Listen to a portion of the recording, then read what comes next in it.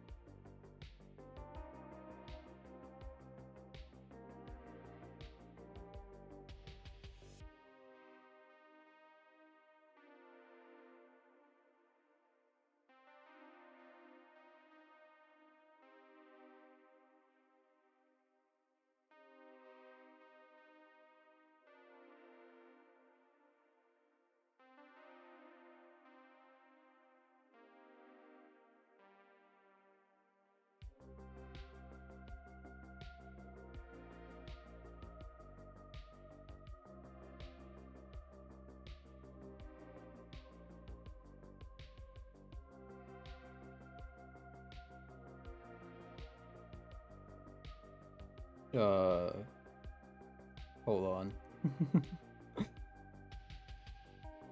Oh, that's why. Okay, there we go. Why no see my mouth though? That's weird. Ah, wait. Okay, something's up. Hold on. Ah.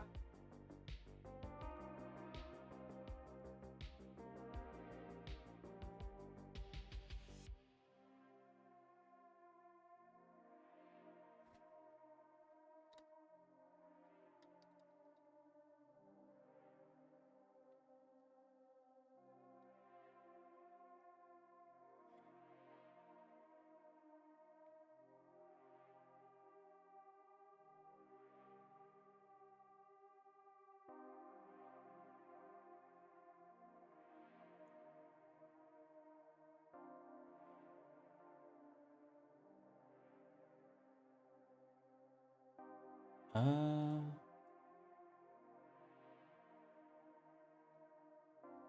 Do my mouth? Yes, it moves. Okay, very good. Very good. Nice. Hello. What's up, dudes and ghosts? Oh wow. I was like, damn. Everything moves. Why not my mouth? I didn't find my hairband today, so I'm wearing my cap.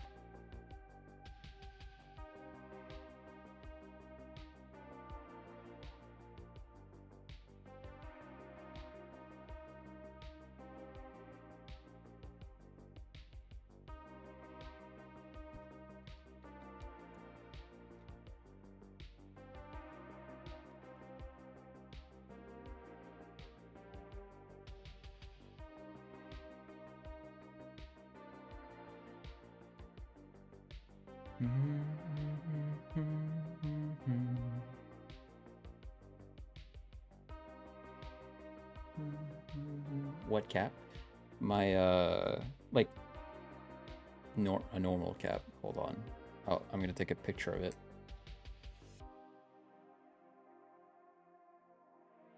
Jason, no, your face is gonna be in the pic. No, it's fine.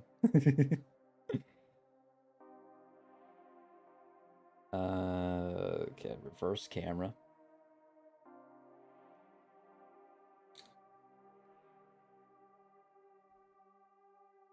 Do.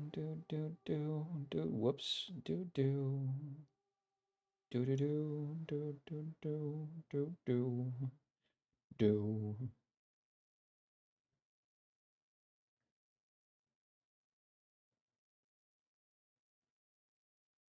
Okay.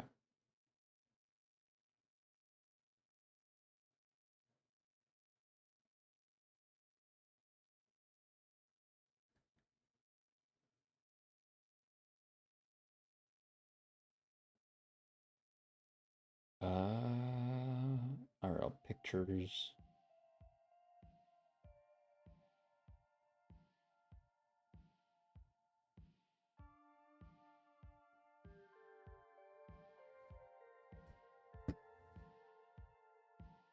The lighting is blue, so you won't see the actual color of it. It's black and white.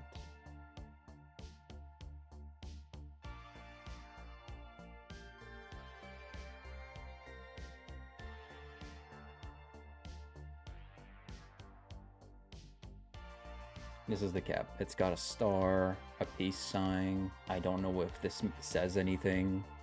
I know that this says fuck fast fashion. Because, yeah, it's crappy. This is so much waste. But yeah, I love my cap. I think the white parts are a bit grayed out, like a bit dirtied down, so I should clean it at some point. You will use a cute emote per usual to cover it. I cropped it out.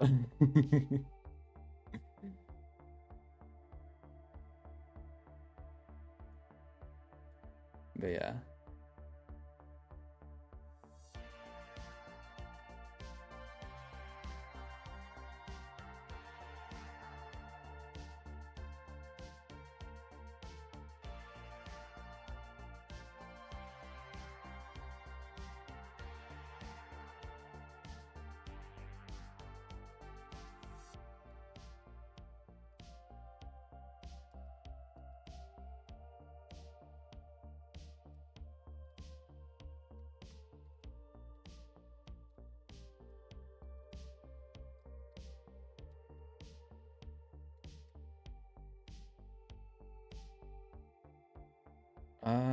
Okay.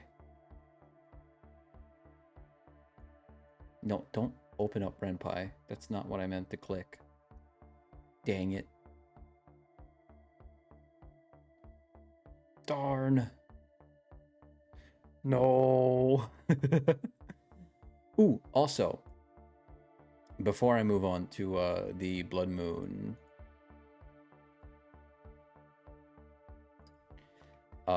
trailer, I've got an idea for the dating sim that we're making.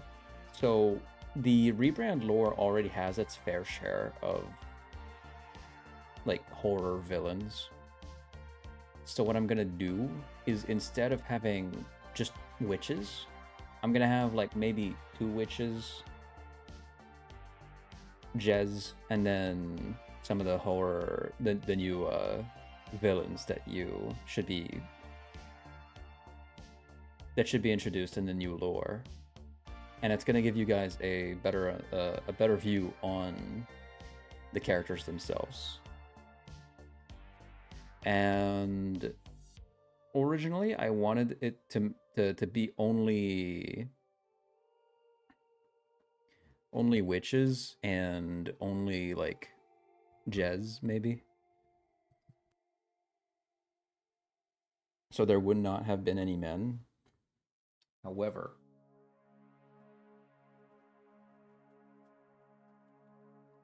I believe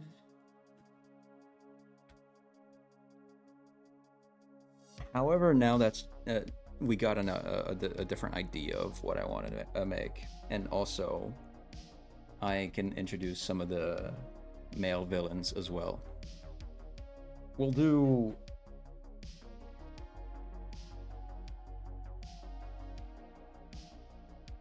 2 female villains, 2 male villains, well, monsters. It's more than just villains. And then like maybe a witch or 2, and then Jez is an unlockable last option.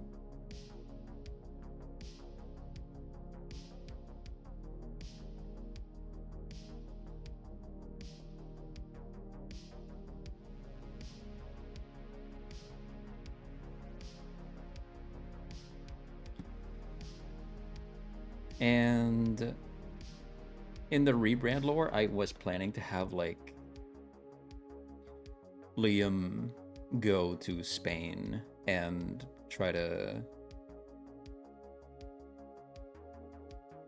maybe save someone that got captured or something else, maybe. And I wanted him to like do pretty much like a reimagining of Resident Evil 4 remake, but instead the supervillain is a Spanish vampire. Jason, I gave Amber a bath today, right? I panic grabbed my shampoo, so now Amber smells like me. I don't know if she likes it.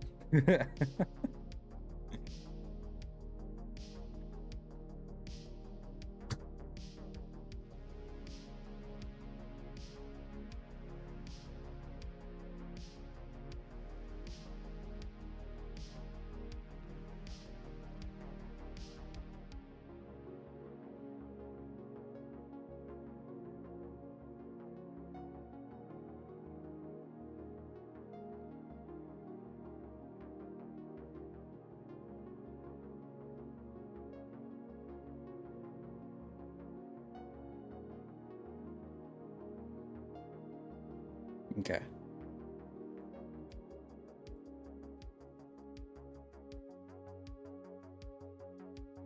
And so in the dating sim, we're gonna have the vampire from Spain, and I want to put in a ghost knightess, like a female knight. Hi, Fat Dabs. Welcome on in. How are you? And I think I wanted to put in a character that was very much like Michael Myers, basically.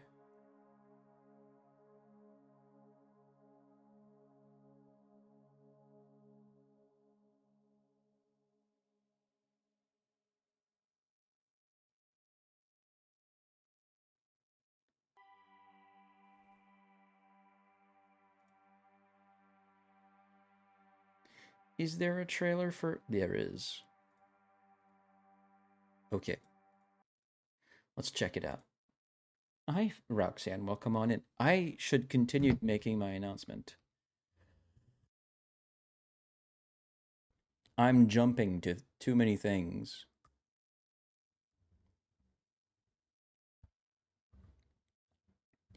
But yeah, not only that, but making it like certain horror villains from the rebrand lore is also going to allow me to play around with different, how would I say this? Different personalities. For example, the Ghost Knight I'm gonna put in, she is gonna have a big thing for honor and duty. So if you respond in any way towards those two things, she will like it more. Me with my artworks. Wait, I really like the ideas though. Yeah. All right, hold on. Bam, bam, wabam. Hold on. I need to do that to Twitter as well.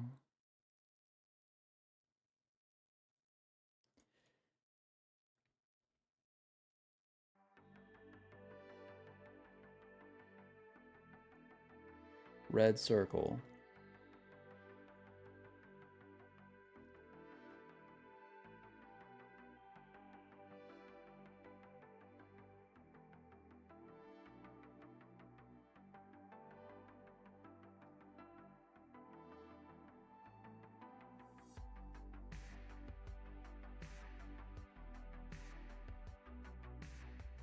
I didn't copy that. The emote. The hello. The hello. Hello. Okay. The emoji.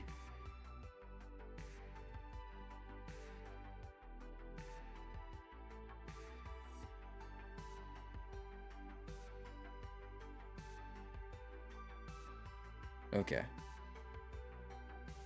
All good.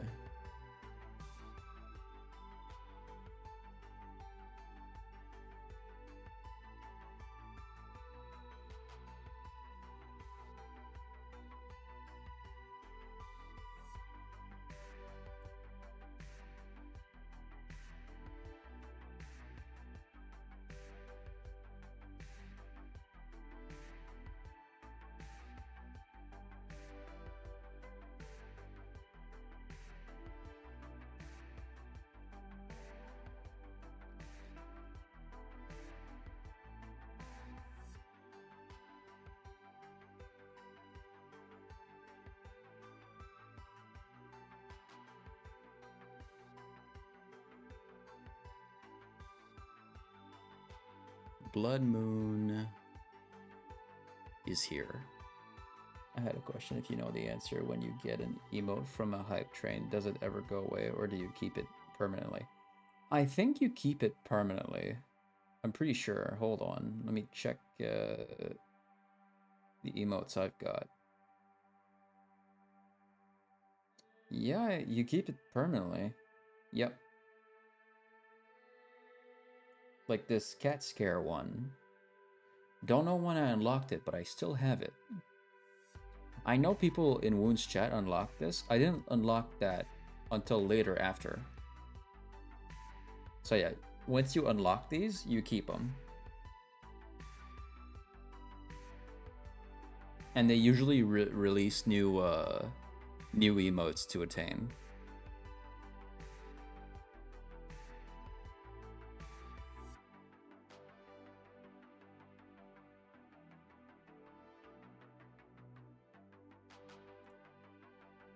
Roxanne.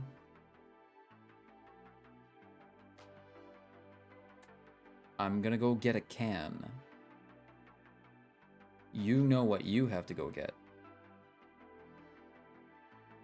I got my first one from a hype train on Pup's channel. I am pretty sure this one. Okay.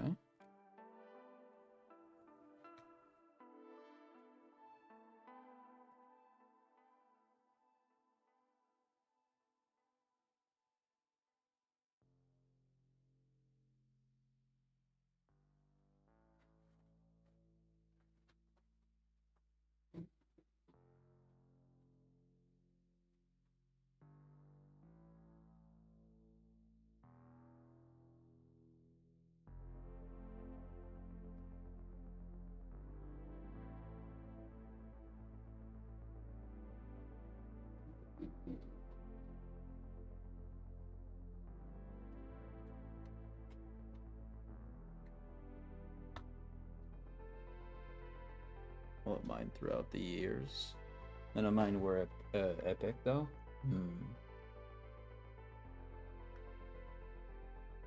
I don't ever spend money on bits, so I barely ever get emotes. Yeah, that's fine. No need to worry about that.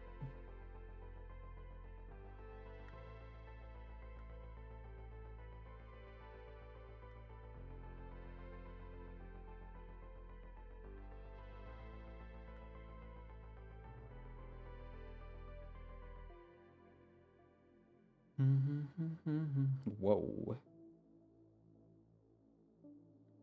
Sorry. I was browsing Twitter for 2 seconds and wow-wee. In my big money making era, yeah. Okay. Let's watch the trailer for the Blood Moon event.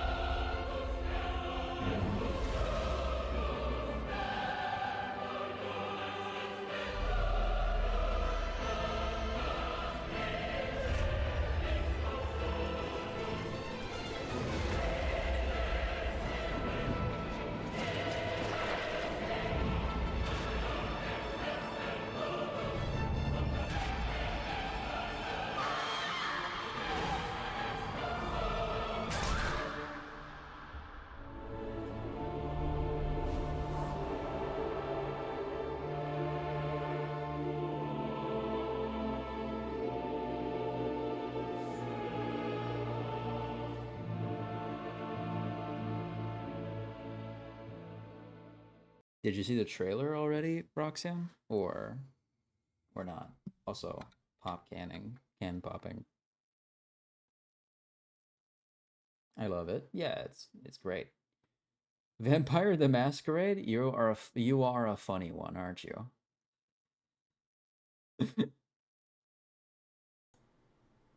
Just seen it. Okay.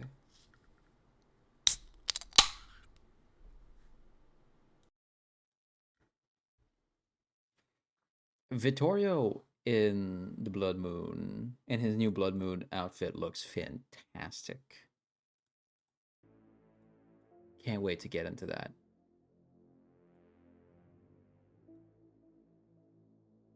I'm such a comedian, I know.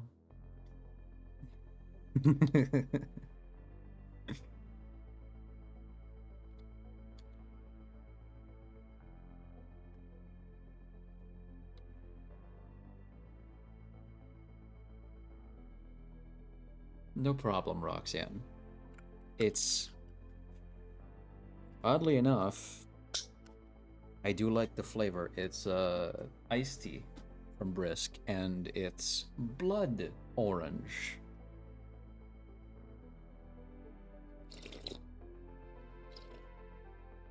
I didn't want to drink one of the mango ones already, and I only had one of the strawberry. Whenever I only have one flavor of cans among 5 that have like 2 doubles, I usually drink that one in the middle of like on Friday, in the middle of the week. But I had 2 blood oranges, so drinking that one.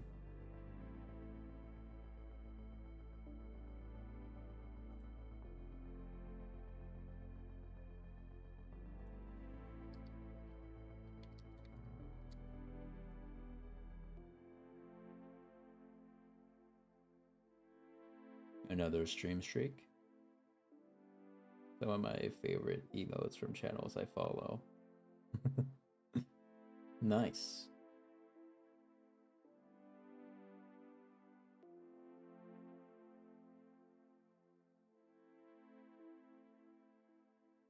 $50 stream streak. Good stuff.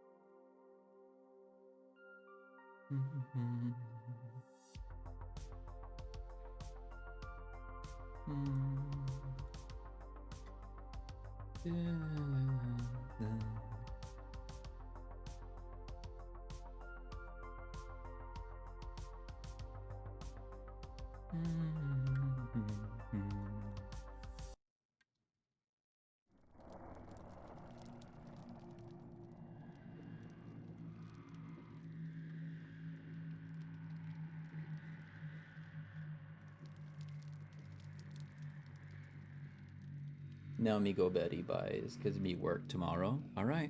Good night, Roxanne. Sleep well, sweet dreams, and have a great day tomorrow.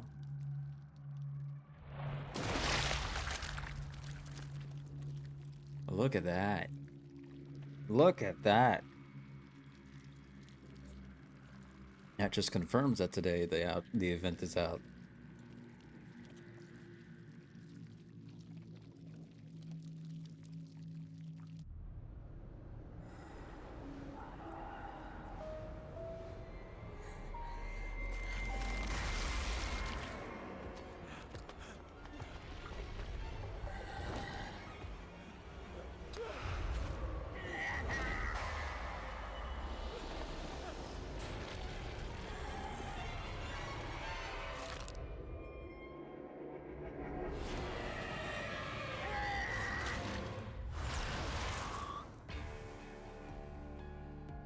I haven't seen him in action yet. Dude, he's really good.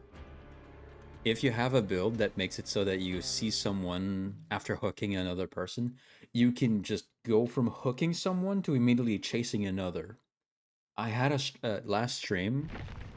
I was playing, and we were in the in Pallet Town. What's its face? In the Gideon meat plant. You know, the game, the that map.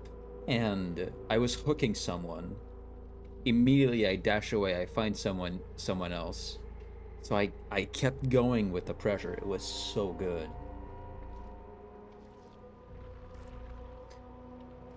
Blood Moon. The Blood Moon rises once again.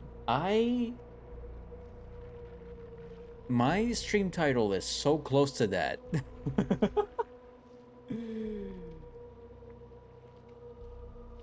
Hi Kuro, welcome on in. I almost owned a true leather version of this mask. Yeah, can't blame you.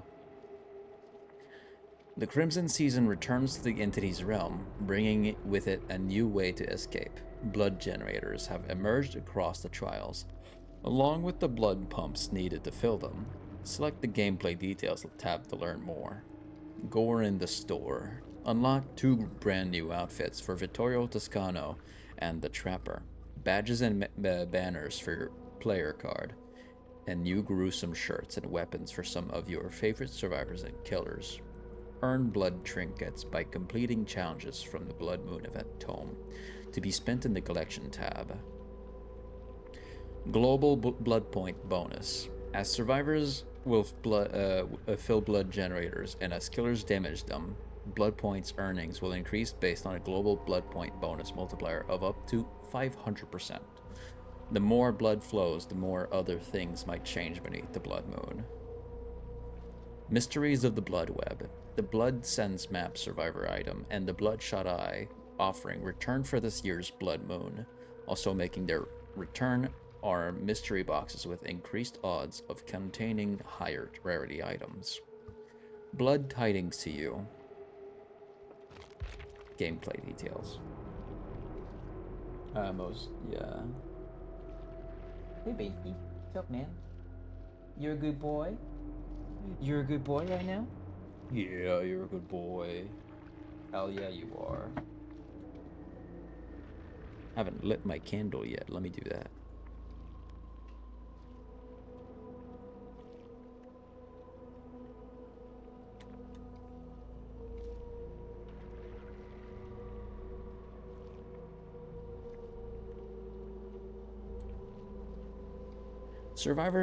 Survivor and Killer gameplay. Blood pumps and blood generators. 4 out of 7 generators are replaced by blood generators. Complete any 5 generators to power the exit gate. Blood pumps provide the blood needed to repair blood generators. Blood pumps replenish slowly over time. Survivors receive a blood can when interacting with a blood pump. Blood can reveals the aura of the nearest blood generator while being filled at the blood pump. Generates a distinct noise while carried. Running with the can spills blood and leaves a long-lasting pools of blood. Leaks over time when left on the ground. Killers can stomp on blood cans if they are not already knocked over. Survivors can stop the regression of a blood generator with or without a blood can.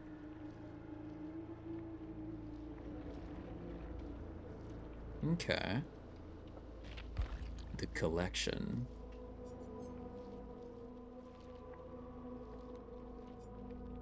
Torso for Addie, Adam, Kate. Singularity weapon. Ag weapon, clown weapon.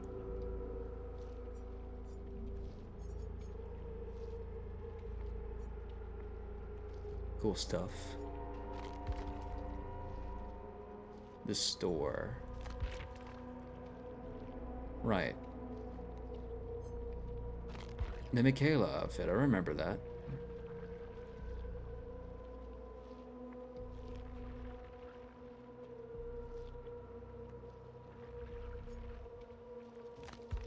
Skull Merchant. Was that a good looking one? I can't remember.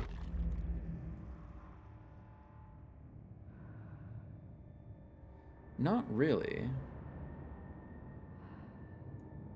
But it's cool. Does she usually? Damn, good calves. That's some calves right there. Holy. How's the dog lady? She's pretty cool. Her power cooldown is the smallest of all killers.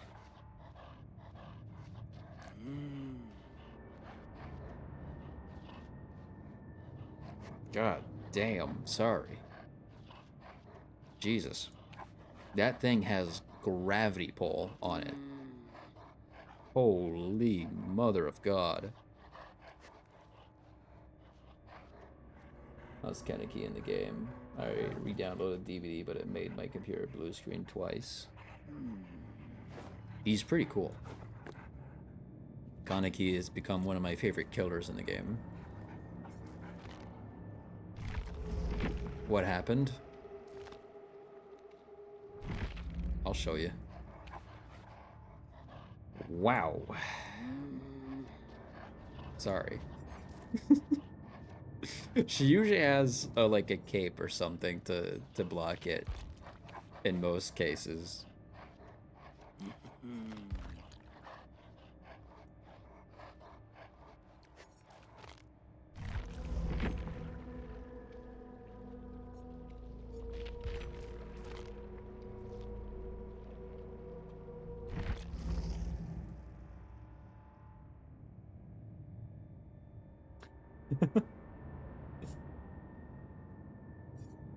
Yeah.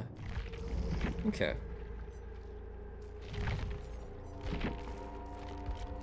Blood cap increase. Blood point cap increase. 2 million blood points ain't what it used to be. 5 million blood points, on the other hand. This is not a drill. As of 11 a.m. AT, we're testing out a new blood point cap of 5 million, right on cue for the Blood Moon event. They're testing it, but I sure as hell hope it stays.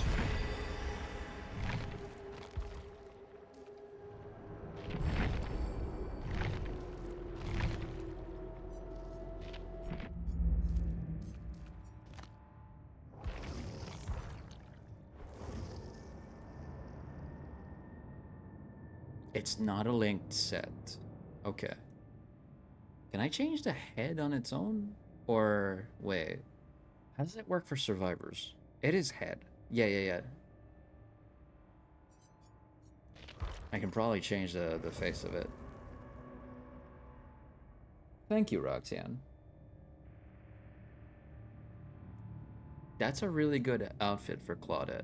I like that one.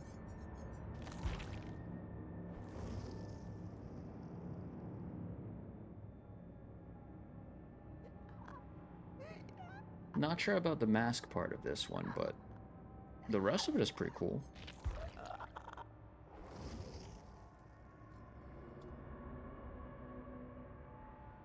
Holy shit. Why are there hooks on his Caligay? What the fuck? That seems like that's really... First of all, that's really hard to get on your knees with that. If you need to rest, you're gonna have to sit. But also, that's basically a second weapon.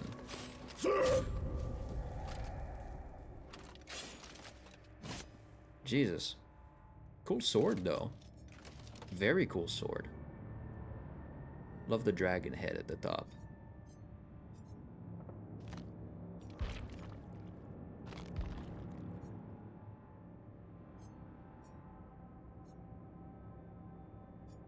Yeah, it's the previous Blood Moon event stuff.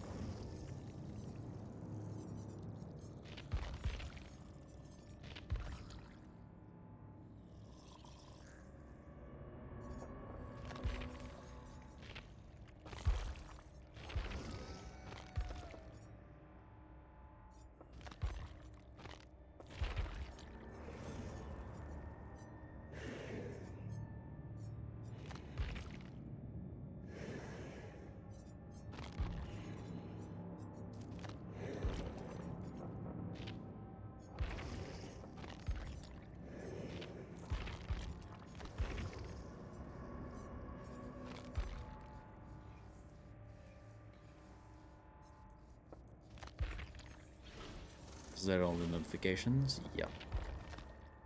Survivors now. Kate. What does Kate have? A shirt? Yeah. That's pretty cool. That's pretty hot. Have you played the FNAF games, Jason? On an iPad maybe 10 years ago, yeah.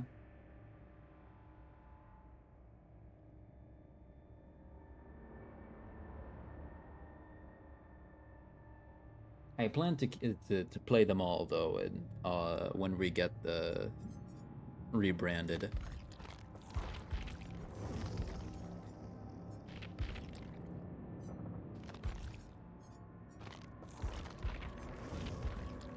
Along with other fan games. That's a great top. I love that one.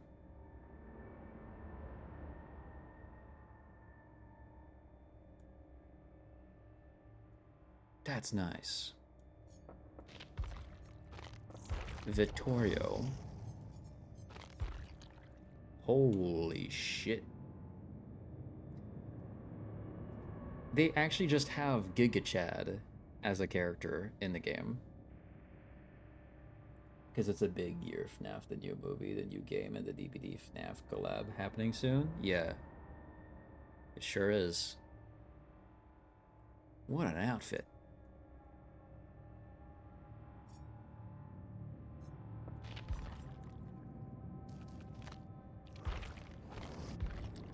That should be all the store. Nope.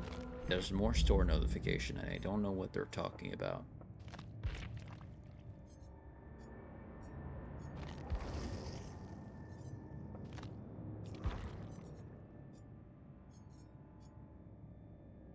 Rebranding? Oh, you didn't know about that? Boy, do I got something to show you.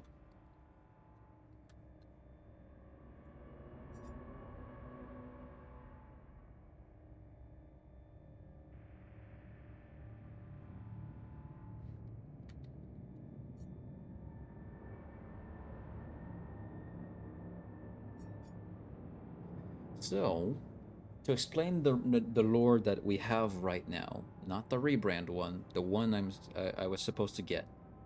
This lore was supposed to go in a similar way to how a certain scene in Pet Cemetery. Basically, the background I had. I'll show the background.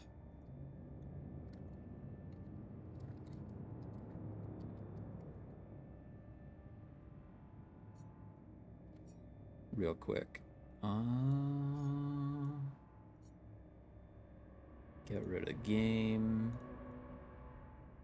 Open. Background. Chapter 1.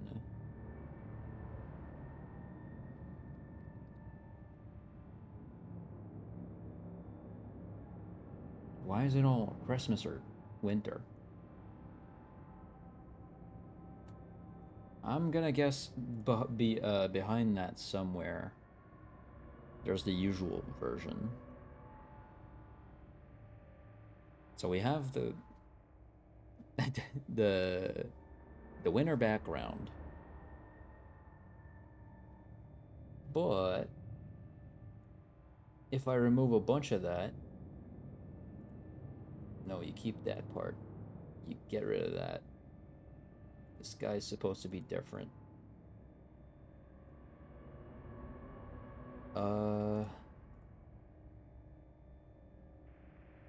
Shit, where do I keep...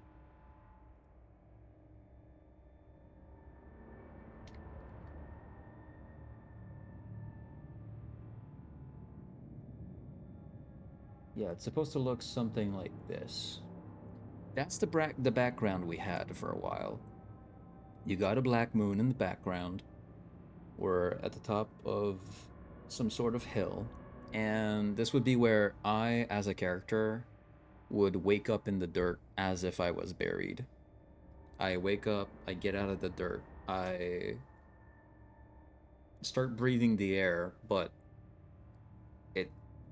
the air itself is like sour and it makes your chest burn. Like there's an actual hole forming into your chest when you're breathing it. So you gotta get something to filter the air. So I find a case, put on the mask. This mask that I never put on stream.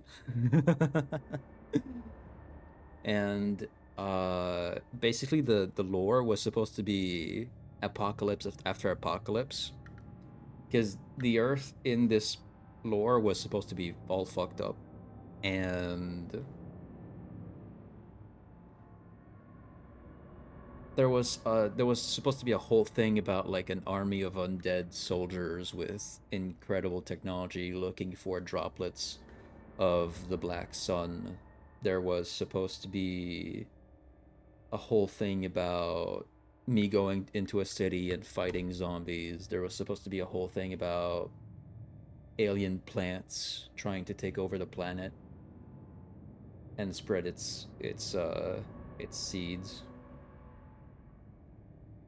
There was supposed to be a whole thing about a rock star demon that makes music to destroy the planet as well. Like there was a lot of stuff going on, and it's supposed to be like this whole multiverse thing where one event happened that they had to use a lot of power, but then that fucks up every other dimension around it, and they all conglomerate into onto one, and it makes a multitude of apocalypse onto my world. Now that's what it was going to be. I'll show the new stuff that we drew. I didn't know you didn't knew. What did I call them? No. Ghost Town. So, we're rebranding. And this is the new Jason. This is his new look. Also, new font style for kind of like a twisted 80s vibes, kinda. This is the new Jason look. Much more tattoos, new fit. I'm not supposed to be like a guy that's lost in an apocalypse anymore.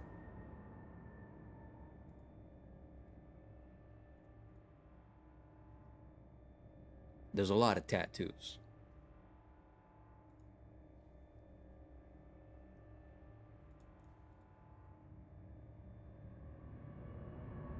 And we are also having new characters. Let me go fetch them.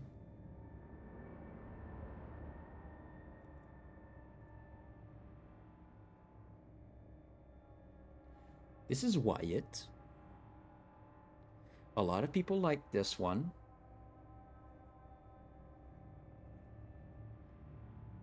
He's the cute, chill skater boy of the team.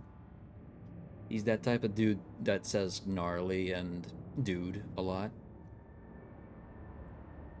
Think of how Scooby-Doo, not Scooby-Doo, but Shaggy, keeps saying the word like in front of a lot of his sentences. Same here, but he uses dude.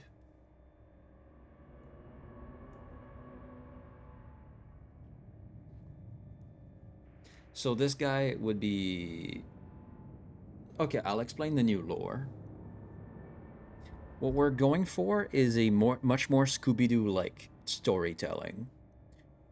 The whole gang lives around a small town by the sea, and every now and then there's something spooky going on. So these guys always have like a tendency of ending up in those situations or wanting to solve it, and they're very good at it most of the time. And I want to have a whole thing where they find clues that point them towards the sea, and other cryptic stuff. And once they crack the code, it all builds up to an encounter with cosmic horror. But apart from that, it is very Scooby Doo like. It's just more horror oriented rather than silly cartoon ghosts and stuff. So Wyatt here has, as you've seen, he's got tattoos that replicate his bones.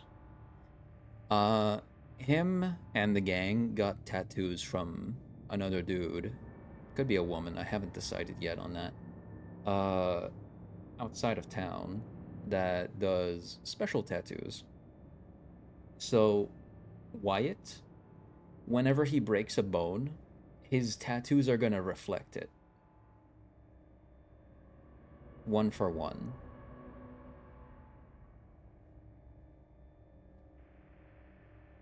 The only place he doesn't have that is pretty much his face, because if you break your face, people are gonna notice.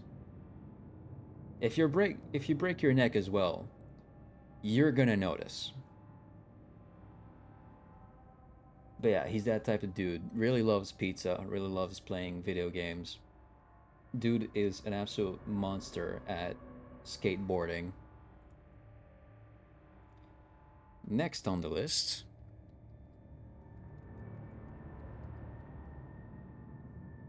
is Liam. Liam is pretty much, think of what Leon from RE2 is.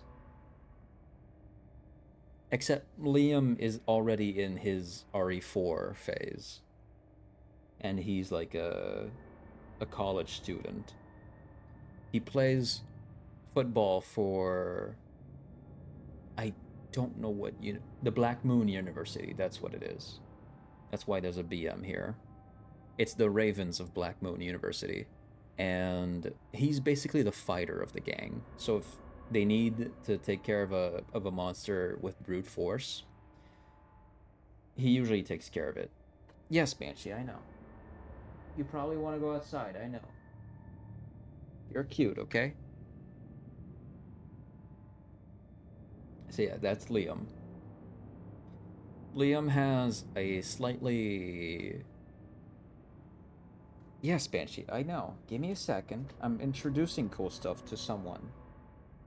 You're so soft, bro. Okay.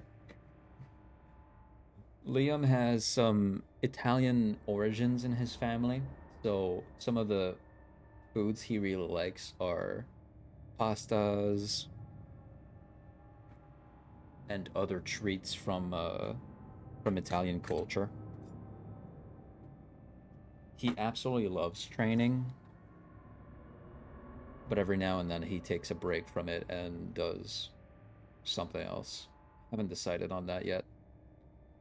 On his hobbies outside of getting ripped.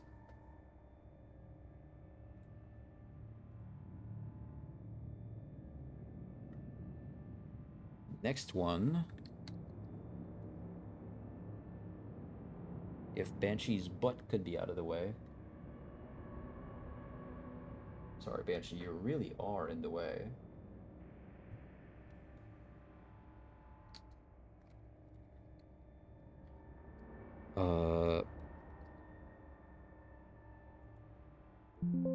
No, stop.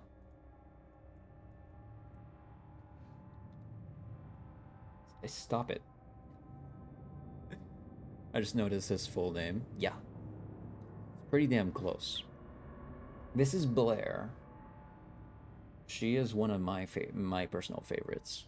She is practically Sable, but more my style. In fact, this little thing right here. Hold on, I drew on the wrong thing. This thing is actually on Sable's one of Sable's shirts on the back. She is very versed in rituals and other stuff, and she may or may not have a special connection with a cosmic horror related to spiders. However, she does not know it. Also, we're going with flip phone aesthetics for this new rebrand lore too. So it's a bit of mixed styles. There's going to be some car designs from the 80s. Buildings are look like they were made in the 60s. They're using flip phones, that type of stuff. We're going for around the 80s type vibes. I've always adored to have shaved stylist-esque hair. Yeah. And she's got a bestie.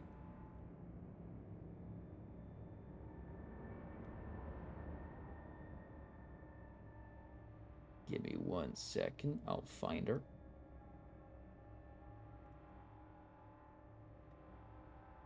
Oh, hold on. Her full name is Blair Ravencroft. I forgot to say that. Ravencroft is the family name of one of the Hex girls from Scooby Doo and the Witch's Ghost, one of my favorite Scooby Doo movies of all time. The character that has that name is Thorn Ravencroft. So at some point down the line, I want to have a point in the lore where someone like talks about her mother, but it's just the first name and nothing else. Her name reminds me of Ben Ravencroft from Scooby Doo and the Witch's Ghost. Yeah, exactly. Her bestie over here. This is Lavinia. She is someone who is fascinated by the idea of reading the stars and what they foretell for people. She really wants to be a fortune teller, which can be seen by her various tattoos. And she has this tattoo in the back, which ends up becoming a character that visits them to help them with future stuff like very bad threats coming in.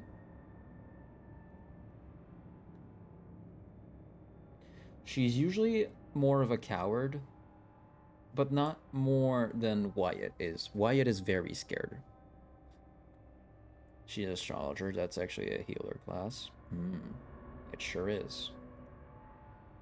And then we can't have all this gang without their own little mascot. So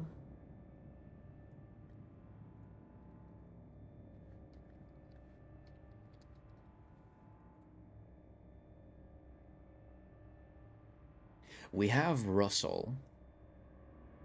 He is a Bernese Mountain Dog,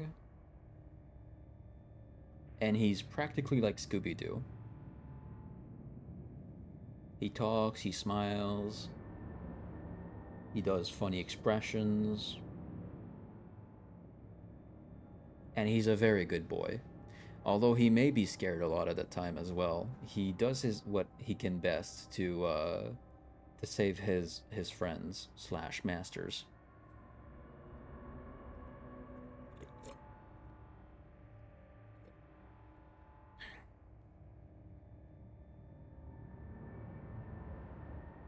But yeah, that's the whole rebrand thing. Spent some good time uh drawing all that over the past months.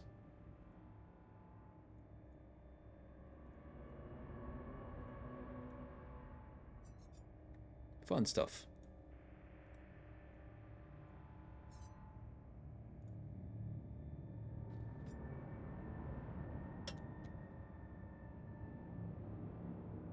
Give me 1 second. Let me just take a look at something.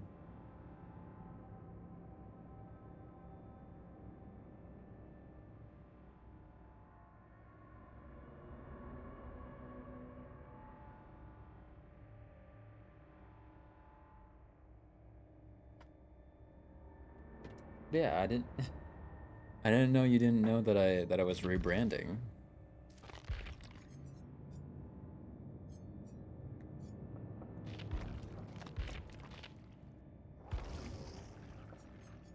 What's the notification for this time?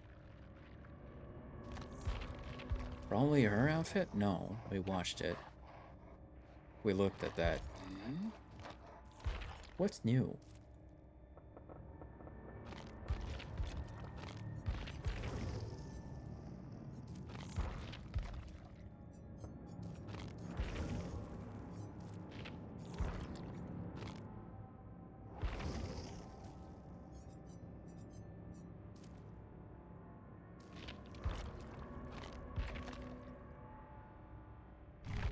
Notification is gonna bother me, but I'm gonna keep it there. Whatever.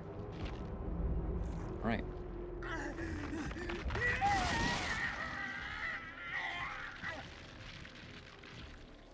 Let's show you what Kaneki's all about.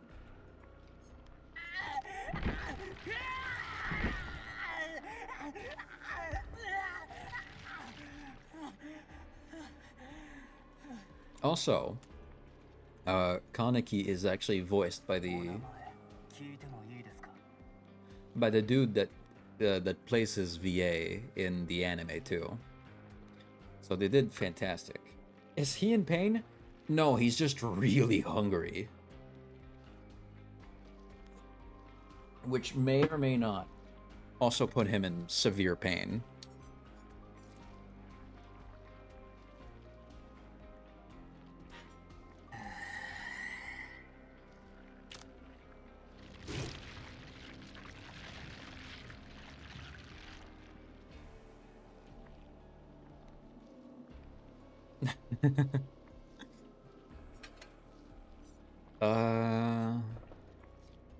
When a survivor takes damage, gain 1 token. Yeah, I think that one's fine. I like that build because it just gets better over time.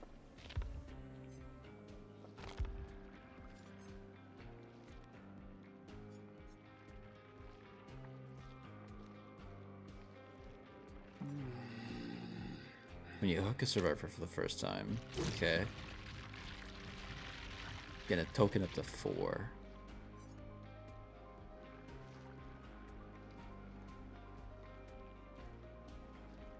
Moving on.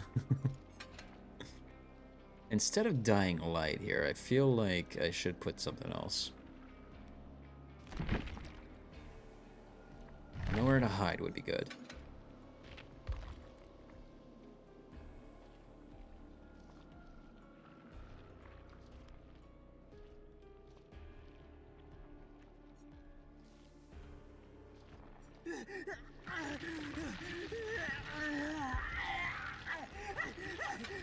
Okay, let's put on this build just because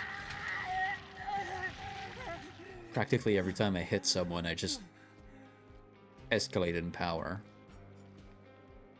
With Forever Entwined, every time I hit someone up to 8 times, my picking up, dropping, and hooking survivors is 4% faster. This is every time I hit someone else, then the obsession, I get 4 stackable speed on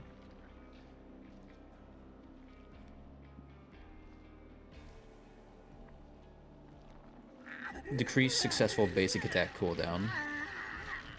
And then this every time a generator is completed.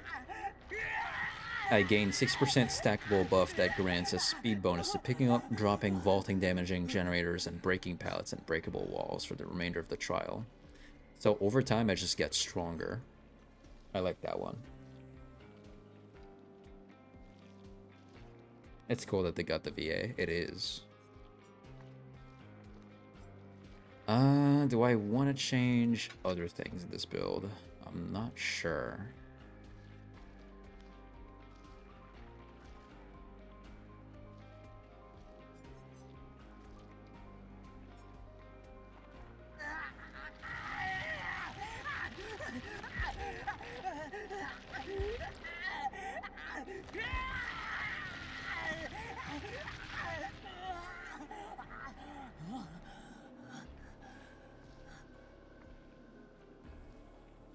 As a deity, I can handle him, so.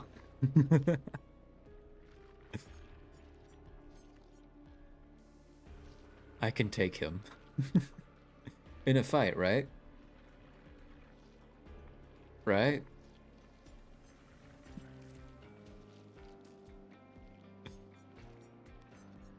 Let's see. I could put on... Where was it? Coup de grace.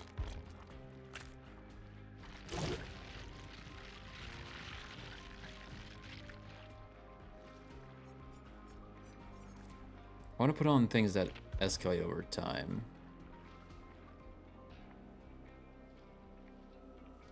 Why are you being weird? I meant if he tried to hurt me. Yeah, fair enough.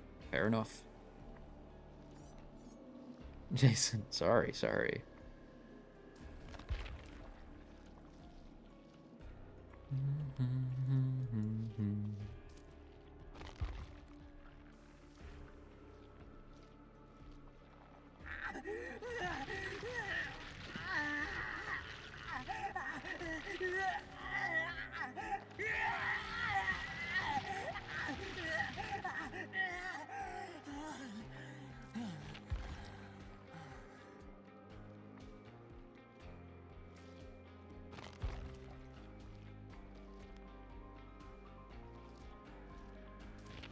Yeah, I think he's good.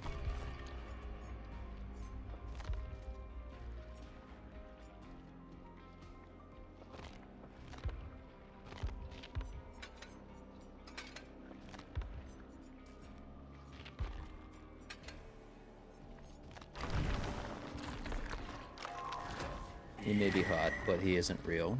True.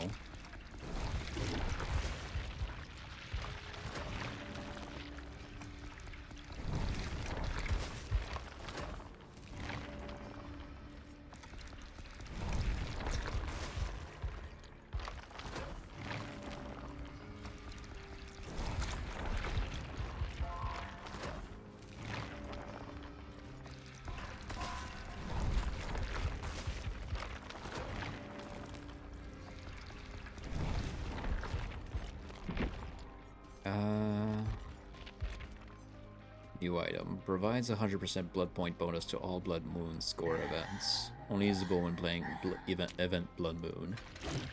Sure, let's put on the eye.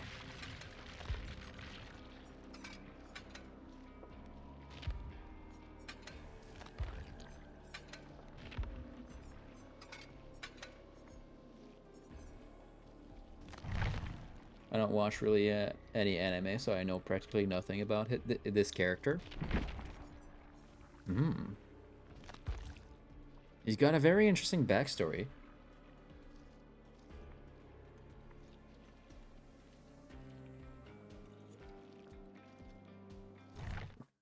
If you want, I can summarize it.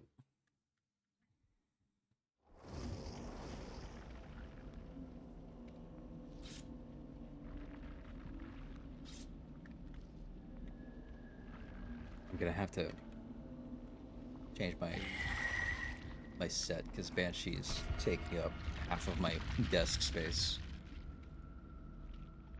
Okay, spoiler alert. Although it's been like 10 years since that anime has come out or something. Kaneki starts off as a normal human being. Loves reading books. Has a friend named Hide that he hangs out with all the time.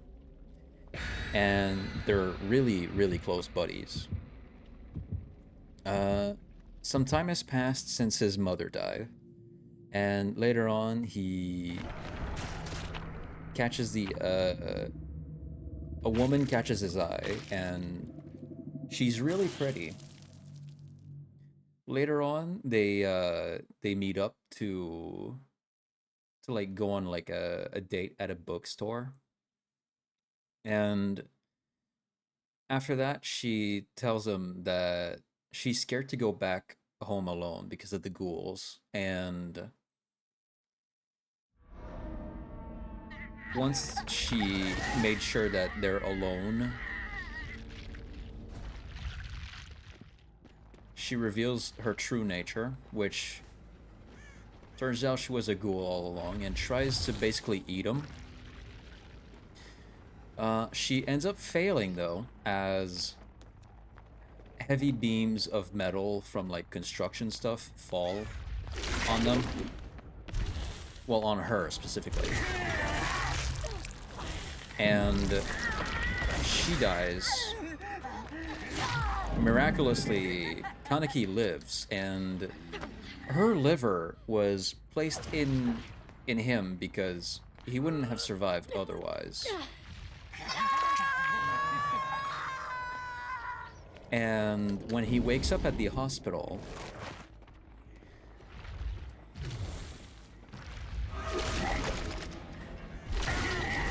Rize, which is the woman that just absolutely got shit on by metal beams, is kind of in his head in a way as well. Like a ghost able to haunt him at any time she practically wants.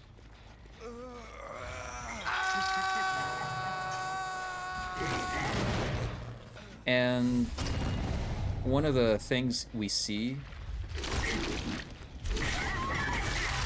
is him waking up with the ghoul eye, basically with the black sclera and the red pupil. And the way the operation went, basically, he now has access to the tentacles that Rize had, which is what we're using right now in the game. Some time passes. He goes to, I think, a coffee shop after getting an eye patch, because gotta cover that eye. There's a whole, like, organization to hunt down ghouls. So he can't really just show that at will, you know? And also... Shit. I lost the train of thought. Wait. Concentrated on the game. My bad. Another thing about ghouls is... they have to eat human flesh. Anything else that humans cook up tastes nasty to them. Like, straight up just inedible. Disgusting. Tastes like rotten food, basically.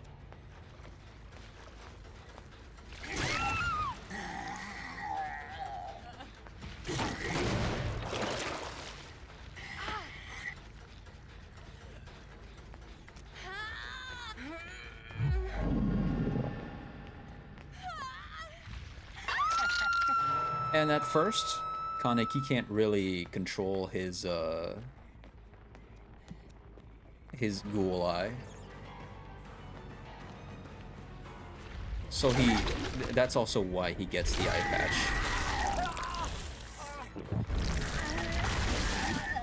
He starts getting hungry for human blood. Human flesh, basically.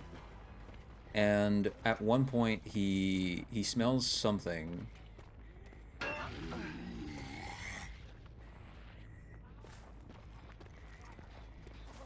Really tasty, like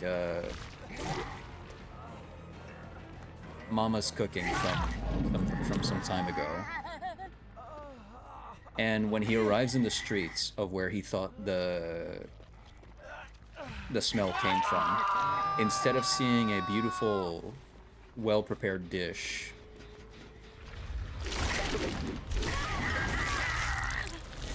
he ends up finding a human getting eaten by another ghoul.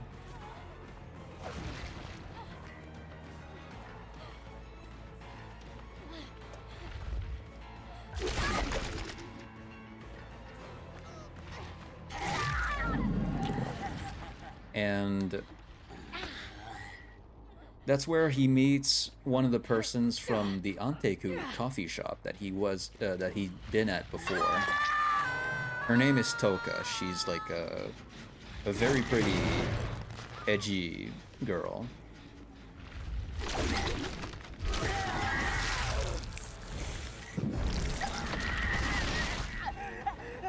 And she kind of starts teaching him that he has to eat human flesh. Because at first he really can't cope with it too well.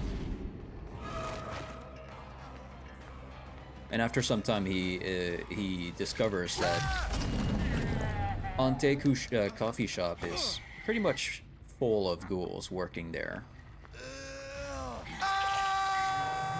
Like a small family.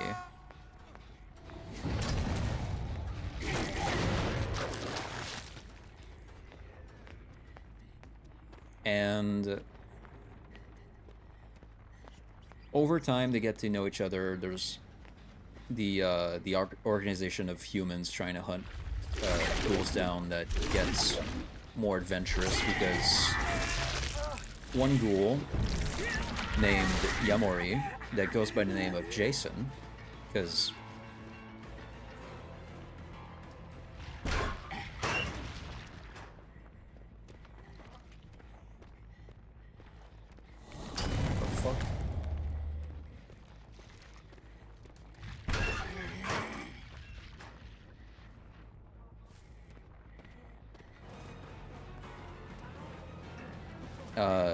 really wants to hunt down Rize, unknowing that Rize had died previously. And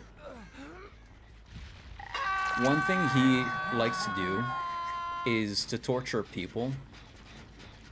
And he's got a tool exactly to do that to ghouls, because ghouls can't cut themselves with normal steel. There's supposed to be a special either metal or their own kagane, the tentacles that they have to hurt each other. Because otherwise, they're really tough to deal with.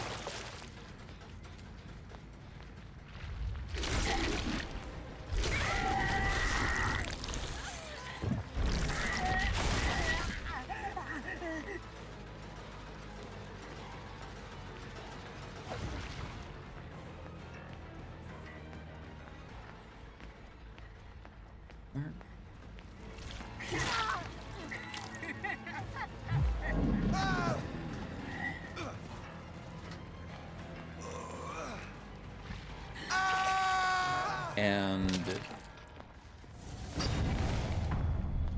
at one point, when the CCG is investigating the place, they discover some of the ghouls from Anteku and hunt a few of them down.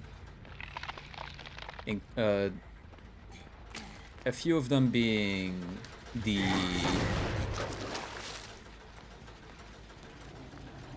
mother and father of a little girl from Anteku.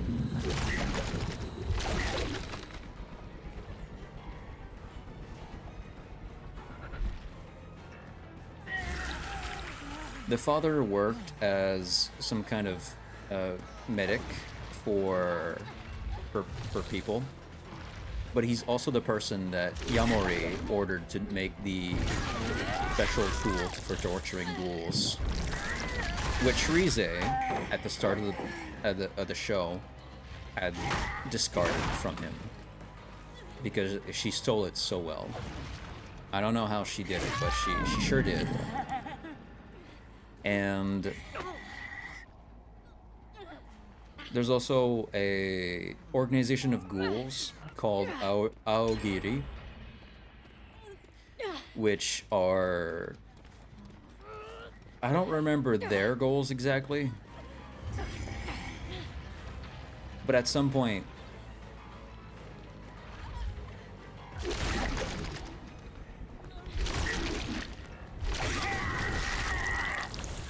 I'm telling this story in so many different orders, it's not even funny. Oh, hold on, let me gather my thoughts. I'm very much winning against these survivors, but I need to gather my thoughts. Okay, back to Yamori, the Jason guy that wears a hockey mask.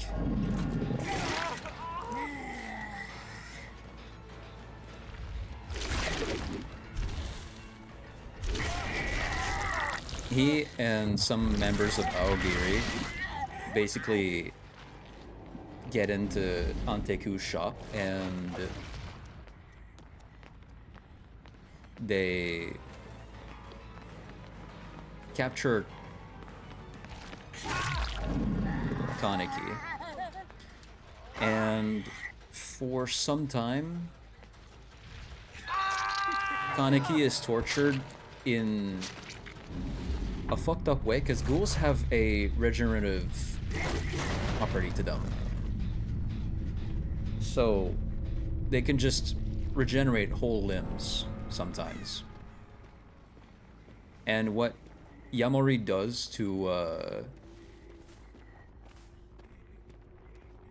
Kaneki is basically he chops off some toes and fingers over time, while asking him to count backwards from 1,000 by bounds of 7, so that he would keep his sanity.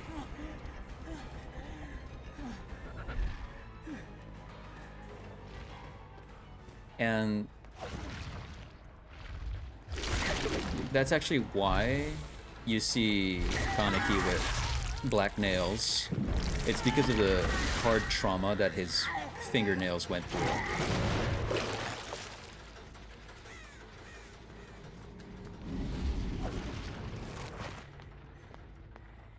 And while he was getting tortured, his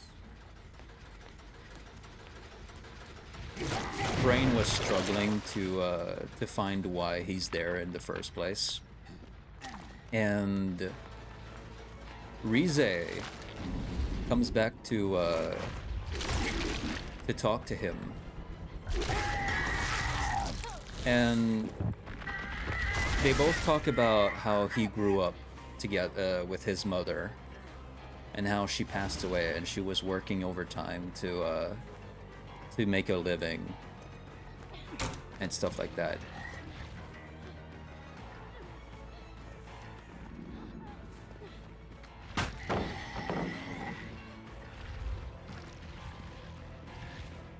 And at some point, Rize tells Kaneki that the way his mother raised him is why he's there. It's because she raised him in a way to care for others instead of him first. And with the mental struggle with Rize and then the physical torture from Yamori, eventually Kaneki kind of changes as a whole, like he becomes a different person.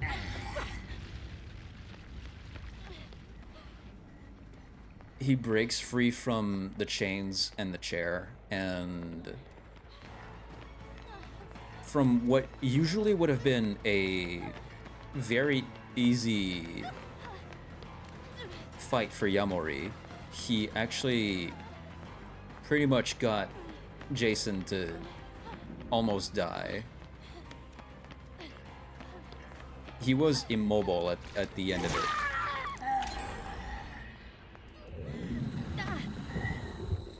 And Kaneki was basically ate a bit of Yamori mid-fight as well. And when a ghoul eats another ghoul, their Kagune kind of like shifts and turns. And I don't know if that's got an effect on the mental, but it seemed to have a strong effect on Kaneki's mental in the show.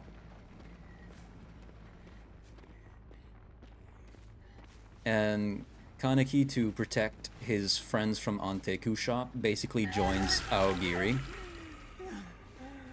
because they are stronger ghouls.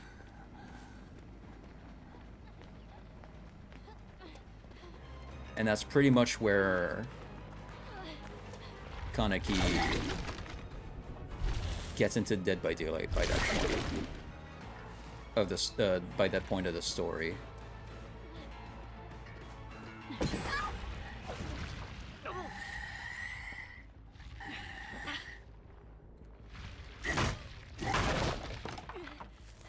That's kind of what made him who he is right now. And that's how we know him in Dead by Daylight.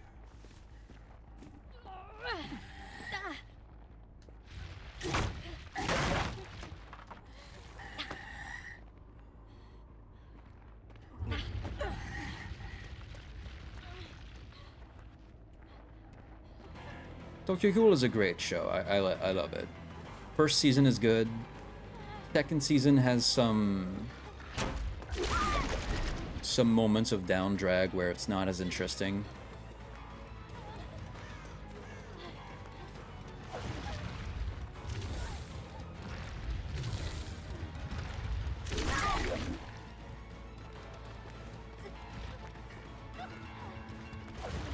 But I think the two first seasons definitely are a must-watch.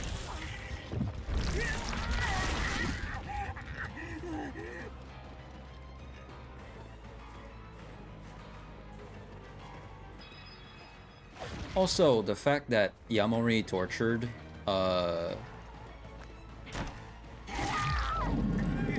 Kaneki didn't help for Yamori's fight, because in the end, Kaneki basically wasn't hurt by anything crazy.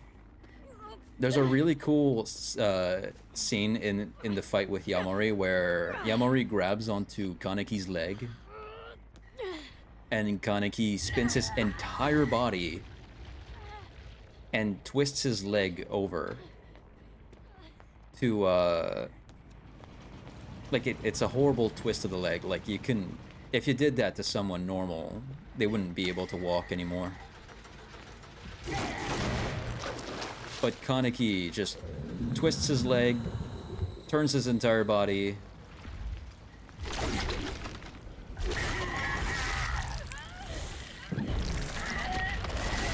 kicks Yamori in the face, and then his leg just retwists back to normal.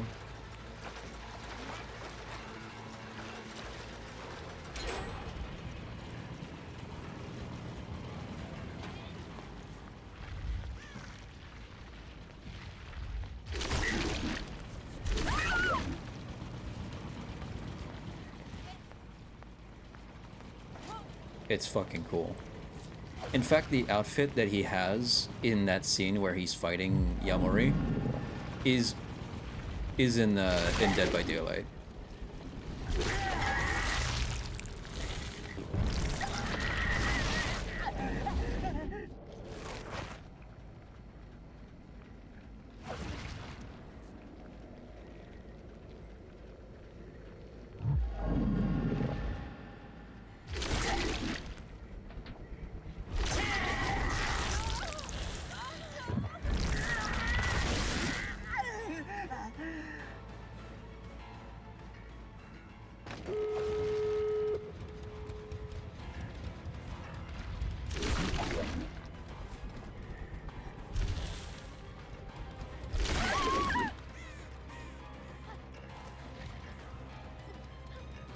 Hey, Sable.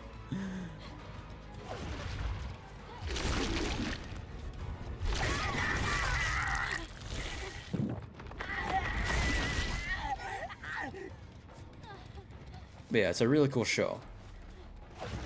I think the reason why I didn't like the third season as much is because Kaneki kinda strangely turns back to human, almost.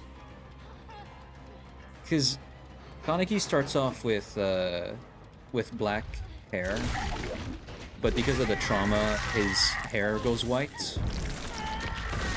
And then in the third season, half of his hair is black and the other half is white. So it's really confusing. And he's also like working at CCG for some odd reason. CCG being the organization against ghouls. It's strange. In 3 he loses memory, you know? He kind of does, yeah.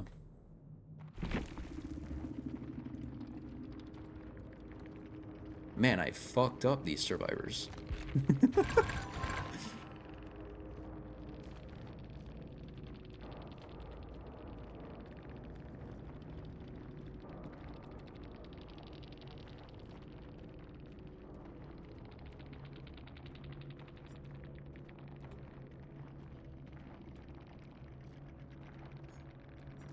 Kaneki is fast as fuck. He is. But yeah, Kaneki is half ghoul, and usually in series like, for example,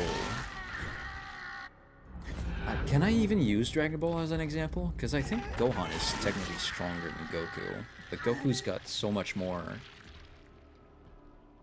I don't know. I feel like Gohan's potential is bigger. But yeah, hold on. In Tokyo Ghoul, when you're half ghoul, you have one eye changed, the other's still human, and you're stronger than normal ghouls, which is what Kaneki is. He's a half one because he didn't, you know, he wasn't born one. This is his outfit from when he broke out from Yamori's imprisonment. So he's still got the chains on him. And then this is Rize, the girl that attracted him into the dark. And got her fucking shit kicked in and then got her liver implanted in him. And that's his outfit from when he joined Aogiri. It's a very cool show. Third season kind of falls off, but it has some really cute characters. There's a character called Psycho that I think in the show encounters a ghoul, and she kind of panics and she says, "Can we can we go away and level up and then come back?" She says something along the lines of that. It's cute. He kind of moves like Wesker. Yeah.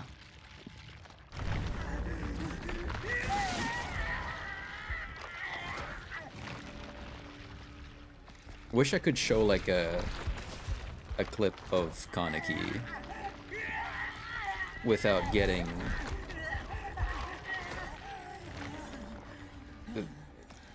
put on a hit list by the anime industry.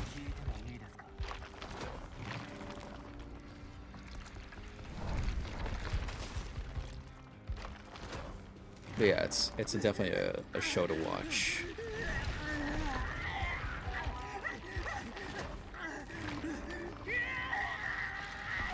And it also makes you think, because despite the ghouls clearly being the monsters, they have a level of humanity to them, and on both sides they have their like psychopathic people, like monsters on both sides.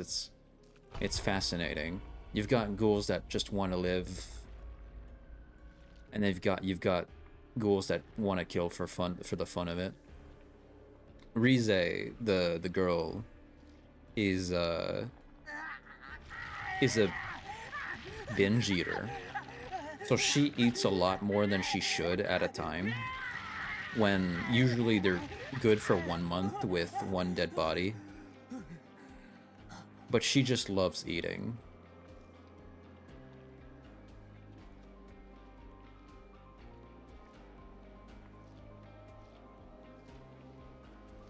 Yeah, it's fascinating stuff. I like the show for sure. I think season 3 could have been done better, but oh well.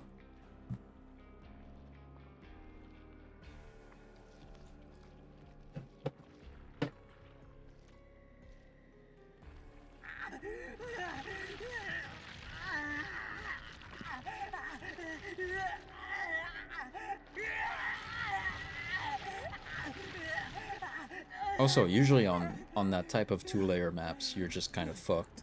So I'm surprised I got everyone to phase 2 before they got 1 gen. That's crazy. Another Michaela.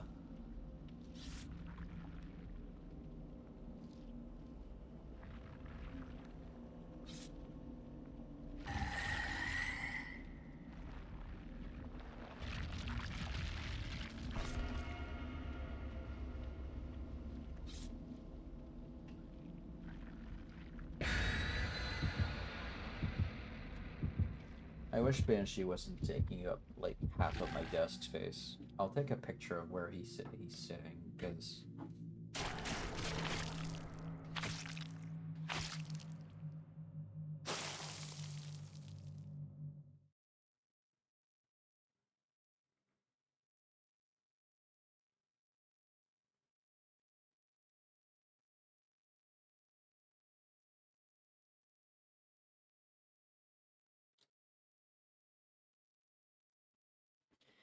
it's really funny.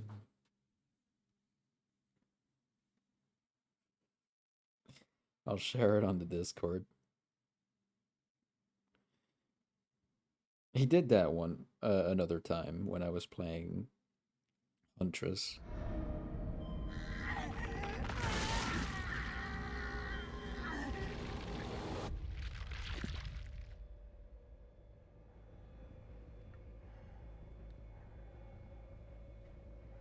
Okay, wait.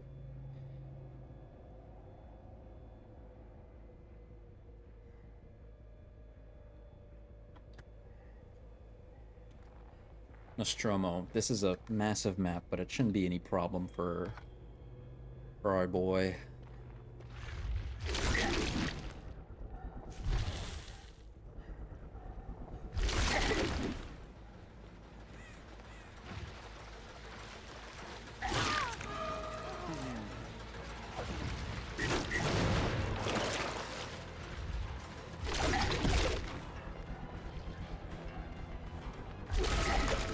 What the fuck?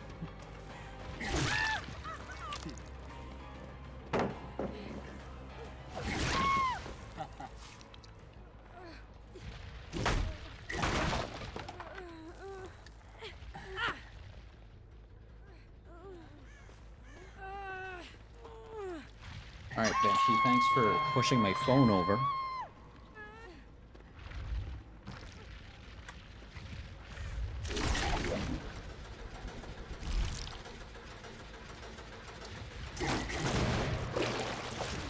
Yeah, he's taking a lot less space.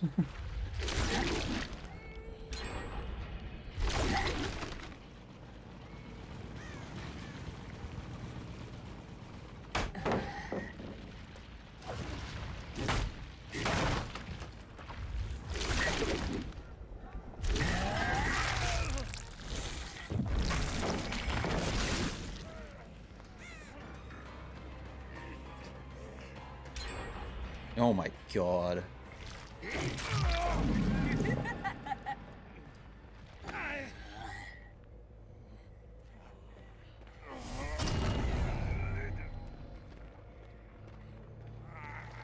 I gotta pick up the pace.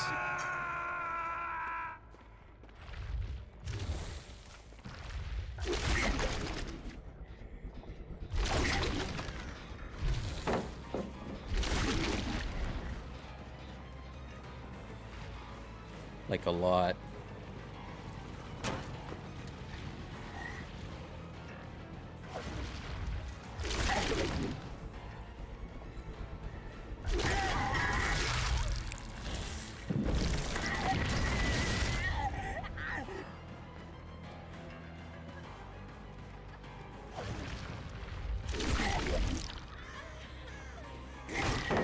No way! What the fuck?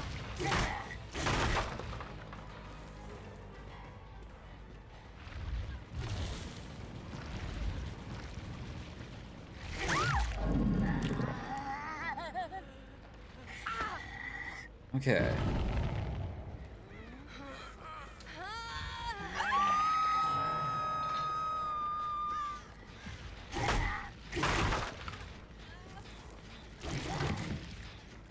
The fuck? Oh, I crushed the can.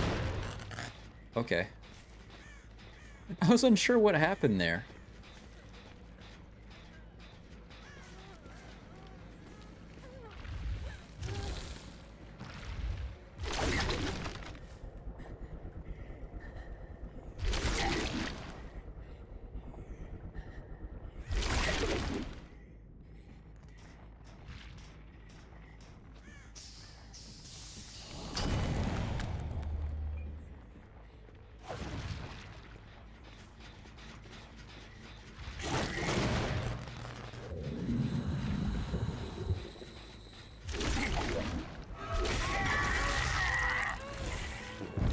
Zoom in.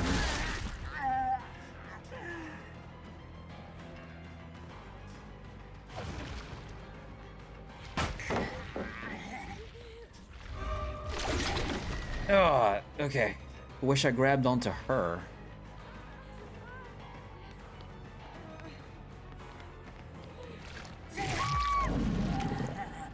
Good stuff.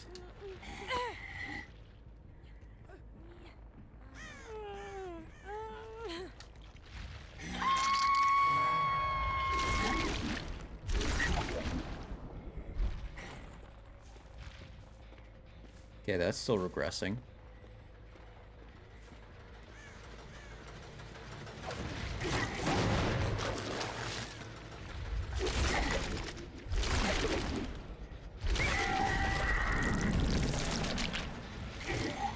What the fuck? Come on! High five, mate. The foot.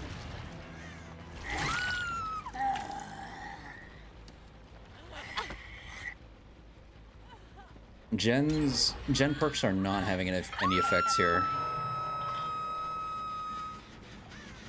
Not on the blood generators.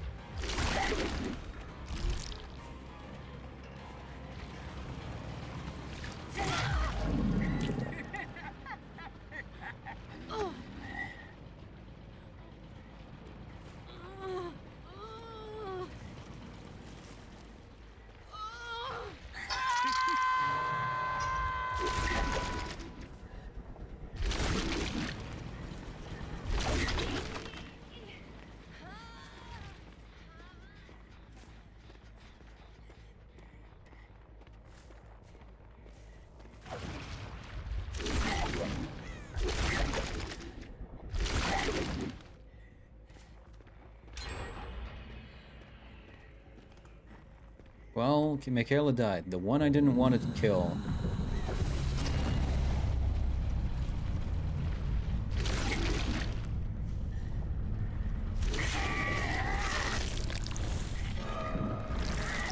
Come here, Kate. Boy, do I got something for you.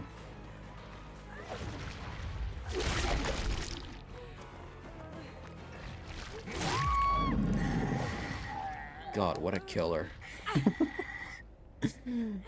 Just catches up so fast.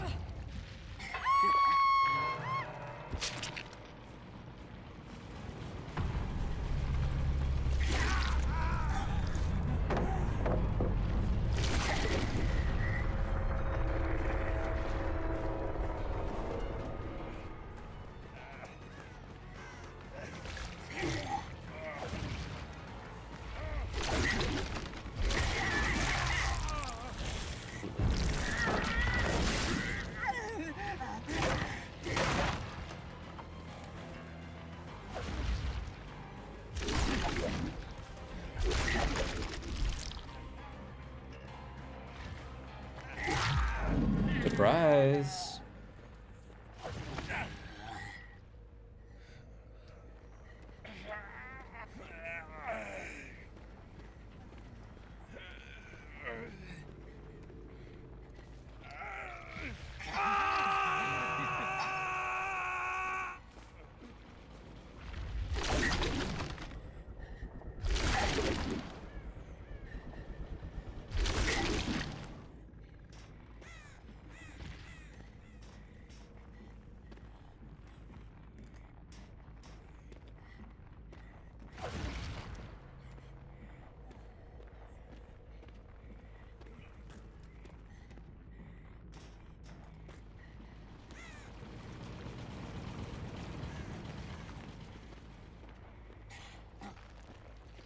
So I shouldn't put any generator-related perks on right now. Until they fix the fact that the perks aren't working with blood generators. Because I think they were supposed to, I'm pretty sure.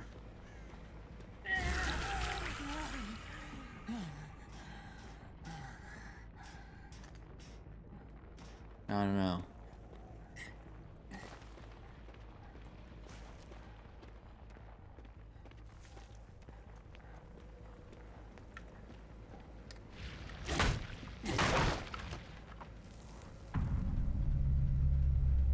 I'm always intrigued by real-life mysteries.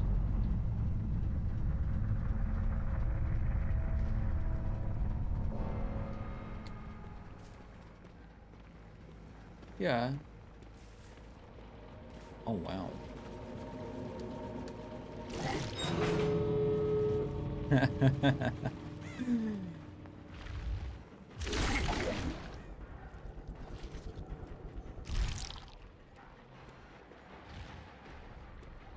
I don't blame you for being interested in things like that. There's some fascinating things out there that just happen, and you're like, what the fuck?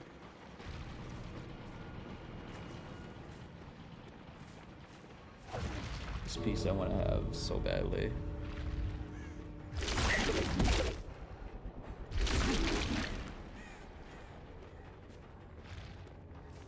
God, you have to think about this as well. Kaneki is a killer that now has a 40-meter radius. His terror radius. So 40 meters away, you hear him, like his music.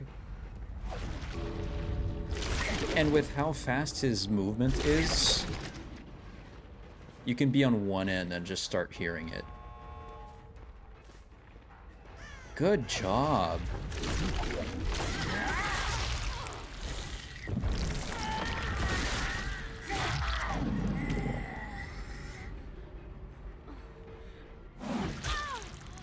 Look at that. What did the teabagging do for you?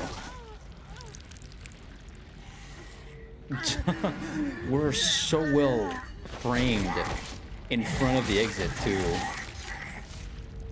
And we get to see it in enraged mode. Beautiful. The Tunguska event, no. But I've heard of the Pavlov's Path. No. Nah, Pavlov's dog, that's different. What? Something about Russia?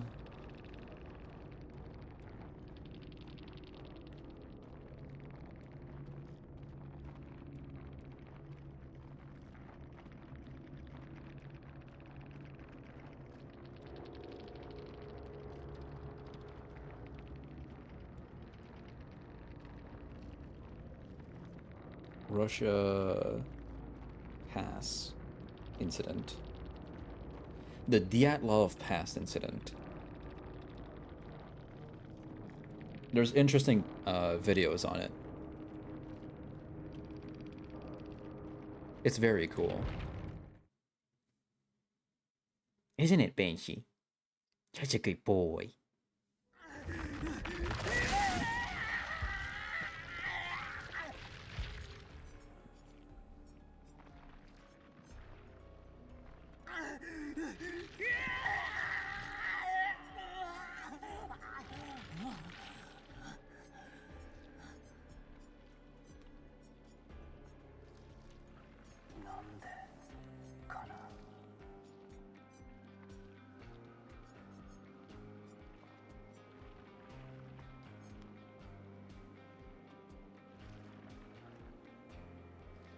Am I blind? Wait. Don't I have... Is it a green? No, it's not a green.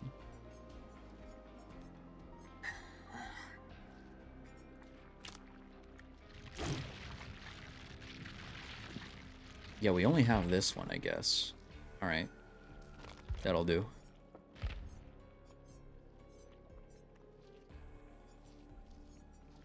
I'll watch more DBD channels to unlock the other.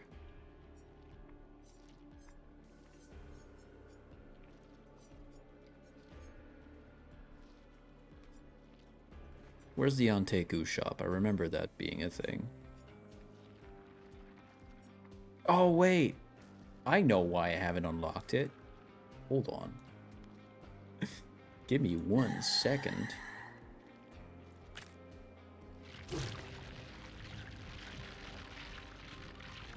The Tunguska event was a mysterious, catastrophic explosion that happened over an empty stretch of land in Siberia, Russia. It was so strong it leveled the entire forest and could be picked up by seismic meters from countries across the globe.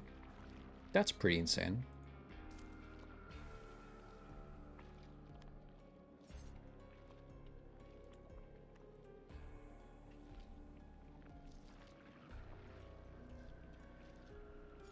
Twitch drops.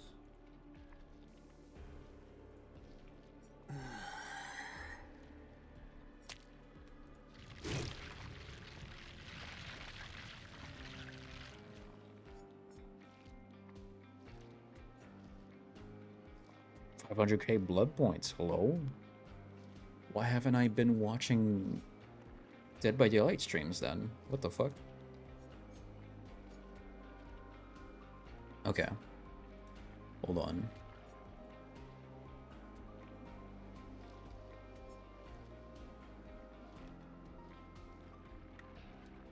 Dyatlov Pass incident.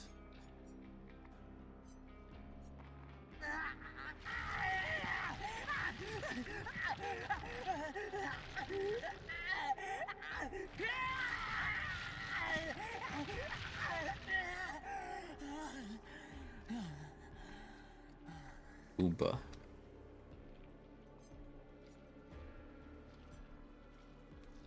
I know you've probably seen. Okay, yeah. Can I show it while playing the game? I don't think so.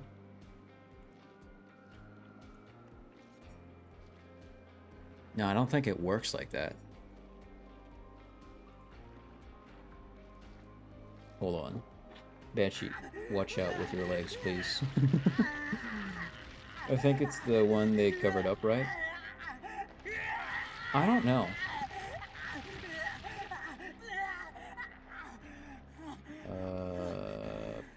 Picture, properties.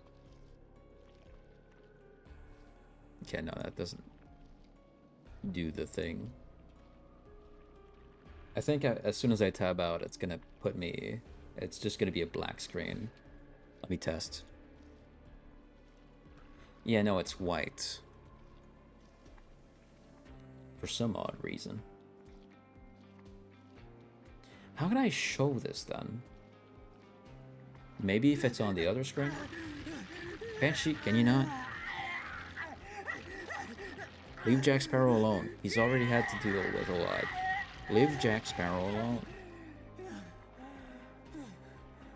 I know you've probably seen content around the Dyatlov Pass incident on Banshee. YouTube or on the internet, but I implore you, we've found some different stuff. This is a different type of video. I just spit everywhere, and you're gonna like this one. We bring some alternative ideas to this legendary story. And if you are a fan of mysteries, things that you may not understand, then you will enjoy this video, my friends. We talk about many different mysteries on this channel, but one that I have in store for y'all today is maybe the craziest one yet. Certainly the longest. You're gonna have to strap in for this one. I say that every single time. You're gonna have to strap on for this one. All right. Have you ever heard of the Dyatlov Pass incident? If you haven't, then you are in for a treat today, my friend. Speaking of treats, I love candy. Say the line, Bart. Go to Sarah.gg. The Dyatlov Pass incident occurred in the late 1950s and involved a group of young adults going on a long winter hike who happened to pass through Dyatlov Pass, where they would all lose their lives. The pass, named after the leader of the group of people we're talking about, and to this day, the causes of their deaths are heavily disputed, and there is not one single theory that everyone can agree on, causing there to be numerous theories as to the real cause of their death. Some very bizarre stuff. These theories stem from the outlandish circumstances in which their bodies were found. Some believe that the cause of death could have been an avalanche, but others believe that it was potentially native people that attacked them, or even the KGB were involved somehow. Maybe even a Yeti. The deaths of the 9 students still perplex people to this day, and that is why this story is so polarizing.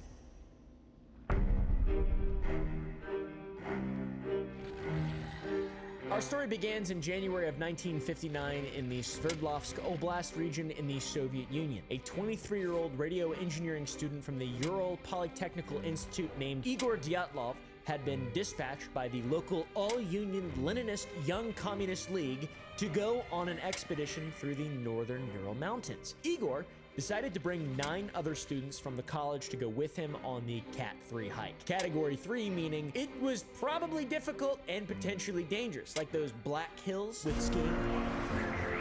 Who does ever ski?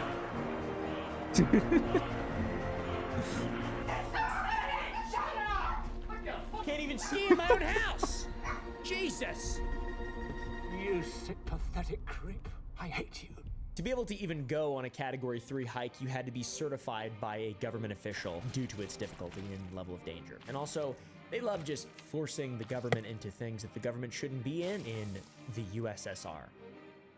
And here as well. Eventually, all the students would be approved for the trek, and on January 23rd, 1959, the group would be given their route book. And 2 days later, they would set off from the city of Sverdlovsk and end at Mount Otorten, which I'm definitely saying wrong, and I will continuously say things wrong in this video, and I apologize in advance to all of my Russian friends. The group consisted of 8 men and 2 women, and their names were Igor Dyatlov, Yuri Doroshenko, Georgy Krevenoshenko, Alexander Kolovatov, Rustem Slobodin, Nikolai Fibo Brignoles, Semyon Zolotoryov, Yuri Yudin, Lyudmila Gonna go get lunch? Goromina, All right. Zinaida Kolomogorova.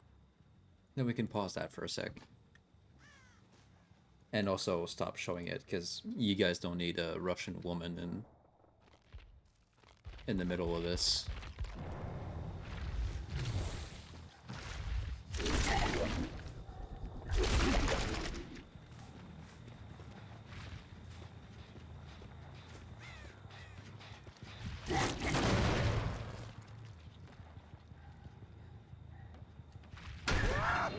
Ha! Nice.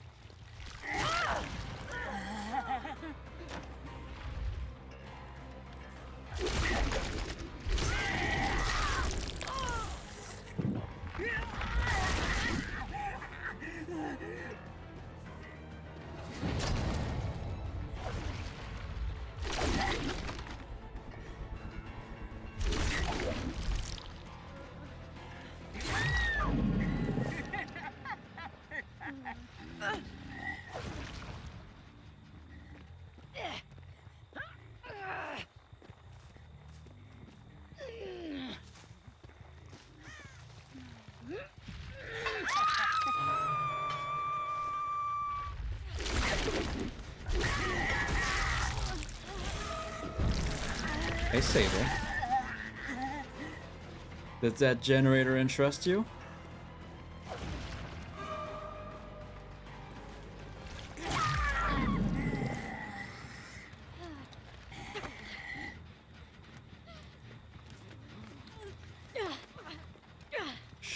me the way. It's still that generator. Okay, that was weird.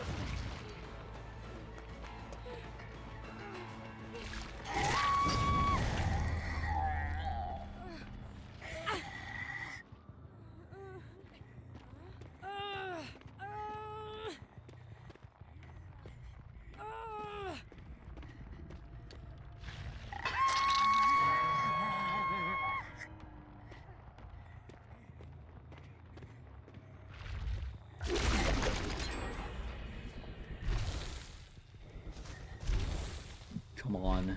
Oh. Come on, man.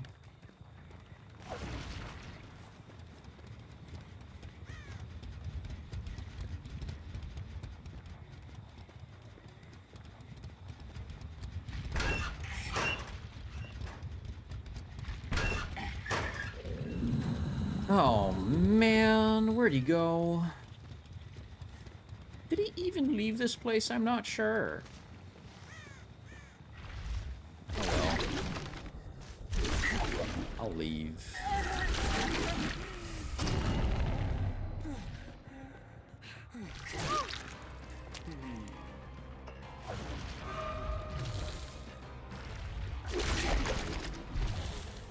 Oh, jeez.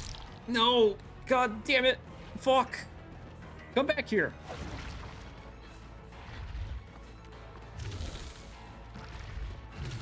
No, that's not what he wanted.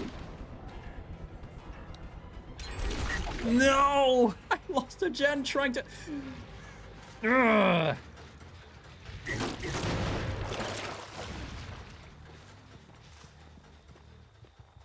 God damn it. There we go.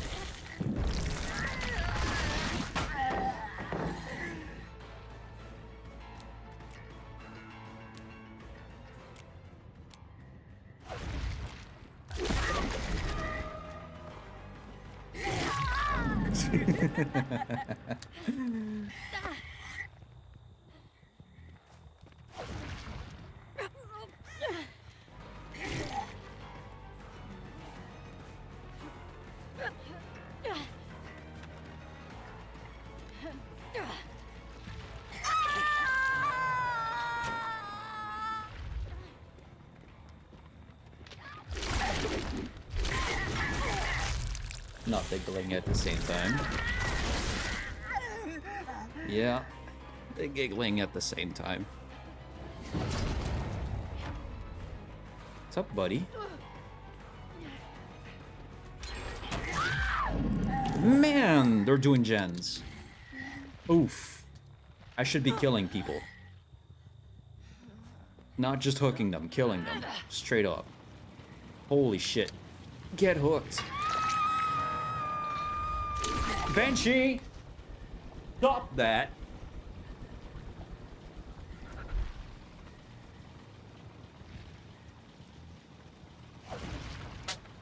Damn it!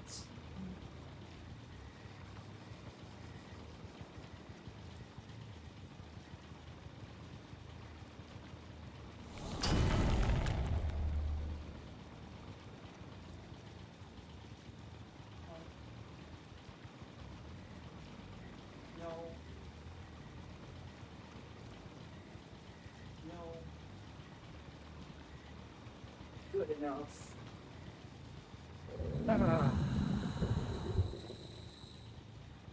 Damn it, man. My Legos, dude.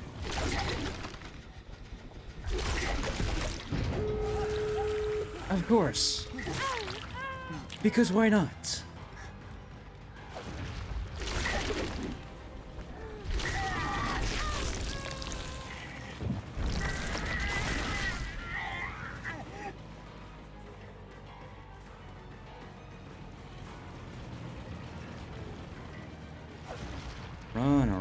fucking rosies.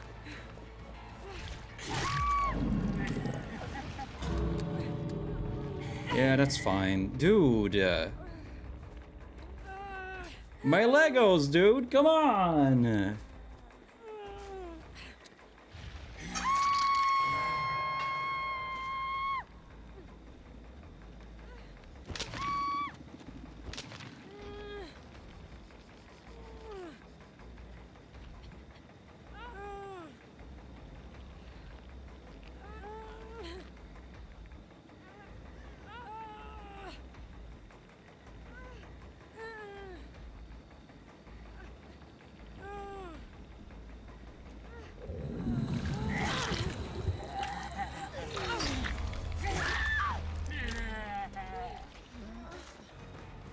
Banshee!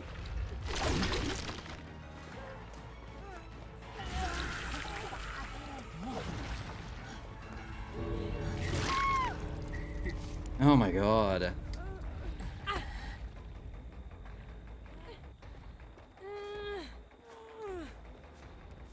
I need you to stop, dude.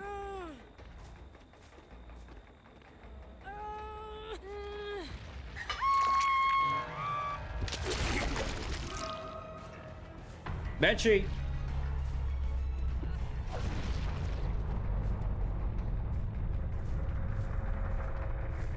I don't even know where she went. She went that way. Damn it.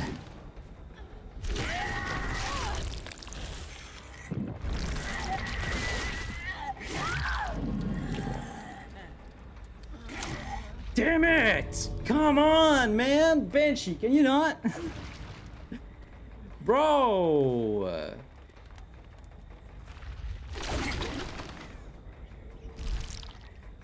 Holy bagoli, bro. My guy. Damn it.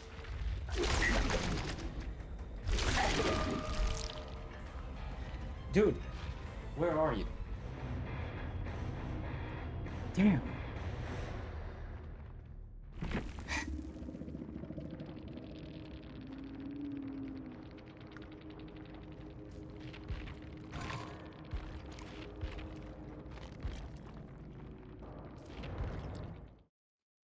Hold on.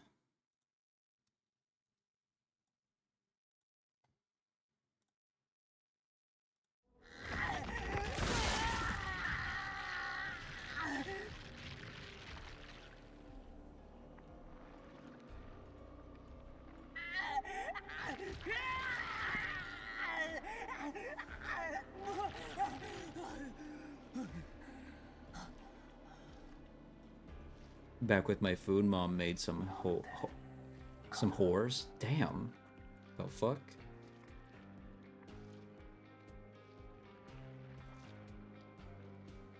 Some hoagies. Okay. Sorry. Half the time when I don't know what how to pronounce the word, I just go for another one. Some what now? Some huh?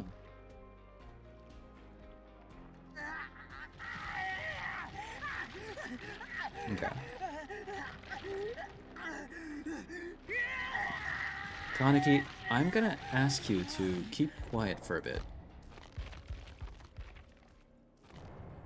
Maybe even more.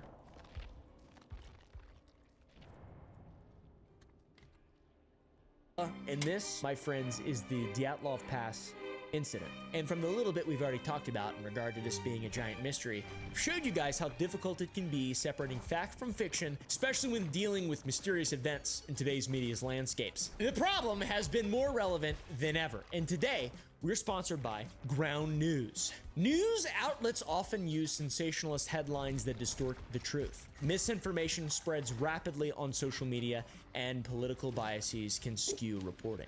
How can we navigate this complex informational environment? Well, Ground News! That's where Ground News comes in, yeah! It is a very powerful tool that I've used every single day for the last year or so. I have the app installed on my iPad, my phone, I have it on my bookmarked on my computer. Whenever I find an article especially when we're going to cover on a video or something like that, we use Ground News to find all the different sources. It was created by a former NASA engineer, and it helps you cut through the media noise and get to the real story. Once again, I personally use Ground News every single day, and with that, I trust it, and I am genuinely excited to share it with you guys. This is a cool ad. I hope to be able to do more with them in the future, because this is like valuable, genuinely a valuable thing that you guys can use. Yeah, you But can why actually would you hear the download it gears other than just me using it? cranking up Ground again. News gathers related articles from more than 50,000 sources worldwide, which allows you to compare the different outlets that cover the same story. Inside and my there's brain. plenty of examples of this. Let's take a look at a recent example. The U.S. government's statement about UFO sightings. U.S. says UFO sightings likely secret military tests. There's 171 articles, 30 from left-leaning publications, 48 from center-leaning publications, and 30 from right-leaning publications. Obviously, this isn't a very political thing, but it definitely helps you get to the bottom of who exactly is giving you the news that you're turning into things you say on Facebook and stuff. This source, highly factual. In this one, Pentagon releases bombshell report on alien findings, leaving UFO buffs reeling. From the Daily Express, low factualities. You can kind of see, you know, you can get a better idea of what the fuck's going on out there. Ground News doesn't just show you the articles, it provides context about each source, their political bias, reliability, and ownership, who actually owns the publications, which is incredibly important. And it's all backed by ratings from 3 independent news monitoring organizations, which is fucking awesome. This transparency helps you think critically about the information that you're consuming, and one of my favorite features is the blind spot feed. This shows you stories that are underreported by either side of the political spectrum. For example, here's a story that is getting significant coverage from left-leaning sources but minimal attention from the right. And here is another that is the opposite. Helps you break free of potential echo chambers and allows you to become an enlightened centrist like myself. I use Ground News every single day because it helps me cut through nonsense and actually try to learn things in an effective, still fun, but effective way. If you want to give Ground News a try, go to ground.news/Oompaville to sign up. And if you use my link, you'll get 40% off the Vantage plan, which is what I use to get unlimited access to all of their features. And I think Ground News is doing very important work, and I hope to work with them again in the future. And I hope you guys support this wonderful sponsor of the channel. Click the link down below, QR code, whatever the hell you need to do, you're gonna do it. I love it. I appreciate it. And there we go. Thank you to Ground News for sponsoring this video.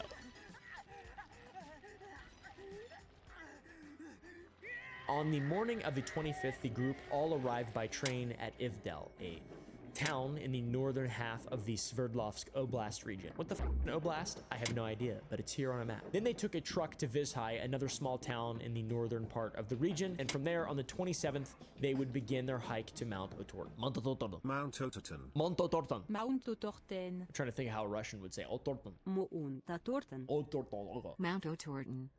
As a precaution before the group left, Igor Dyatlov, whom the entire incident and subsequent past is named after, told the Institute members that he would send a telegram to them on February 12th stating that they had safely made it back to Vizhai, because that is the estimated amount of time that it would take to do that. However, on the 28th of January, shortly after they began their expedition, Yuri Yudin had to drop out due to rheumatism and joint pain, also a congenital heart defect. Poor guy. Before Yuri turned around to trek back to Vizhai, Igor Dyatlov told him that he actually expected to be out a little bit longer than the 12th, and that Yuri needed to tell the Institute members when he got back to Vizhai. Let them know. This will be incredibly important later. This information. Keep it in your brain. Okay? Remember what I just said. What did I just say?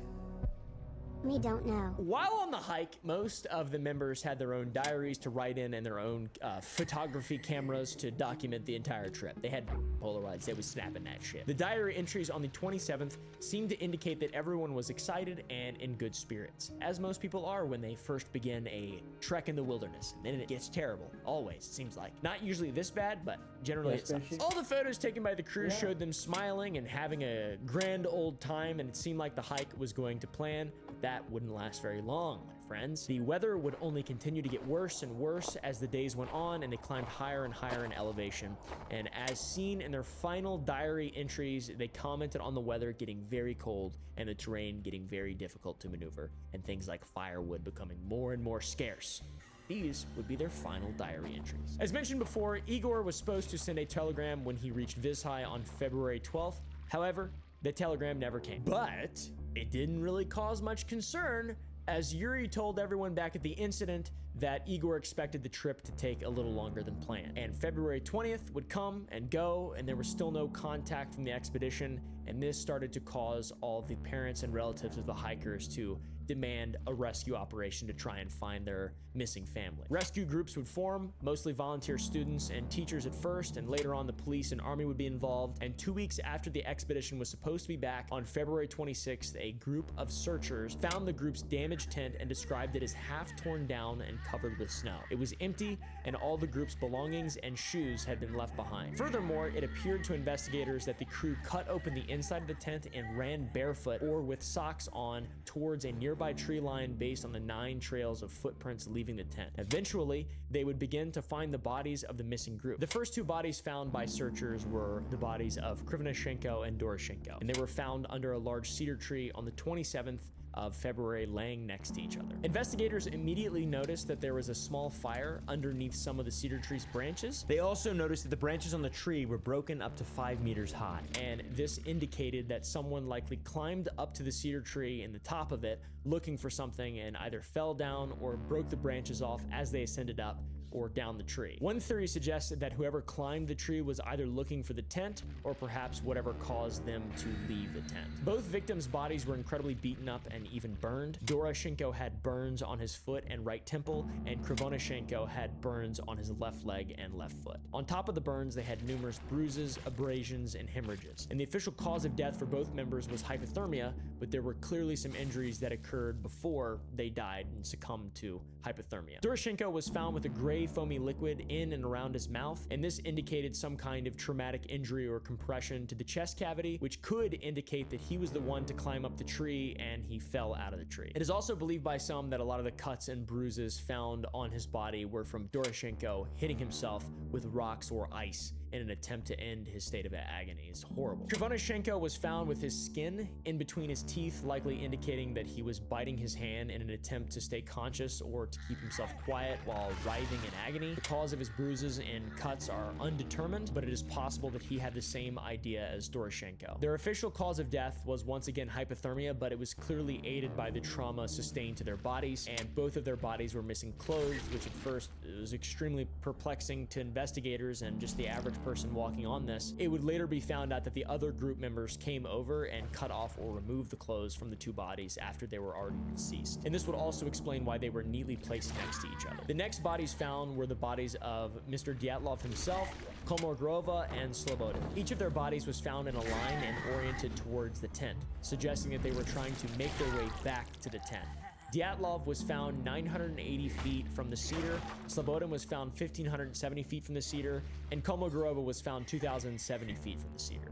Dyatlov was found the same day as Krivonashenko and Doroshenko, and his clenched fist stuck out above the snow and his jacket was unbuttoned. His clothing was sparse, and it was later confirmed by the only survivor, Yuri, that the jacket Dyatlov was wearing came from Doroshenko, because obviously Yuri, his bones hurt and his heart didn't hurt. What a lucky guy. Holy shit. I can't imagine being the guy who, Yes, River? especially all these are your friends, and God, it's gotta be so traumatizing. Anyways, the fact that Dyatlov had Doroshenko's coat demonstrated that Krivonashenko and Doroshenko both had their bodies looted for clothing by the remaining survivors. So something Favorite led to tea that flavor. a necessity in reality. Dyatlov's hands and face were covered in bruises Blackberry. and cuts, and additionally he had bruises and hemorrhages on the legs and ankles.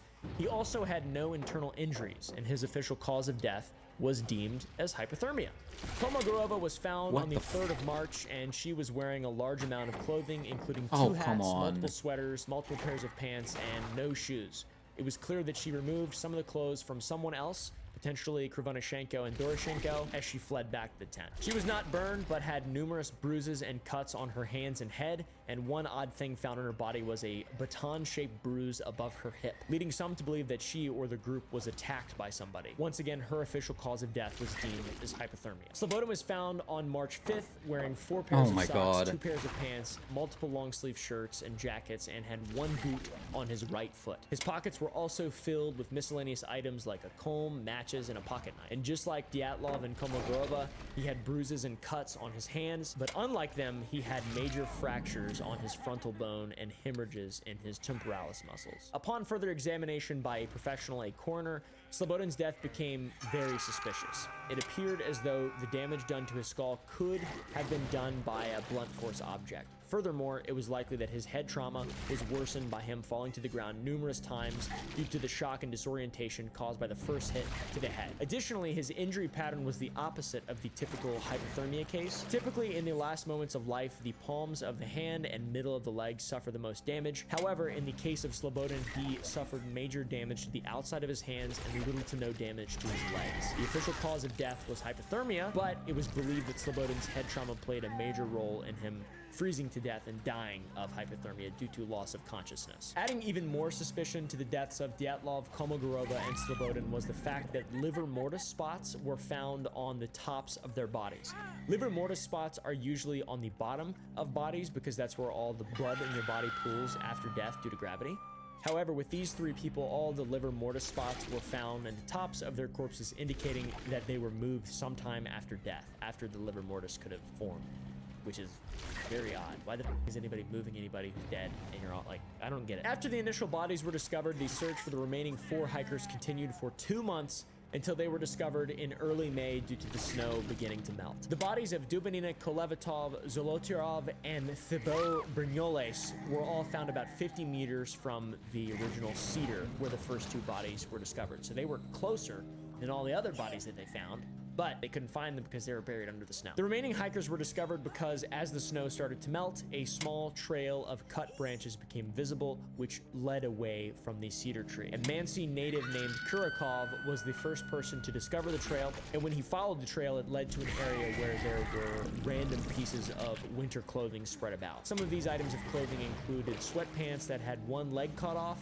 and a woman's sweater that was believed to be Dubinina's that also had the sleeves cut off of it as well. In the area where the clothes were found, there were also small cedar trees with the tops cut off. As soon as the authorities were alerted to this new development, they began to investigate the area, and they began to probe the snow and eventually dug down 11 feet to discover a makeshift den. This den was made with cedar branches and cut pieces of clothing. It is believed that the remaining 4 survivors used the clothing from the other deceased members and their own clothing to layer on top of the cedar branches in order to prevent their skin from directly touching the snow. So not only were they below the snow, they had a mole hole. They had a den down there. What the?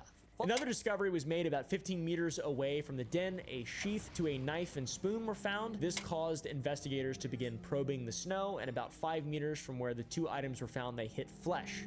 And about 13 feet underneath the snow, they found the body of Dubinina. That was on May 5th.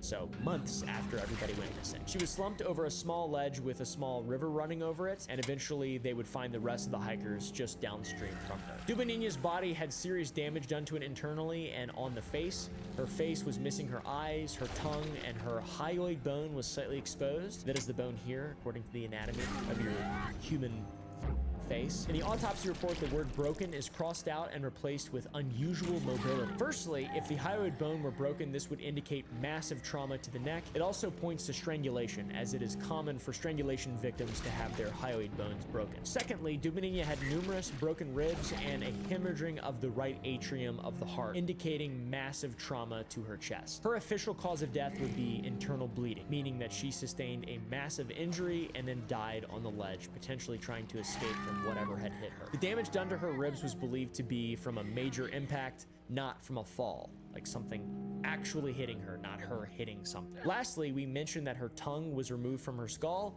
and it wouldn't be that crazy to believe that an animal could have come and removed the tongue after her death. However, inside her stomach, the coroner found a large dark brown mass, and one might think that this was just old food. However, it was actually a mixture of mucus and blood, indicating that her tongue was removed from her skull while she was alive. And what's even more terrifying is the coroner concluded her autopsy by saying the death of Dubinina was a result of violence. The remaining 3 bodies were found in close proximity and lying together down the stream from Dubinina. The body closest to hers was Thibaut's body, and his body also sustained major trauma to the skull, including numerous fractures to the temporal bone that extended around the skull, indicating a very Conan, how are hard you? impact to his head. It's even stated in the official autopsy that the cause of death was due to the fracture in his skull and caused by a great force with the subsequent falling, hurling, and concussion of Thibaut, whatever the that means.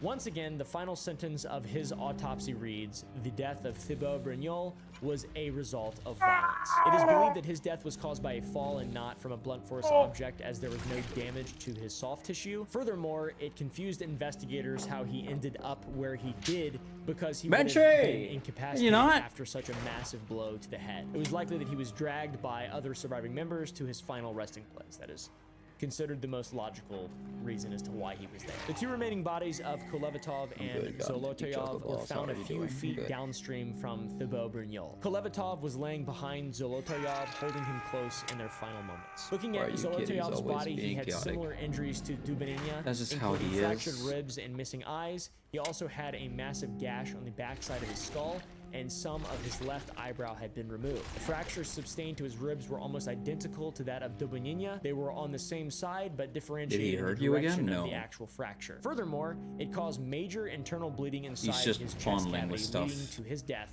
just like Dubinina. So not ideal. What's even crazier is he had the same blood mucus lump in his stomach as Dubinina, in spite of having his tongue still intact, which indicated massive trauma to his body. The gash on his skull and eyebrow could have been the result of a massive impact, though it is not entirely clear what caused them. What we do know is that something massive hit both Dubinina and Zolotoyov. Something hit them incredibly hard and caused them both to succumb to their injuries. The final report of Zolotoyov's death was, you guessed it, Zolotoyov has died as a result of violence. The final victim, Kolevatov, had sustained the least amount of injuries, yet it is believed that he too partially succumbed to his injuries. All of his injuries were sustained to the head and neck, and the most notable ones were a large cut behind the ear, a misshapen nose, and a deformed neck. All terrible things. Looking at the autopsy report, the coroner highlighted that the thyroid cartilage was deformed. This indicated that there was some kind of neck injury that could have affected his breathing. The injury to his nose made it have unusual mobility, which indicated that it could have been broken, further affecting his ability to breathe. There was also a good chance that the injuries occurred while he was still alive,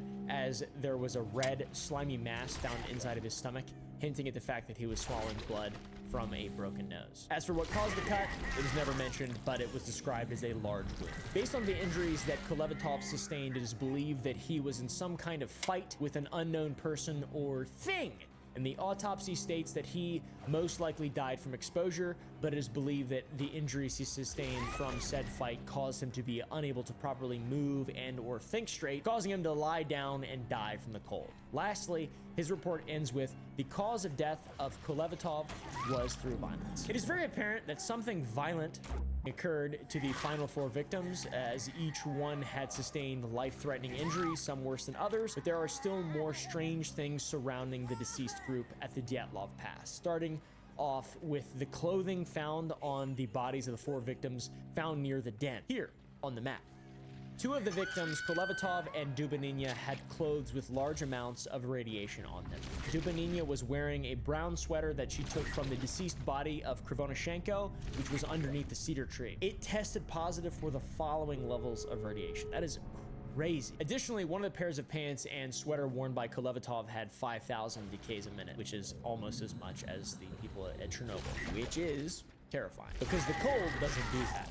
Cold doesn't do that, and generally people don't do that either. If you get beat by a ne'er-do-well in the woods in the middle of the wilderness, probably not going to cover you in radiation. What's even crazier is that the clothes were found to be contaminated by some sort of radioactive dust, or they came into contact with some sort of radioactive material. And we know this because the official radiation analysis report noted that after rinsing the clothes under cold water for 3 hours, which is standard protocol, the levels of radiation dropped dramatically. So what the did they come into contact with? That's what this is the part of the whole story that is confusing to me and escapes rational thought.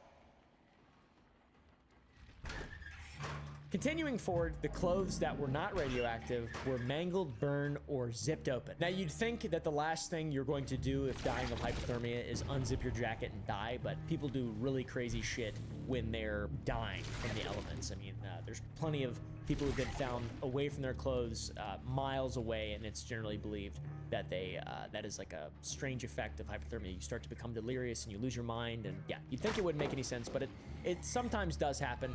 Both Kolevatov and Zolotoyov had their jackets unzipped. Furthermore, each member had torn clothing, and it is unclear whether they tore their own clothes running through the woods or if something else tore them. Maybe if they were running from something or someone, or who knows. Similar to the two bodies under the cedar tree, Dubaninya and Kolevatov had burns on their clothing. Maybe they started a fire and got a little too close, but it is still unclear what exactly caused the fire damage to their clothing. Another weird thing surrounding the case is what caused them to flee from both shelters. Starting with the main tent up on the ridge. All 9 members fled from that tent, which indicates there was some kind of large threat that forced them to leave in the first place. When the tent was found, there were still loads of gear inside, and the tent was cut open, indicating that there was a real reason to flee.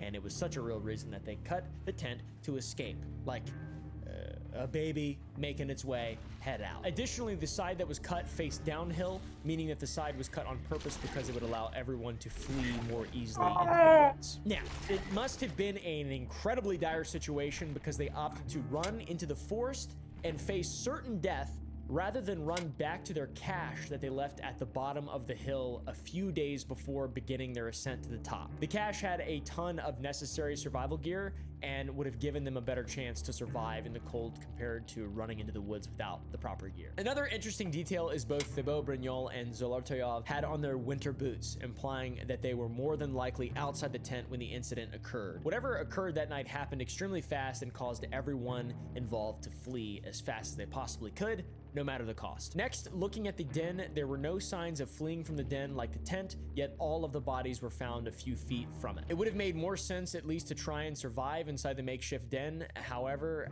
maybe whatever forced the crew out of the tent caught up with the survivors and forced them out of the den and then gravely injured them.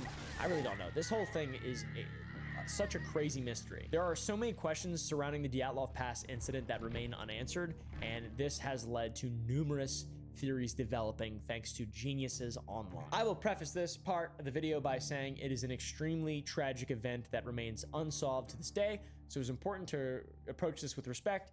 It's been a long time. It's not one of those too soon moments, but like, these are people who died, okay? And it was horrible. It was terrible. And, you know, approaching it with compassion, empathy is one thing as well, but also it's good to figure out what happened and think about it. And it is a ridiculously bizarre situation that deserves to be talked about.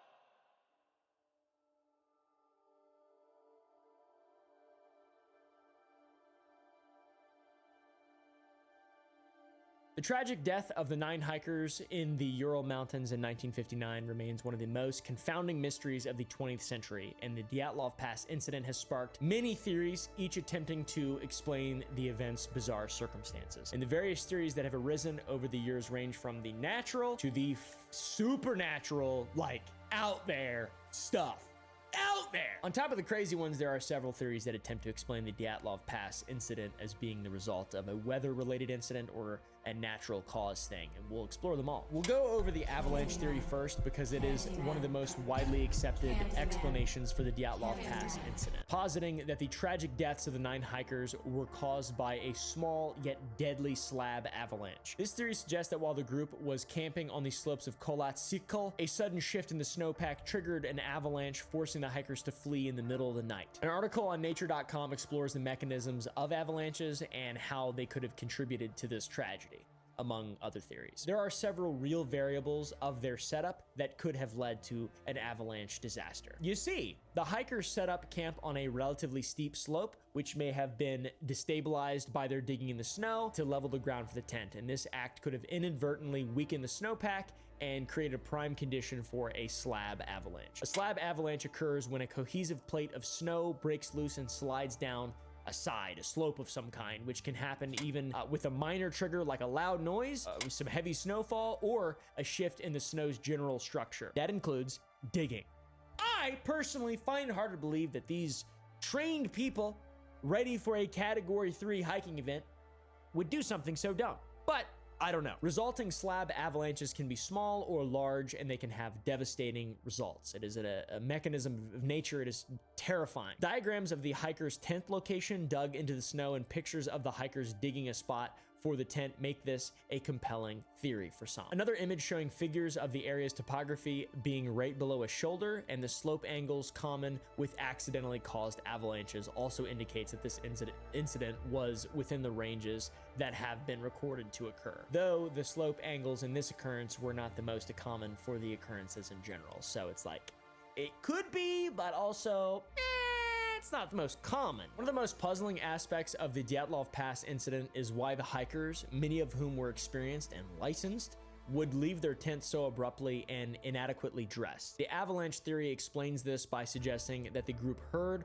or felt the avalanche coming, prompting them to cut their way out of the tent in a desperate bid to escape. And the fear of being buried alive under tons of snow likely drove them to flee into the dark, frigid night with little regard for their own safety or the cold. The injuries sustained by the hikers have been a major point of contention in the avalanche theory because some of the hikers were found with severe internal injuries, including fractured skulls and broken ribs, yet with little external trauma.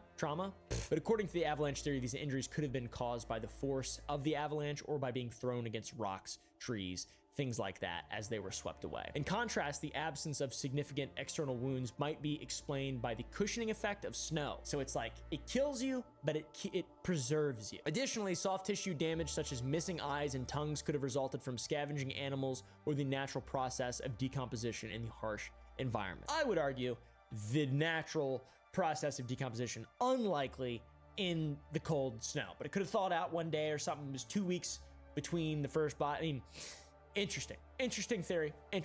Some of the victims' relatively mild injuries could be attributed to being partially buried or less directly impacted by the avalanche's force, and then they died of hypothermia, and you know, it's sad. In spite of its plausibility, the avalanche theory does have its critics. Opponents argue that the slope where the hikers camped was not steep enough for a large avalanche and that no significant avalanche debris was found at the site. Moreover, the tent was only partially covered with snow, which some suggest would not be consistent with a full-scale avalanche. Critics also point out that the footprints leading away from the tent were preserved, which would be very unlikely if a large avalanche would have swept through the area, which that also the radiation in the baton wound. Huh? The katabatic wind theory posits that the Dyatlov Pass tragedy was caused by an intense and sudden onset of katabatic winds, cold, dense air masses that descend rapidly from higher elevations under the influence of gravity and a little bit of alcohol. In the Ural Mountains where this incident occurred, these winds can reach hurricane force speeds, drastically lowering temperatures and creating severe wind chills instantly. On the night of the incident, such winds could have struck the hiker's tent with little warning, creating a life-threatening situation for everyone involved. The extreme cold and the ferocious winds might have made it impossible for the group to remain in their tent, forcing them to cut their way out and flee into the night in a desperate bid for safety. This could potentially explain why two were recovered near a cedar tree, perhaps hoping to put a barrier between themselves and the katabatic winds. And if this was the case, they could have quickly lost their sense of direction given the low light, whipped up snow, everything like that could have reduced visibility even further and separated as the hikers ventured out into the open, disoriented by the darkness and howling winds. So it makes sense for everyone to kind of spread off, and it's sad, really. This is a terrible, sad theory. Wind. They potentially were killed by wind. Cold, evil wind. The powerful winds may have carried away vital equipment and clothing, exposing them to freezing temperatures, and in the result of this, hypothermia would have set in rapidly under these conditions, impairing their judgment and physical abilities and leading to their tragic demise. It's important to mention, as again, I did mention it once before, but hypothermia makes people do things that are illogical. Like, you're losing your mind, you're dying from the cold. It can cause mass confusion, hysteria in some people, and just bizarre, unpredictable behavior. So it's important to note that the cold makes people do crazy shit. The katabatic winds theory explains several puzzling aspects of the Dyatlov Pass incident, including why the hikers abandoned their shelter in such haste and why their bodies were found in various states of undress and disarray. While this theory doesn't account for all the anomalies, such as the severe internal injuries and the radiation, it provides a plausible natural explanation for the hikers' behavior and the harsh conditions that contributed to their deaths. How about the infrasound theory? Getting a little further out there, but The infrasound theory suggests that the Dyatlov Pass tragedy was caused by a rare natural phenomenon where wind passing over the mountain created a low-frequency sound wave known as infrasound. These sound waves, which are below the range of human hearing, can induce feelings of discomfort, fear, panic, and even physical symptoms like nausea. Human hearing ranges from 20 hertz to 20,000 hertz, and 19 hertz is considered infrasound. You ever done one of those little tests where it's like, how low can you hear? How high can you hear? And it's like, oh, you have 20-year-old ears if you can hear. Yeah, I failed that shit when I was a child, dude. I fucking used to shoot guns with no ear protection when I was a little baby. 19 hertz, infrasound. It is called the fear frequency because it can bring upon feelings of, you guessed it, fear and unease and discomfort. You can hear infrasound tones when it's played loud enough. The peaks of its sound waves enter the audible range a bit. It's a very bizarre thing. Well, here's the secret. You actually can hear them if you turn them up loud enough. Let me explain. So we got our normal sound wave right here, but if we turn it up louder, you see that the waves actually get higher. That's known as volume, or simply loudness. So basically, if we turn up the volume, we can finally hear this mysterious infrasound. I don't know anything about sound or infra waves or shits. I don't know. The hikers may have been subjected to the sound waves in this scenario, triggering intense irrational fear. This could explain why they suddenly cut their way out of the tent and fled into the freezing wilderness without proper clothing or gear, and then died. The disorientation and panic caused by the infrasound might have led them to behave in ways that ultimately led to their own deaths. While the infrasound theory doesn't explain all the injuries the hikers sustained, it does offer a compelling explanation for their seemingly irrational behavior. The theory is also supported by infrasound being a documented phenomenon in similar mountainous regions. In these regions, specific wind conditions can generate these powerful, bizarre sounds. However, due to the rarity and unpredictable nature of infrasound, the theory remains difficult to prove definitively. Also, radiation. Did they just, they were transported, there was a military helicopter, did they rub something? It's unlikely. Also, why did they test for radiation after? Anyways, guys, I don't know. 19 hertz might be called the fear frequency by some, even the YouTube channel The Y-Files, one of my favorite YouTube channels that has ever existed of all time. If you couldn't tell, they have a video dedicated to this frequency if you'd like to check it out. Below 19 hertz is a tone called the ghost frequency, where you can supposedly start to see things like ghosts or shadows. 18 hertz is approximately the resonant frequency of the human eye. If this low frequency wave hits the eyeball's resonant frequency, it can cause the eye to vibrate, creating a smearing of vision. With this in mind, the smearing could easily create things that look like shadowy figures. It reminds me of that red theory where Vietnam soldiers had red NVGs and they saw demons and they shot at stuff that didn't exist. Crazy. Anyways, I bring up supernatural due to how the following claims will appear. They're outlandish, they're bizarre, and bizarre and outlandish goes hand in hand with the Dyatlov Pass incident, to be honest. There are many theories that what happened to the hikers is truly something strange. Demons, angels, Yeti, military, KGB, it gets wild, and this, of course, would not be an Oompaville Classic video if I didn't talk about theories that are insane, things that involve the government or creatures of the unknown, etc., etc., etc. So first, we must set the scene. You're in a snowy landscape at night, sleeping in your tent, it's pitch black out, and the only noise is the wind and the crunching of the snow. However, as the night continues to go on, you keep seeing these light flashes. Not just like across the sky, but walking past your campsite. Not only are you confused, but you're terrified. This is the theory of manifested objects and psychic photography by the campers. Now, I know that makes no sense at all, and I won't be able to make it make sense to anyone because I'm terrible at explaining things, but let me explain! Apparently, these orb-like webs and bright luminous objects are fallen angels in orb form, and they're manifesting into our dimension. Apparently, Semyon Zolotoyov, one of the hikers during a blizzard, stepped from his tent out to take a picture of these strange objects, possibly believing they were even UFOs. He described some of the images as woven meshes, resembling almost like a blanket creature that is insanely bright. Conspiracy theorists state that these bright objects he's looking at are typical fallen angel, higher demon things manifesting in orb form. Conspiracy theorists have looked at some of these images and come to the conclusion that they are similar to what NASA had photographed in the 1960s, which they called the Ibani jellyfish UFO. And I'll tell you what, man, this stuff really starts to get real wild. These are photos from the guy who died. Some of the conspiracy theorists believe that it's not a UFO, but some kind of manifestation of a dimensional being, an angel, a demon, ectoplasmoid, etc., etc. I don't really know, dude. The last of the Zolotaryov film segment ended with this picture, which conspiracy theorists believe was a higher level demon manifesting into the form of a mushroom shape with a creepy face attempting to physically manifest. I have no idea what the f is going on here. Maybe I'm too dumb to understand this shit. The manifesting of demons and angels and stuff. I don't know. They're in the wilderness in Russia. I don't know. Shit, bud. It does seem weird. And also, why would they take these pictures if they didn't see anything? So there must be a point, or maybe insanity slipped in and they were truly losing it. I don't know. These pictures were taken. They're real. And people have really dug deeply into this whole thing. Very deeply. Deep. Ugh. It does get weirder, by the way. There is a bright light included in one photo, possibly showing 3 other members of the party looking up at it as well. It is so insanely bright that it takes up more than half the photo, and what possibly could this mysterious bright light actually be? I have no clue.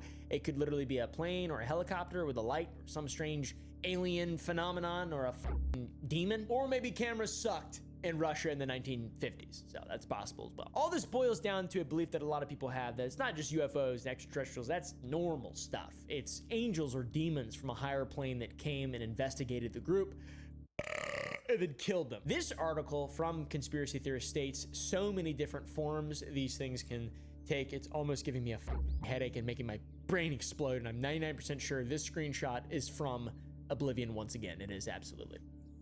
That is from Oblivion. They stole that from Oblivion. There are tons and tons of these weird orbs and meshes in the photographs that were taken by the hikers in the Dyatlov Pass incident, and a lot of them are unexplainable, but there are a few that really truly catch my eye. In one photo, one of these orb creatures seems to manifest itself into something I would be more inclined to believe than an otherworldly blanket, and that is a monster. This looks like an ape thing, a demon skinwalker. I don't know what the There's also belief that it was not in fact ghosts or spirits that were supernatural that killed these people, but some sort of beast-like creature.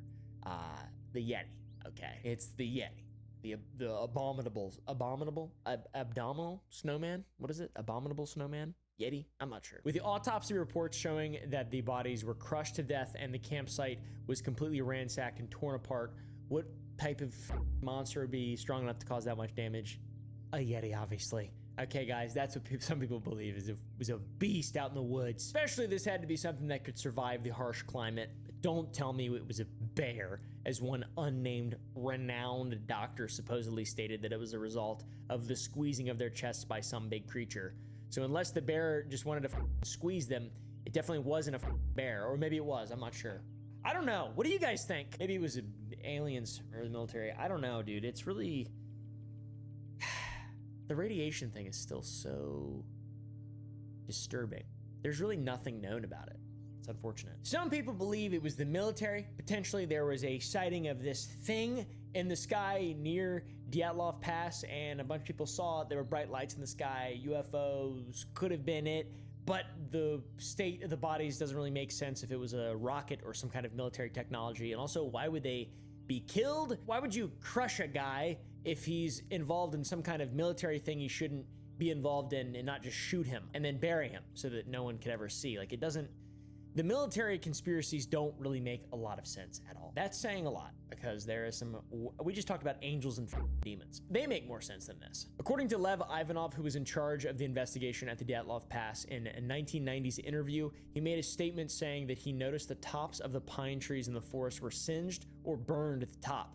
However, he struck this from the record to not sound like an insane conspiracy theorist. He had also stated that the true cause of the incident to be fireballs or a UFO. That's pretty crazy. And Ivanov was also a respected forensic investigator, but he did completely change his narrative multiple times, which in my opinion ruins his credibility entirely and leaves more questions than answers. So thanks, Ivanov. I also like how as soon as the Soviet Union collapses, he's like, let me interview. His letter stated that the hikers were amateurs when that was obviously not true. And on the flip side, he says that it's possible that it could have been a UFO. So it's like, he thought the hikers were amateurs, but also he's like, could have been a UFO. There were eyewitness accounts of fire-like orbs flying across the sky during the time. That's what that guy said. The government could have had its involvement as well. Either it is responsible for the UFO object or the covering up of the situation. I really don't know. But according to some very conflicting data, it's supposed that 2 KGB officers were a part of the Dyatlov group carrying out a mission, and this whole thing was a KGB experiment. Now, KGB involvement could be responsible for only 4 of the 10 films remaining in the cameras, and the rest being confiscated by the government. Why else would they have so much equipment, so many cameras? And like, I feel like, how do you even get a camera in the 1950s? How do you get anything? Especially in Russia. We had Sears. You could buy a small house in America in the 1950s from Sears catalog. But how do you get stuff? Did they have stores? I'm just kidding. I'm just teasing. Settle down, commies. This, out of all the outlandish explanations, seems to be one of the more likely outcomes to me, in spite of conflicting reports and just a lot of it not making sense. Government involvement in a test or watching UFO military weapons tests and reporting their findings later on. I don't know, dude. It kind of makes sense. But still, the radiation stuff, maybe they were military bound-esque. They sat in a transport helicopter, rubbed against stuff. There's so little information, it's very frustrating. But also, there's another theory, and that is natives of the ice. Another conspiracy theory is that the hikers stepped onto territory that was not their own, and that was the territory of the Mansi natives. The Mansi people are indigenous people living in Russia, and there is a theory that the expedition accidentally set up camp on their territory and paid the price, or even a belief that the natives knew something about this place that wasn't safe, alluding heavily to Yetis and demons and shit. The mountain area the hikers were headed to was called the Kholat Syakhi, which I'm not saying correctly, or the transliteration of the Mansi language, Dead Mountain or Silent Peak. This was because of the lack of game for hunting by Mansi hunters, literally calling it silent because there was no beasts to hunt. There's nothing there, nothing at all there. However, because of this, it was still their turf, and when investigators arrived on scene, they noticed a structure they believed to be a chum or tent. It's a temporary settling or marking used by the native people. Supposedly, a chum is a place of sacrifice, not human sacrifice, but like a blood sacrifice, usually of animals, and the people believed that this would protect them from disease and danger and provide them with more food. But because it's sacred ground and the trespassers may have stepped onto their seemingly holy land, it could be inferred that the natives took offense to this group and therefore murdered them. Some people think this. I don't believe this shit. But there is some corroboration. There's an older story. Once again, it's just a story. There's no proof of this either. A guy stole a kill at the sacrificial grounds, and when he returned to steal another, he was never found again. But in that story, the man stole food. It's unclear if that's what the hikers did, but if it were true, that could potentially make sense as to why the Mansi people could have been angry. But I don't buy that it's always the fault of the indigenous people. Tell you what, though, I ain't going camping in no damn mountains.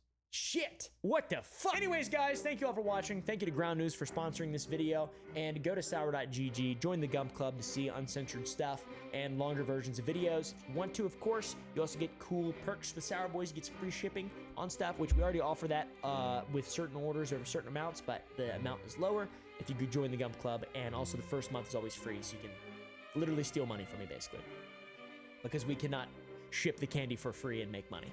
Because we do all of it ourselves. All of it. Anyways, thank you guys for watching. See you next. All right, sorry. I've been silent so so long. It just didn't feel right to speak mid video. It just didn't. Let me reopen Dead by Daylight. Let's see how the counter for my penalty of quitting the match is right now. Sorry about all that quietness.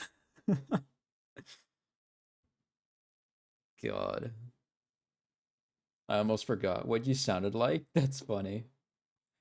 Okay, hold on. Let me give proper thanks to people. Damn, Jason, you just left. That's the first time I've ever seen you rage. It happens more than you would think.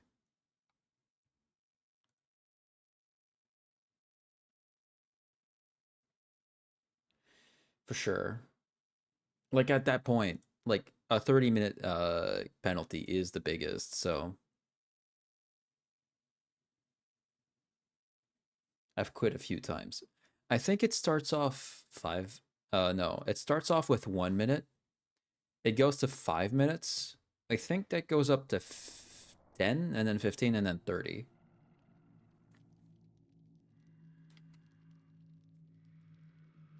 Jason needs a massage. What happened to the mic? Nothing. Thank you, Anonymous, for the gifted sub to Rose. Didn't know how you were quiet if you somehow broke your mic. Jason, I'm sorry. It'd be a sad way to end the stream. Sure would be. Just remember that I think you're hella good. Thank you. At least there wasn't any being eaten alive activities. True. Jason is awesome. Jason is so handsome. True. Thank you. Sorry. Wrong answer. Thank you. You're genuinely great, Jason. Thank you. Thank goodness I didn't hear that then. I'm already paranoidly afraid enough today. My sister cursed me with, I hope you find weevils in your honey nut Cheerios. Thank you, Chaotic Bean, for the gifted sub to Winter Was Wet and Hales. Too scared to open the box now, so I'm eating Choco Balls like this cereal. You're the best, man. Thank you, Chaotic Bean.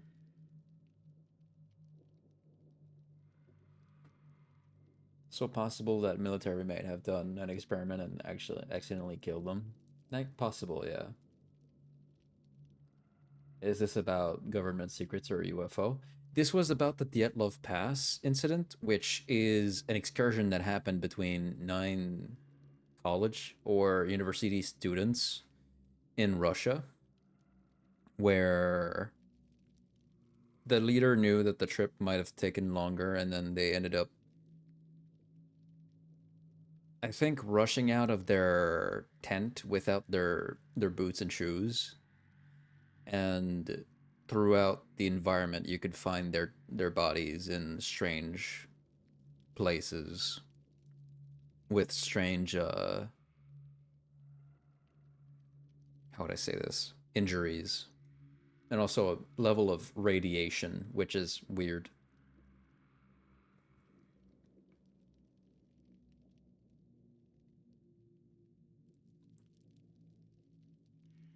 Jason raging is cute, but I still worry regardless. No, say true, because it is true. Yeah, but if I say it's true, I don't know. I sound like a douchebag. I want to keep being humble.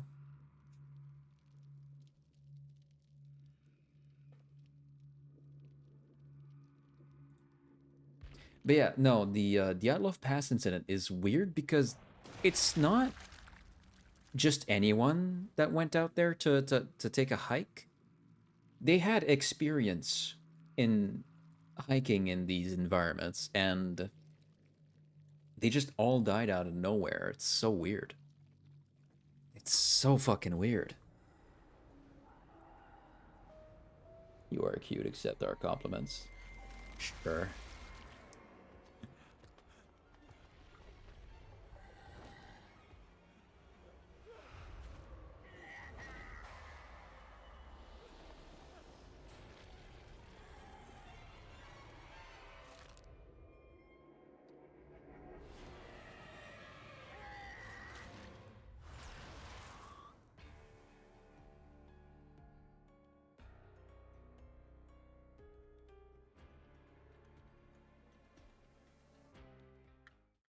You are cute, though. You are our wholesome, edgy boy. Thank you. Also, I didn't say it the first time, but you know the way that Kaneki cracks his finger with his thumb? That's a thing that Yamori, the guy that tortured him, was doing. He did that all the time, and I guess Kaneki picked up on it. And I love that that's one of the animations for when you hit someone.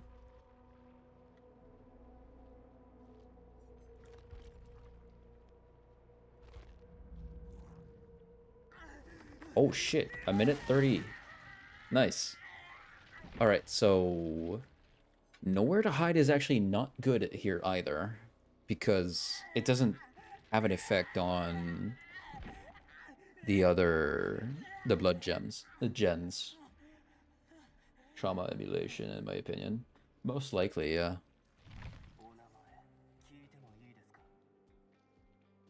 But it's very cool when he does it, though. It's so cool. It might not be tied to something like sunshine and rainbows, but God, it's cool when he does it.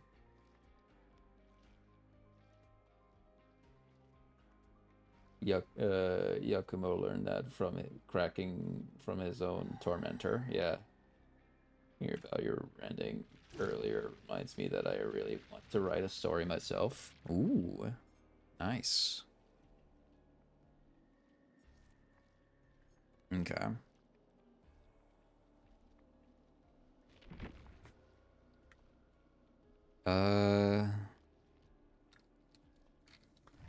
Spies from the shadows. So whenever a survivor passes through a bird and the crow just flies away and caws, I'll be able to hear it and have a visual cue as to where that is.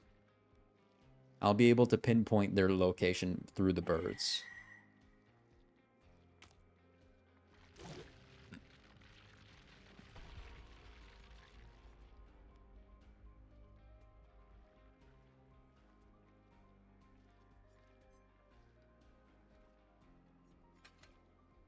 I don't know how I like No Way Out here.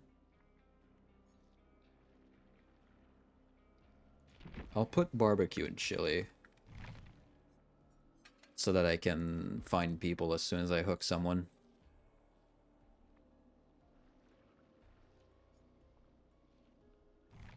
It doesn't synergize as much as I would love it to, but at least I'll be able to find people and keep the pressure on.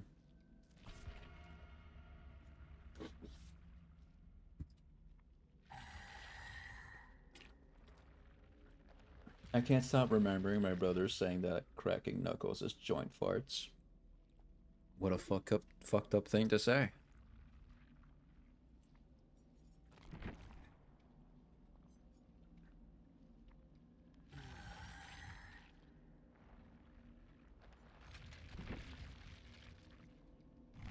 I'll put back No Way Out for now. I want some synergy with None Are Free.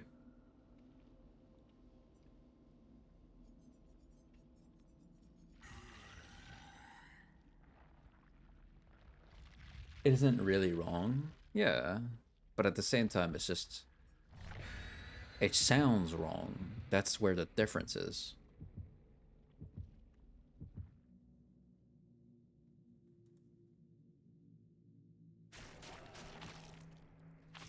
It's like when people are like, oh, but technically, a bowl of cereals is like soup. And I'm like, brother, are you high?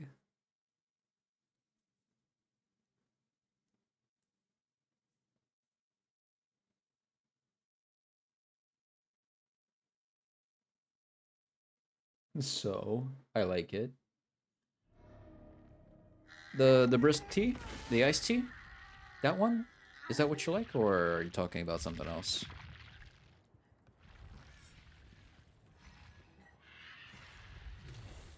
Oh. Did I see someone? I saw someone. See? The birds will tell us everything.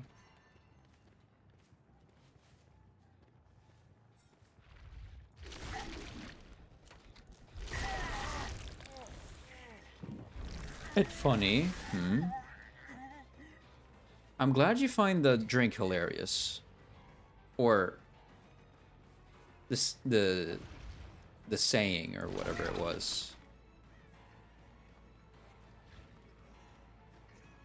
I was talking to you earlier on my thoughts on the tea, but you got distracted. True.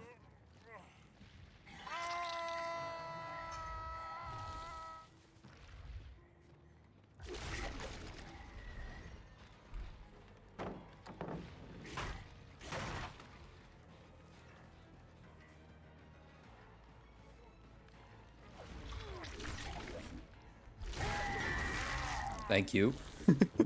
Imagine I just tunnel him. Oh my god. Jason, I swear, I'm trying to keep up.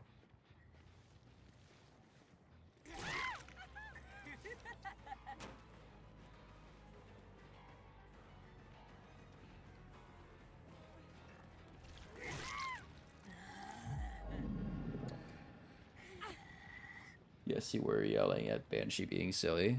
Yeah. To get my attention, he really likes to just push over my Legos. And it becomes really annoying.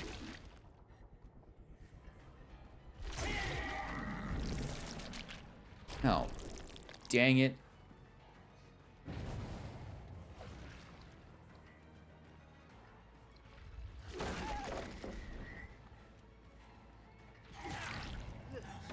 Look at how efficient that is. The chat lag for me doesn't help. Yeah. Oh, son of a...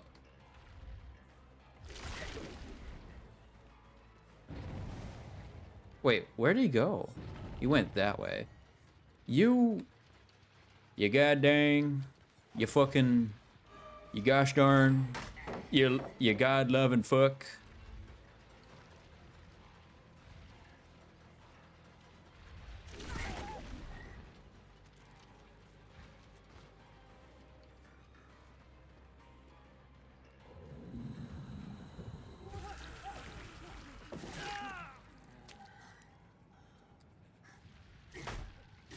You soap drinking tard.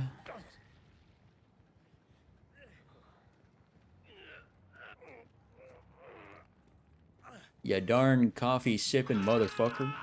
The fuck?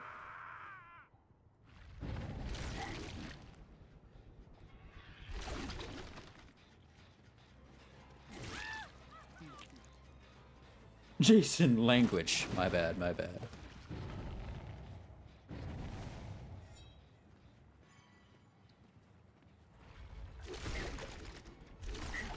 Oh, mother son of a biscuit. Ugh.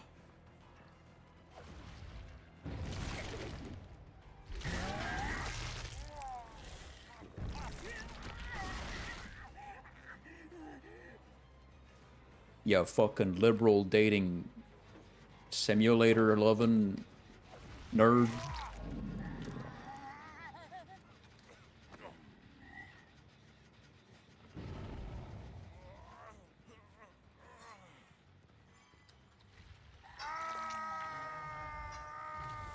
Oh. Damn. Look at that shit.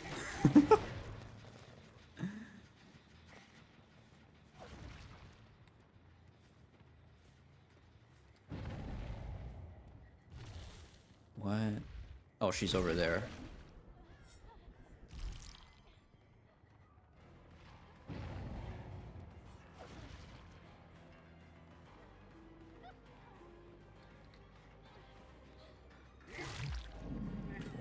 Damn. Sorry about that.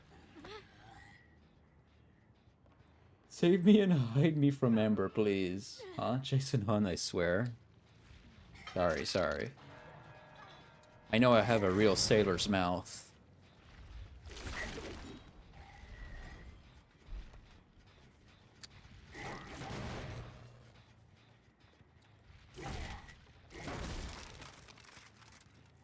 God, what a fun killer.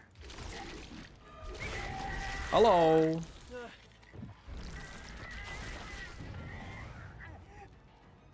You goddamn country folk. There, you there bastard. The fuck?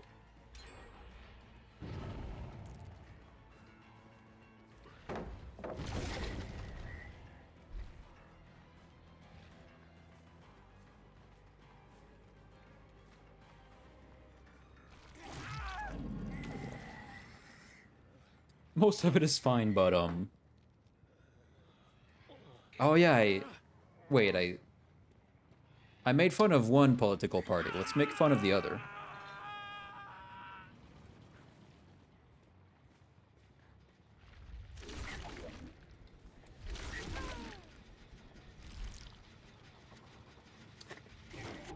Oh, my eyes! Fuck! You goddamn blast man and generator fuck.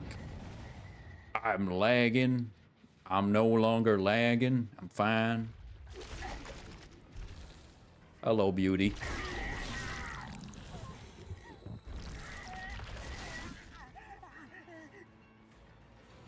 I love how violent his transformation sounds.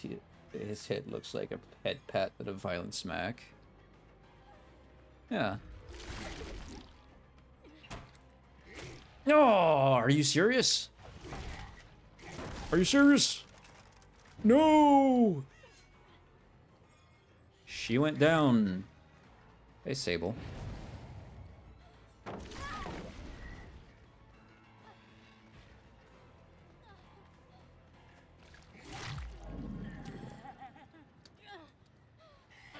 Got on a hook, you goddamn beautiful goth lady, you.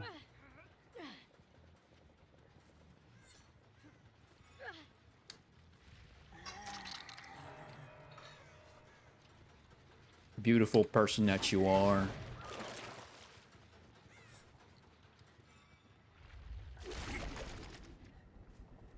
Hang tight, you're the only person I don't want dead.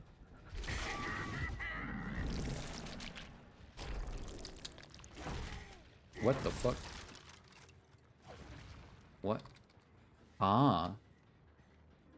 What the? Oh, you.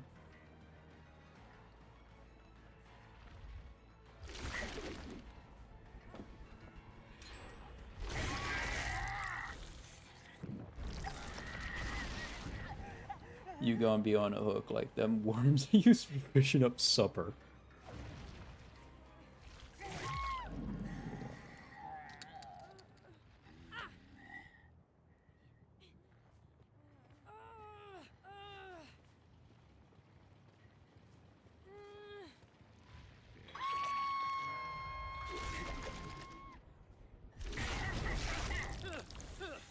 From hooking one to chasing another.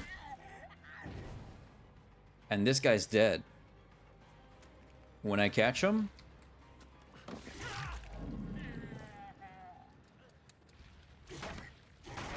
You're gone. Good on that hook right there, bud. That's right, that's right. Tell you what. I don't deal with this shit in Texas. Sick of you kiddos fucking up my shit.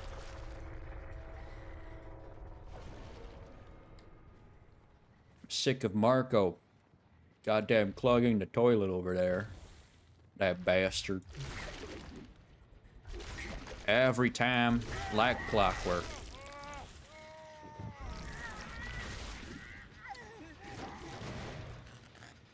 She saved me, she won't take no for an answer. I got you.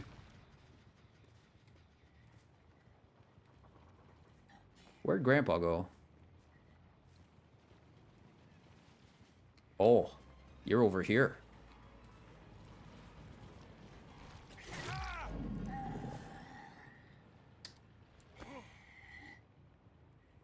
Someone's back on that generator.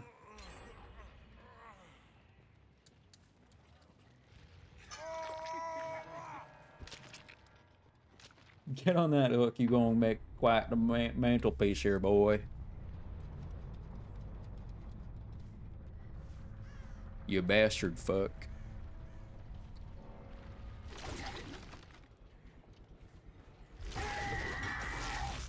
Like, it's insane that that hits.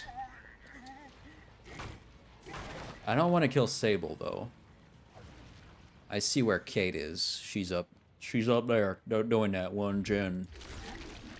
Tell you what, I'm going to chase her now. She went that way. Bye, Amber, you're scary.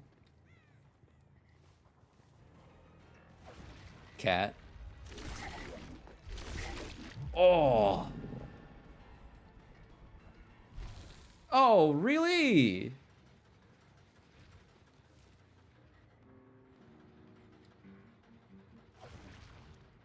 No.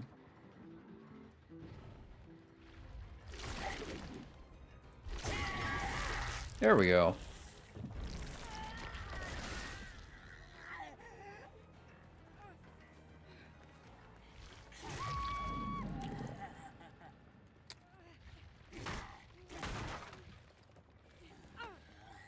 You goddamn, you meddling kids. If it wouldn't have been for you, I would have gotten away with it.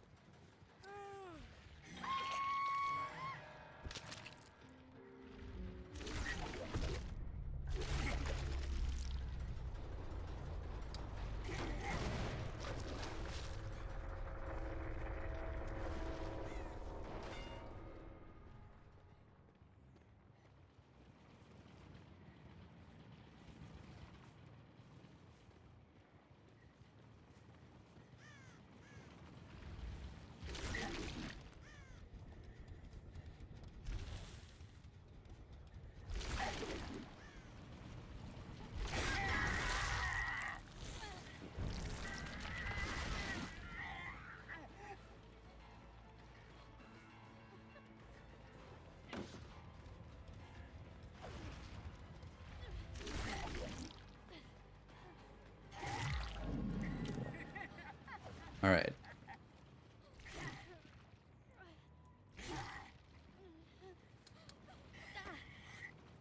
I want to save you.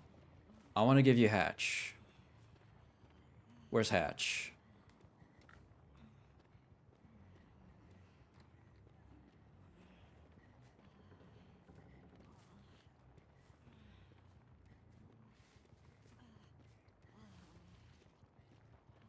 I want to give you Hatch, kid. You deserve it. Not because you did good work with your team, but because you're a goth girl. That's right. I have a bias.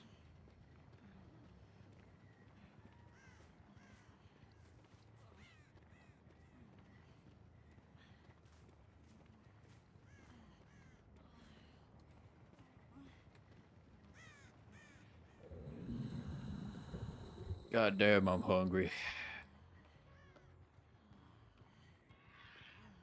Got a burger in that pocket of yours? Ah, there it is. Found it.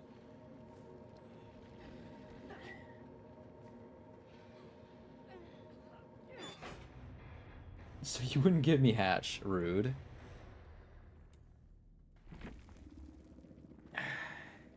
You're right, I am rude.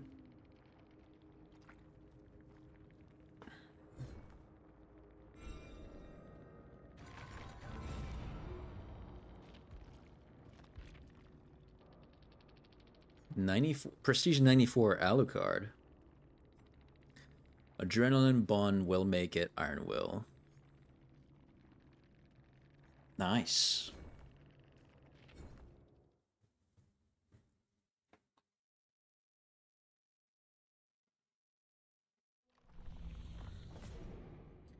Complete a total of 3 of the following as survivors. Safely unhook survivors or hook survivors.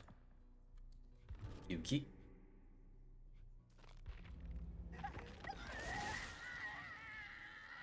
I love dark clothes, but I'm not cool enough to get that.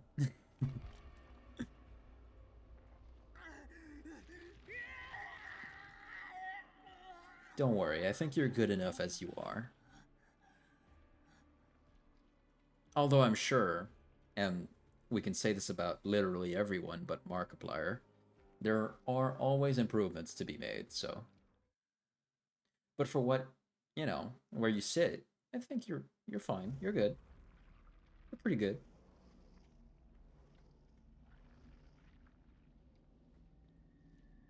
I'd let you have Hatch.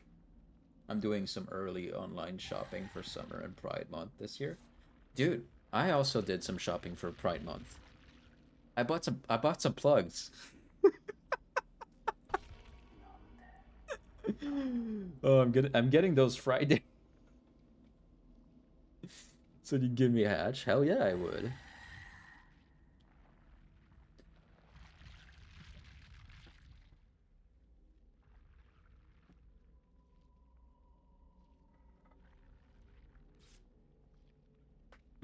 What emote is that? Wait. Where?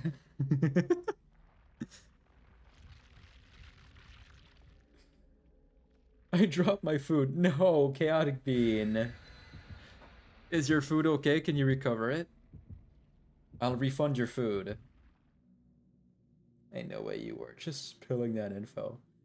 I did want to talk about it. Ah, oh, dude. I was gonna do that.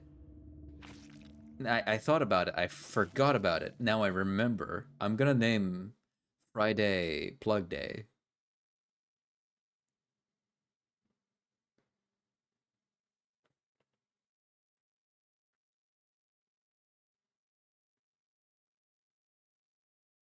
But yeah, I bought some bum plugs, and I want to experience a bit. Goodbye lasagna and no Garfield for you. Oh no, Chaotic Bean. No. Damn it. Time to make to make some tacos for Chaotic Bean. You should say your stuff is 18 plus completely. Yeah. It's in the rules, thank God.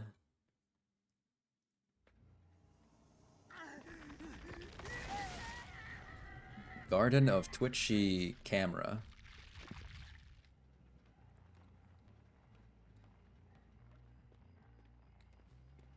I just got jump scared what you said. Is that a thumbs up emote? Wait. That is. You got real confused then. Damn.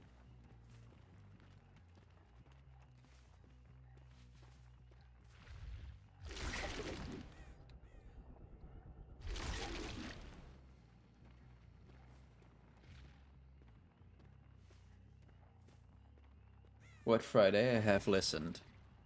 I bought some bum plugs. Because I wanted to experience more. You know, to explore my myself, I guess. And they're coming Friday.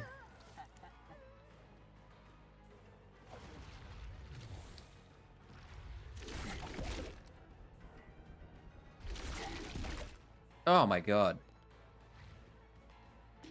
Hold on, let me just close my thing so Banshee doesn't bump it over. Ha! Damn. How did you get a gen so fast?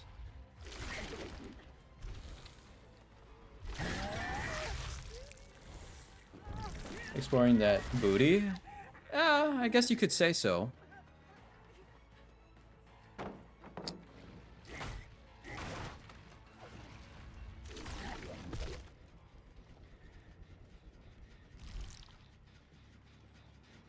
I don't know how to react to this. I wasn't expecting that info here. Yeah, again, I'm transparent. If you got Katakami just talking about her testing out dildos, like, yeah. And lots of lube. Yeah, just make sure you got the right materials and stuff. I'm making sure, don't worry.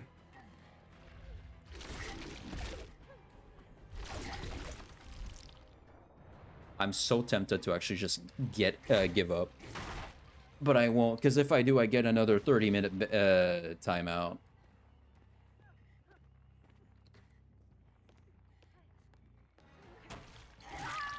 Nice.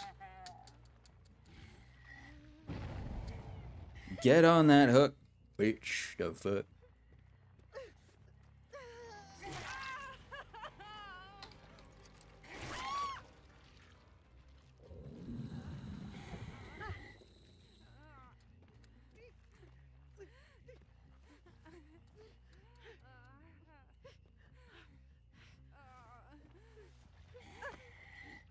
Receives those in the mail names. on one of them, the Mori. Yeah.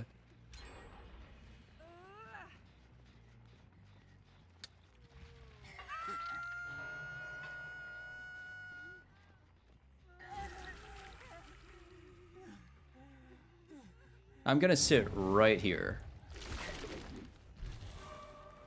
Until noise happens. In which case I do this.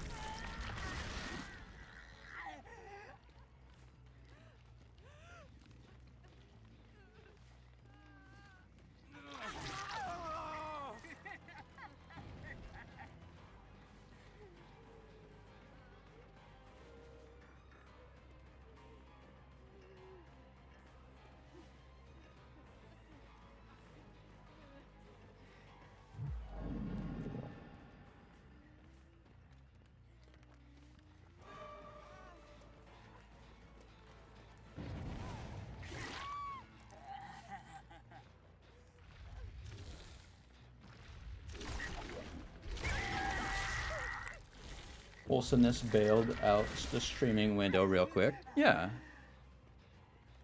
I was worse before. I used to tease my mods about getting pegged by them, so some improvements have been made since then.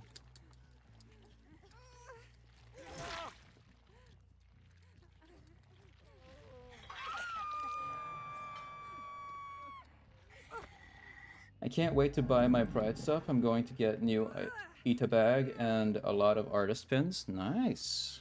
A lewd tuber? Kinda, yeah.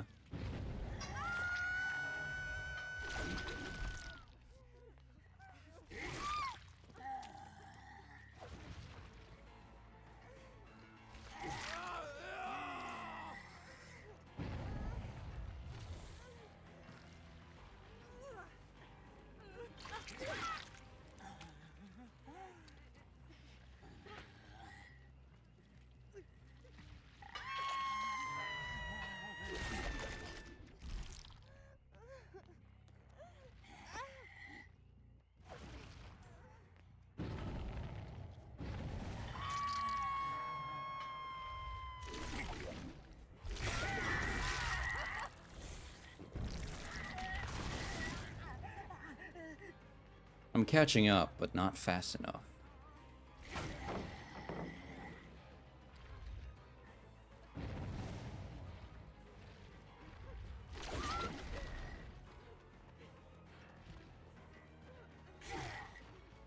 Oh, I didn't hold that button long enough. I really didn't. Man.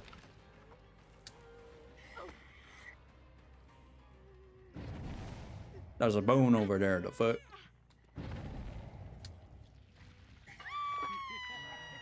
I'm still keeping an eye on your throne about those fake boobs.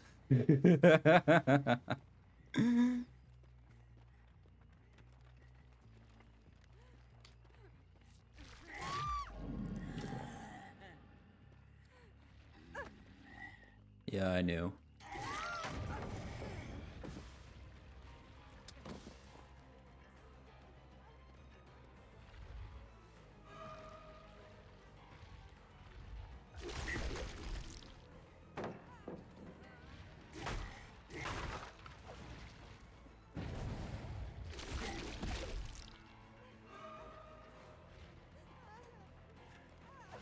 There's no pallets here. Fake boobs? Yeah, there's like F cup fake boobs that I could get if I wanted to. But they're like $400. They're just on they're just actually sitting on my throne. It's stupid.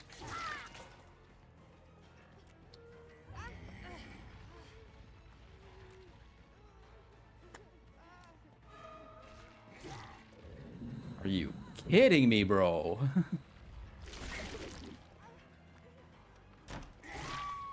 All right, nice.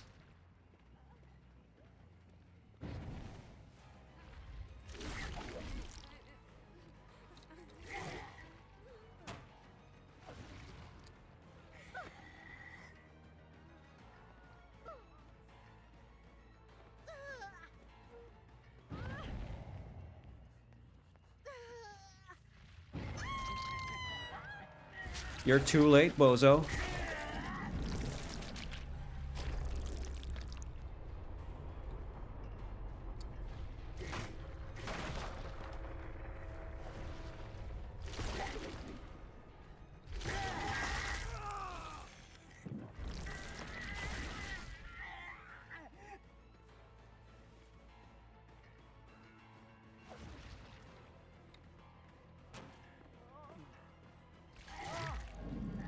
Idiot.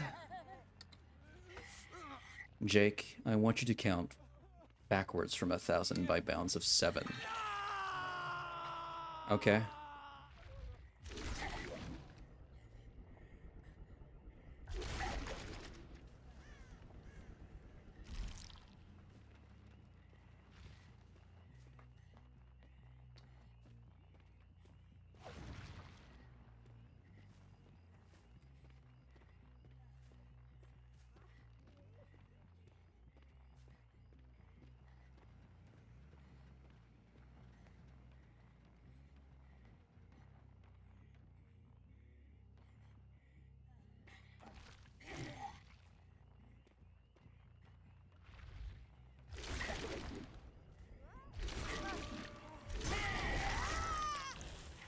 Hey.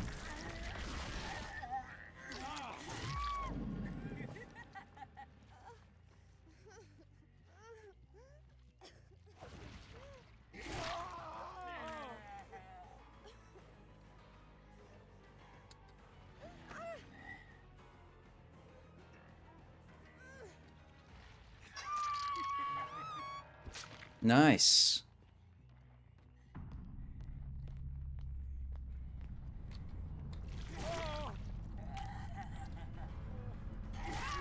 Get out of my way.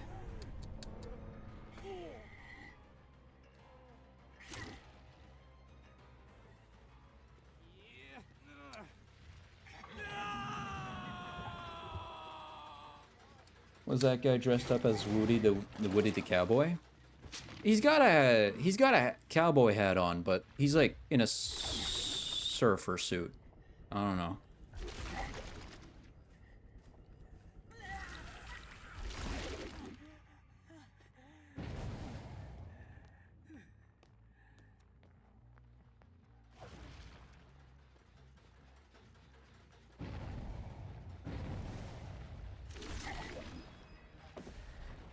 Wow.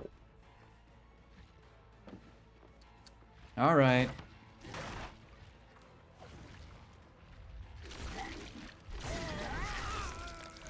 Didn't this guy teabag me a few times?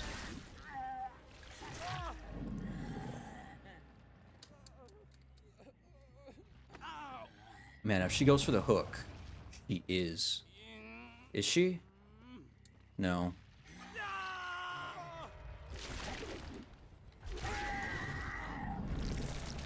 Wow. From a game where you were definitely winning to this.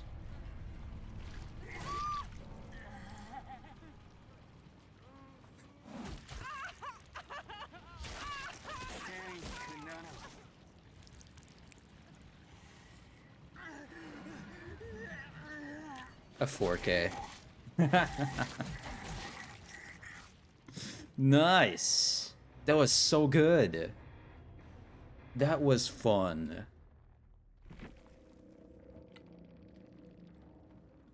God, that was good. Oh, look at that. That's nice. A Sable emote. That's a beautiful finish. Why did I open that? Wait, I misclicked something. Close that. Let me see that emote. That's a great emote right there. Oh yeah, that's good.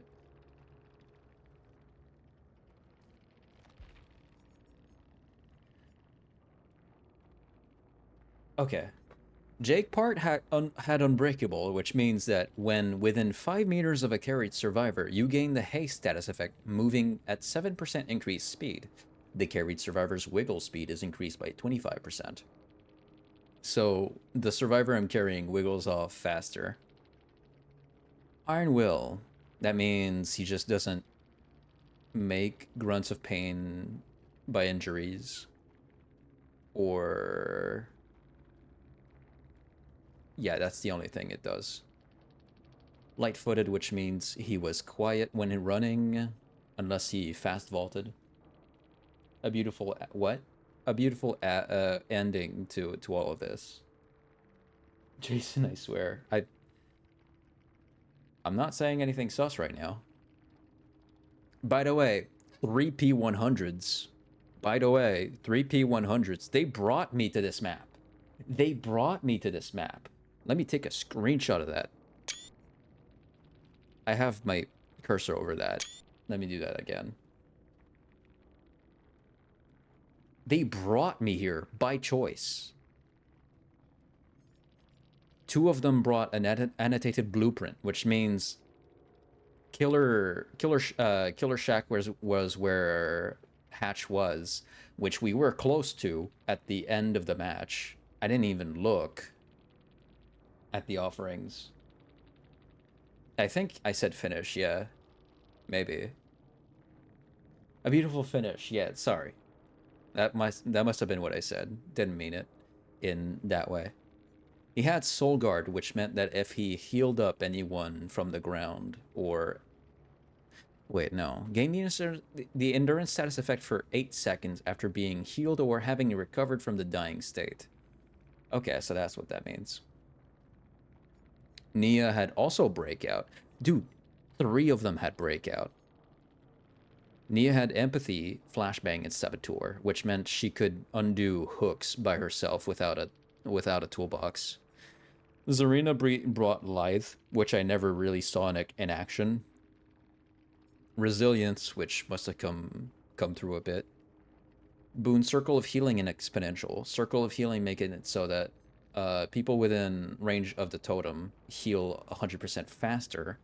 And the other one is...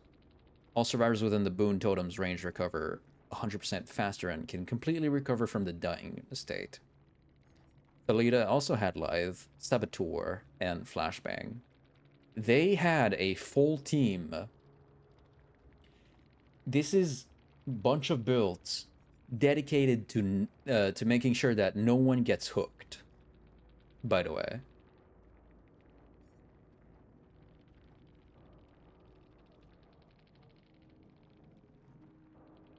I had a shitty perk, None Are Free, which never came in clutch, never came in at the end, which basically takes up a slot of a perk as if I hadn't won. No Way Out, which also didn't come through.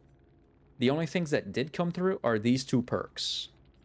It's like I played this match with 2 perks against 3 Prestige 100s and killed them all.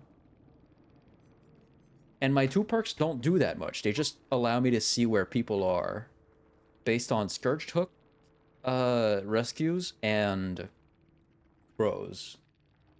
This is a base perk of the game. Everyone has this perk. Very little people use it because it's not great.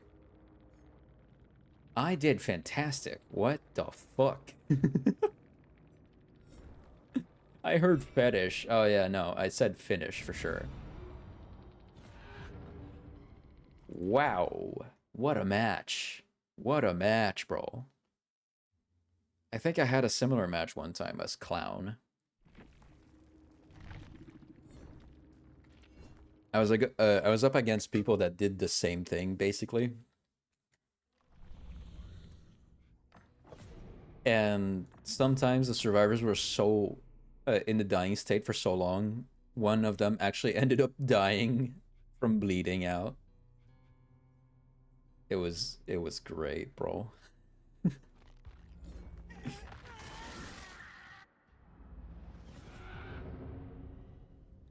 You're good, River. You're good. I can't blame you. Especially after me talking about bum plugs. Which, yes, I will look good in them. God, that was a good match. Fuck, that was good.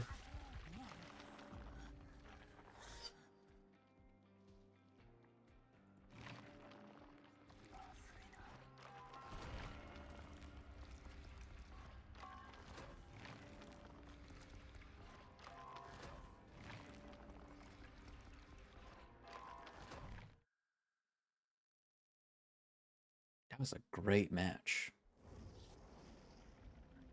Especially with a Jake Park that was so confident he was teabagging me. Oh my god.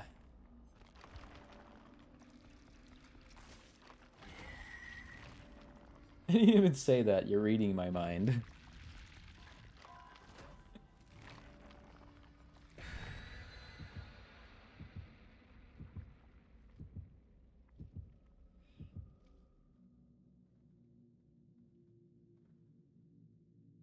I chose a bum plug that had a heart gem on it at the base.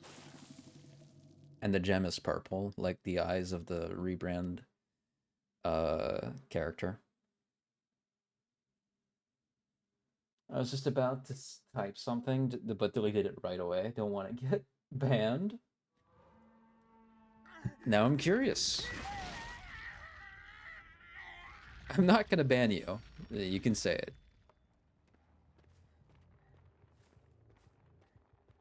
So, Banshee, can you get your tail? Thank you.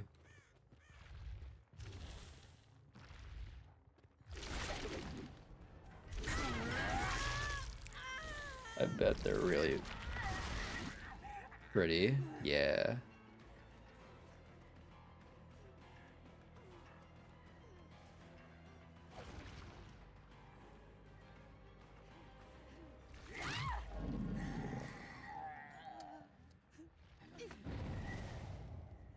You have my word that I won't ban you for whatever you're about to say, Chaotic Bean. And my word means a lot more than wounds, so... Not because I'm a better man than wounds, but just because I don't lie as much as he does.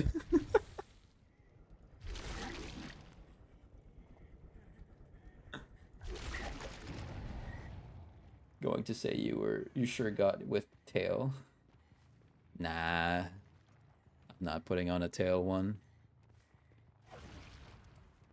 I could, but I'm not that type of person.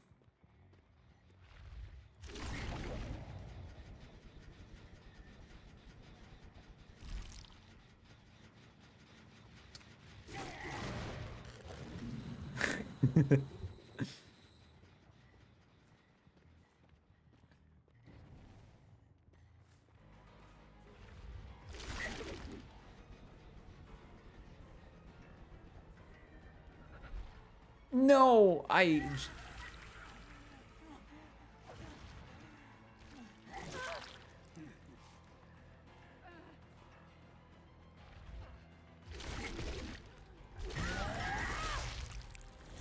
But you can't have it as Huntress Bunnytail. I could. I don't know, I prefer the gem.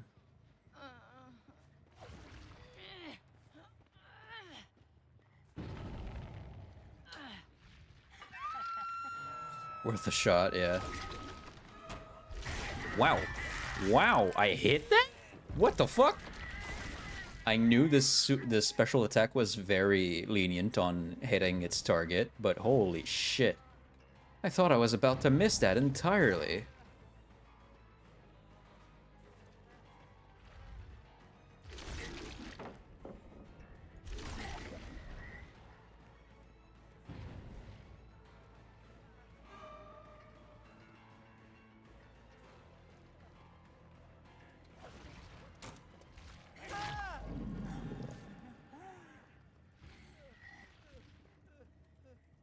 No, not that one. That one. Okay. No Scourge Hook nearby.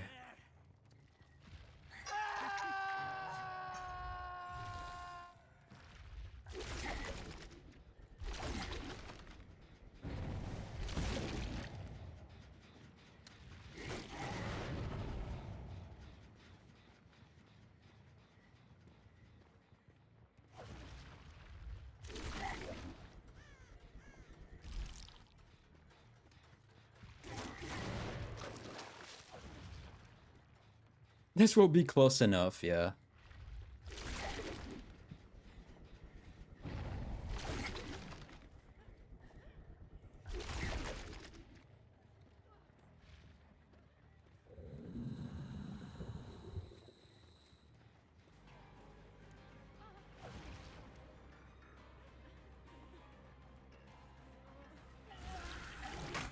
Okay, I thought you were gonna go down in the same loop. I swear to God if you did.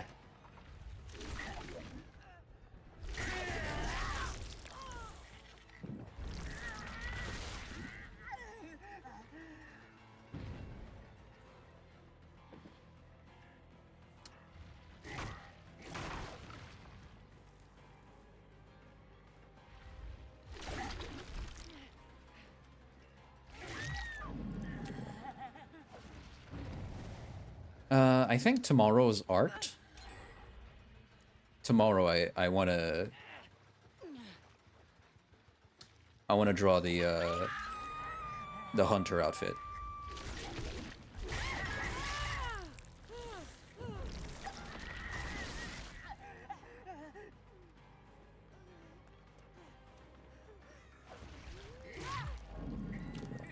Personally, I like the idea of a handle. Yeah, a handle's always a nice thing.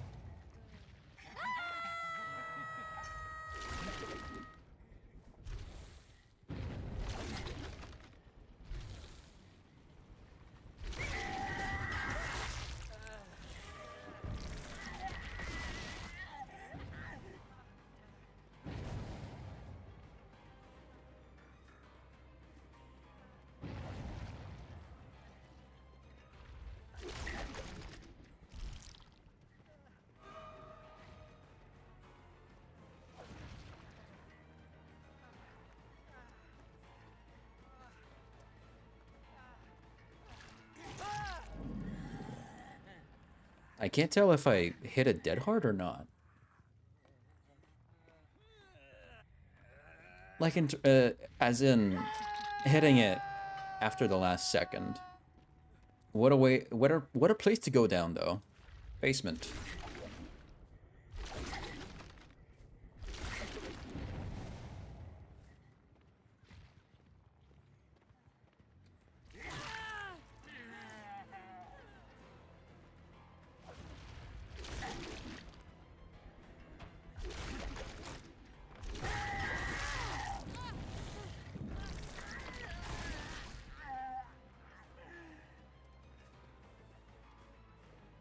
I'd say I'm on equal footing with this team so far.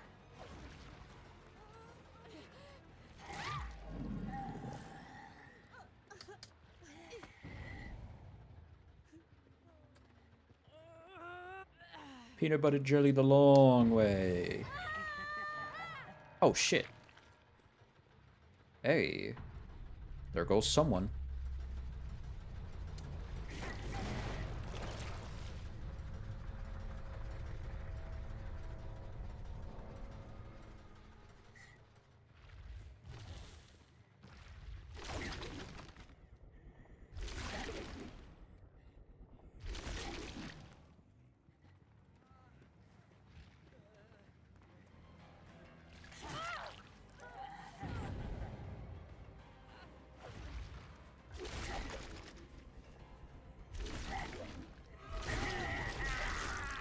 Sorry, just borrowing some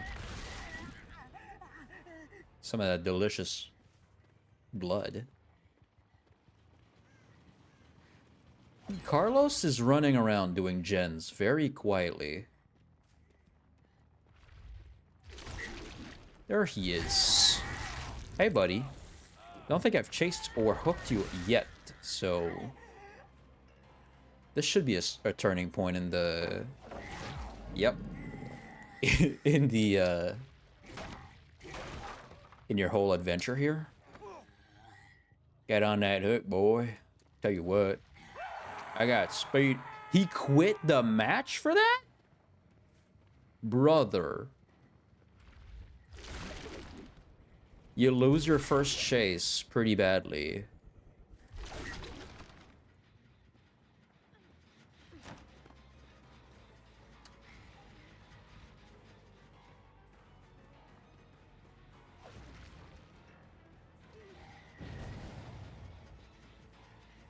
I get that, but come on.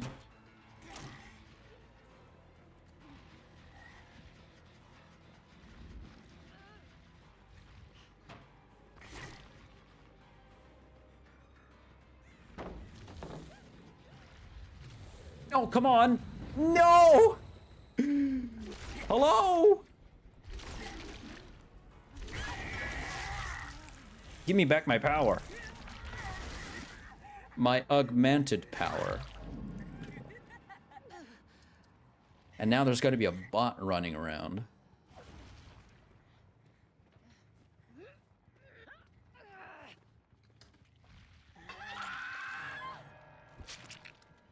I'm gonna chase the bot out of the game first.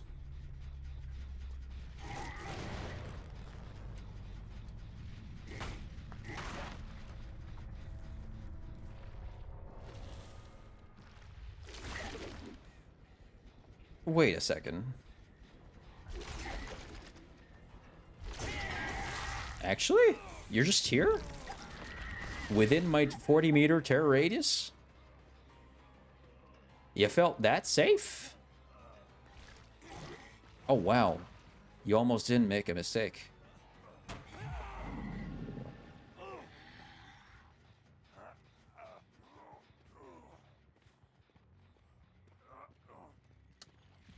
Oh, he's over there. Alright, that's cute. I saw him. I'm gonna ignore him for now. How's the other gen doing? Slowed down pretty much to half what it was, I think.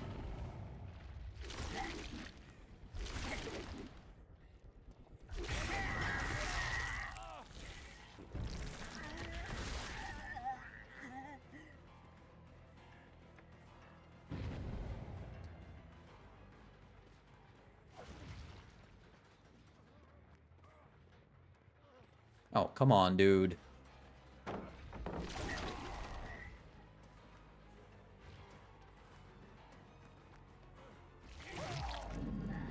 All right. Get on that hook, feller.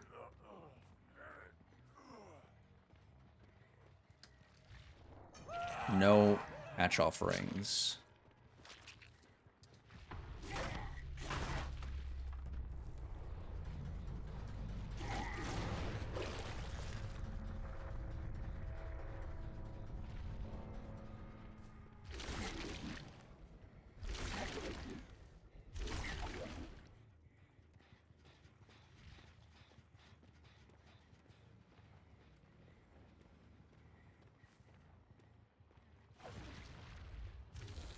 What? Come on. What the fuck was that? Dude, I saw that. It's like someone shot a laser right by my head. That was weird. Ah. What the fuck? I know this game has some light bugs, but that was one of the ones for sure.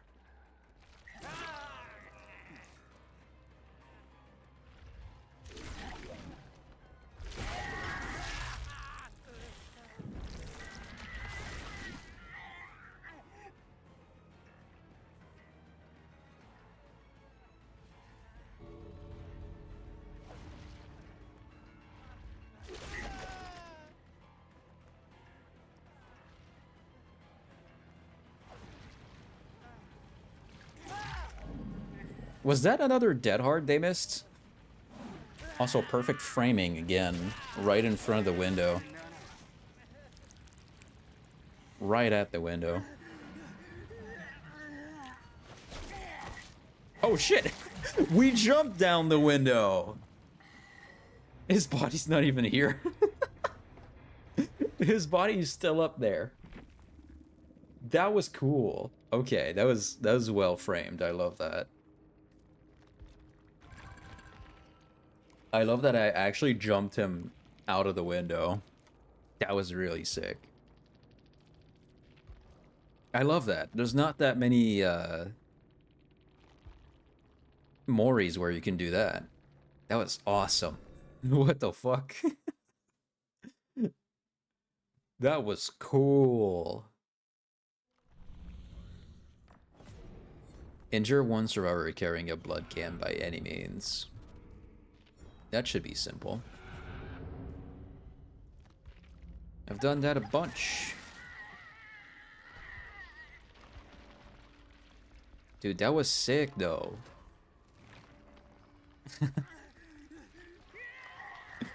What the fuck? Oh, already in a match. What?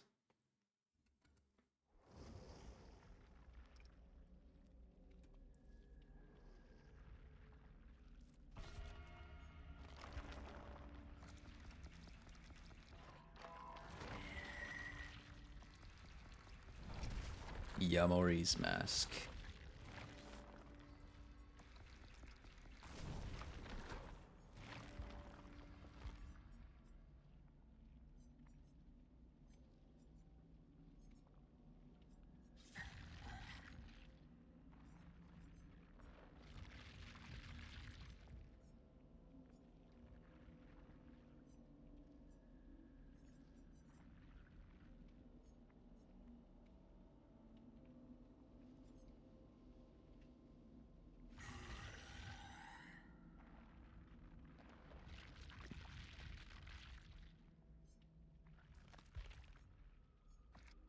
Oh. That was awesome. I love that. That was a cool Mori.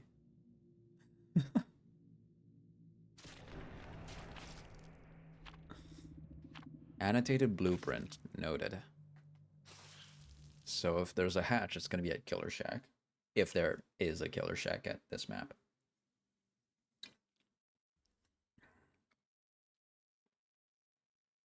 After this match, I'm sure I'm going to go to the restroom.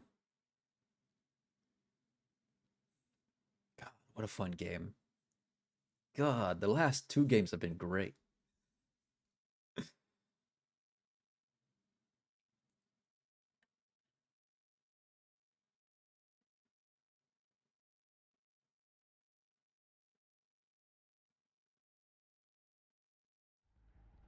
The game!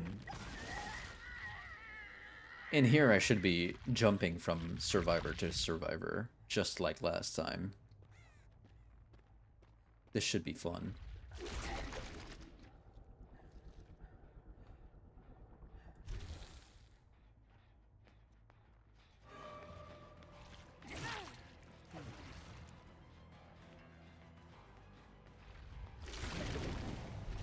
Oh, man.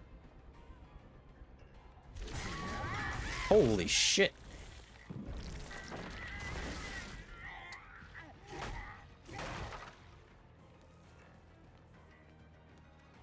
All right.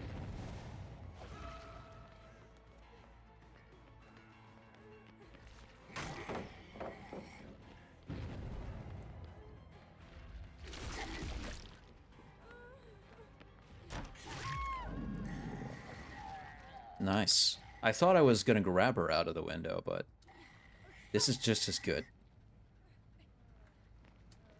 That's not a hook. There is one over here, though.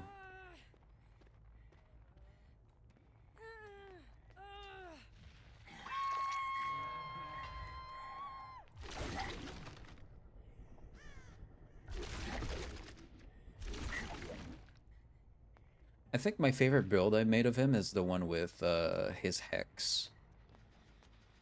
Where I keep finding people.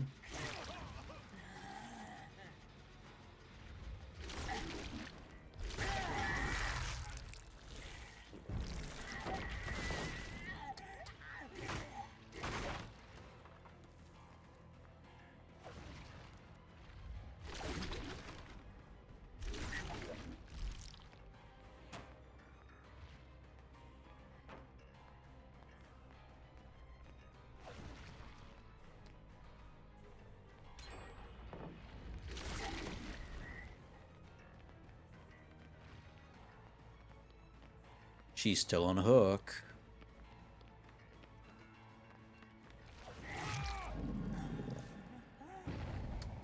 I don't think she'll get to phase 2.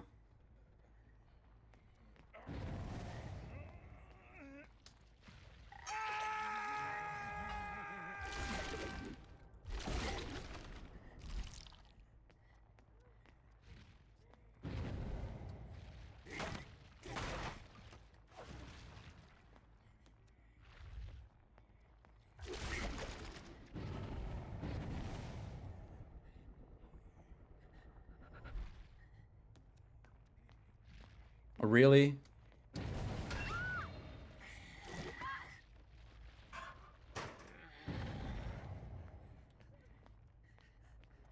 I don't... She's AFK for sure.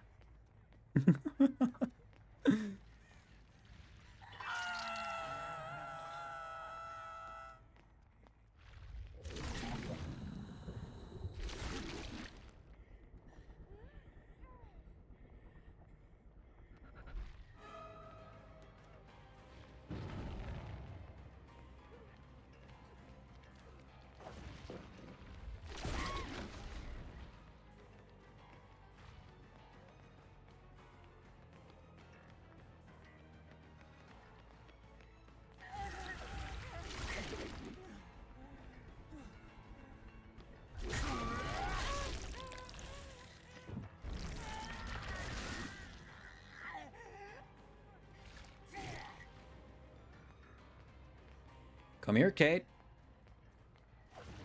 Let me pat your head with my tentacles. It's not as bad as you think it is. Bam!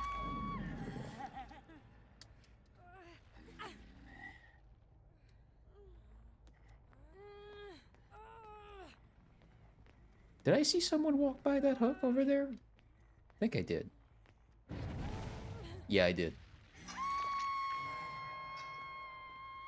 One of them hooks over there, bud. Tell you what. That shit's fucked up.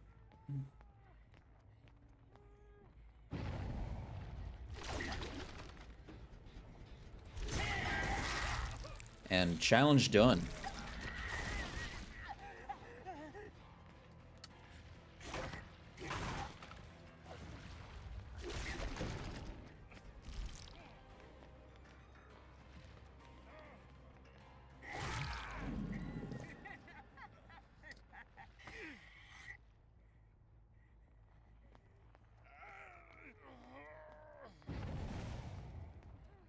Make way.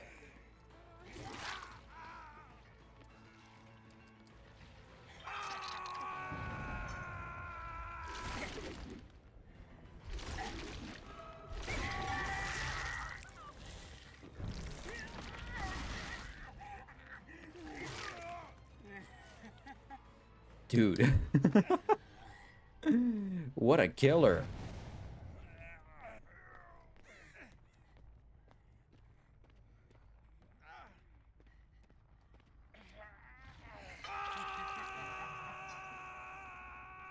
Again, I'm practically not even using 2 of my perks. Kate.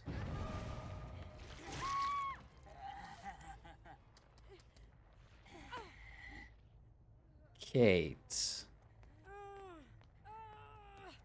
Why did you go down here?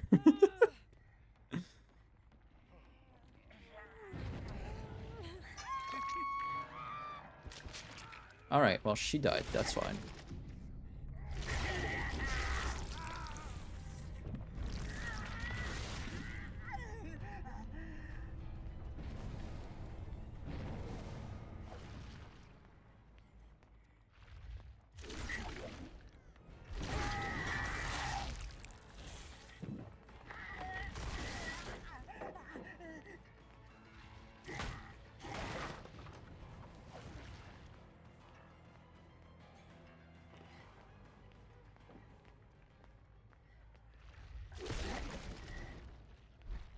Why are you going down there?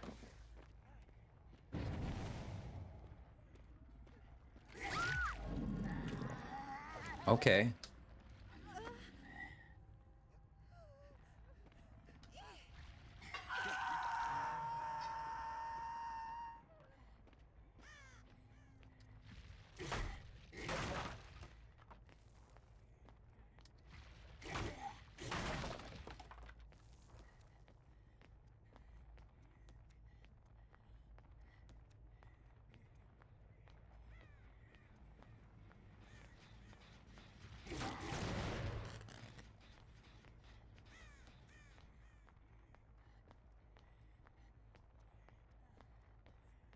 I need to hook blue Victorio again.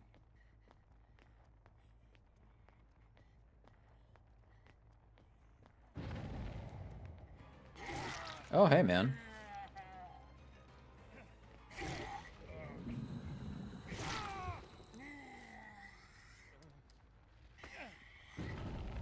It's what an unfortunate time and place.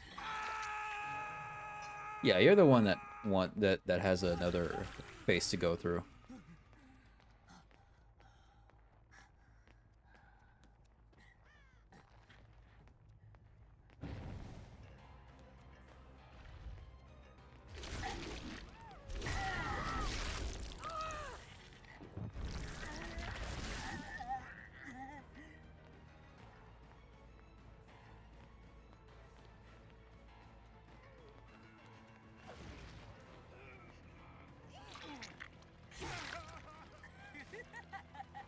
Oh no, I hit the wrong one. Fuck. Damn it.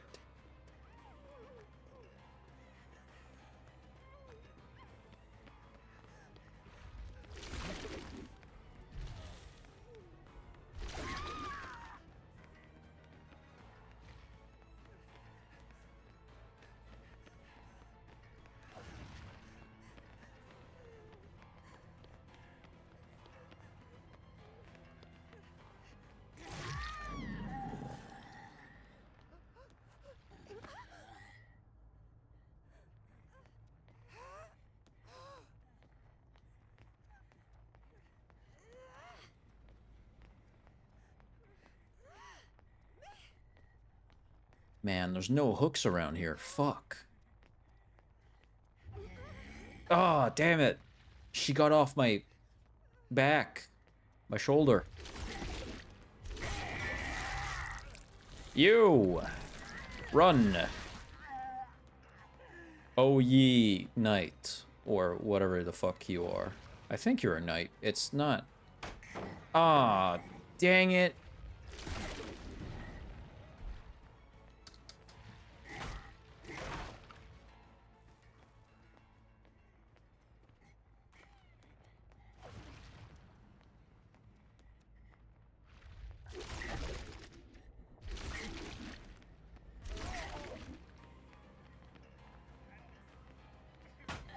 Oh, dang it.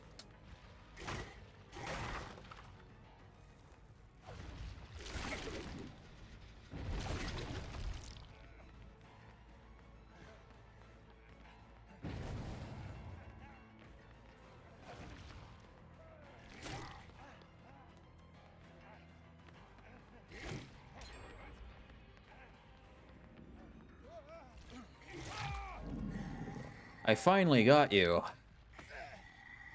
Oh, jeez, this is taking a lot of effort out of me. Don't wiggle, please. There's no hook around here. I can't find any. Fuck. No. I have to hit this guy. You, come back here. Ah, dang it. Fuck. Darn.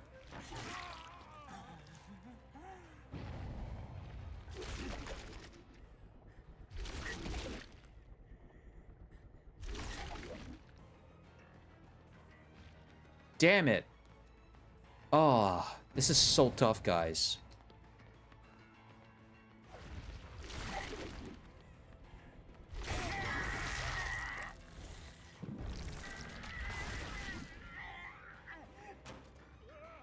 Man, he went through the window. What a cool move.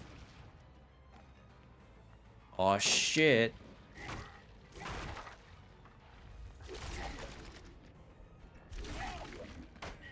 Oh, man.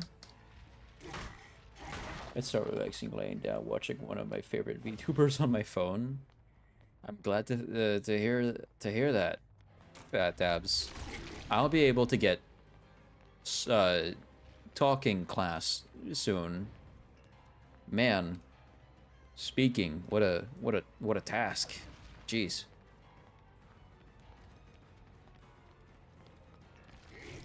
Oh, dang it. Oh, dang it. There we go. Come here, you. There's a hook right over the other there. Yes, that one. It's so far. I don't know if I can make it. Oh, man. How unfortunate.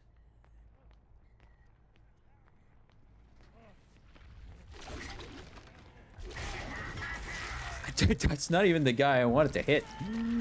What the fuck?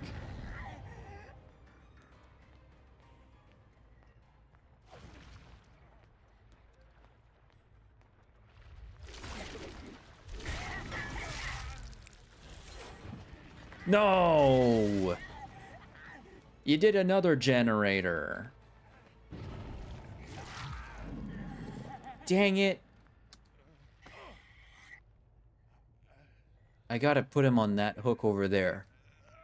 I'll make it. I've got agitation and the other perk.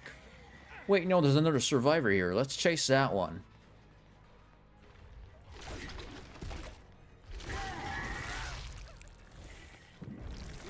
Come here, you. You a scoundrel. Gotta kick this gen, though. Courtesy of ya boy.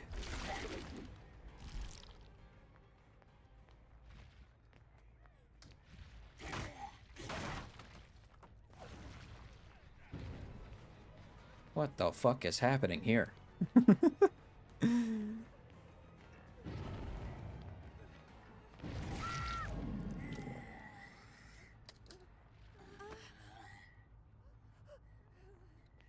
Man, there's a hook really far away I want to hook her on.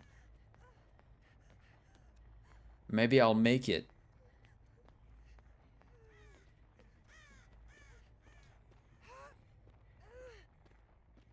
Not that one. I gotta go this way to get back to that one over there. Man, it's far. Wow, I don't know if I can make it. Aw, damn. That's real unfortunate.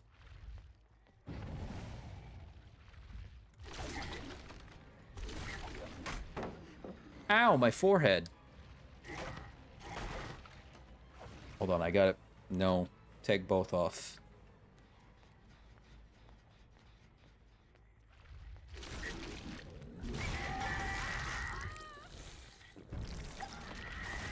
Delicious, delicious blood.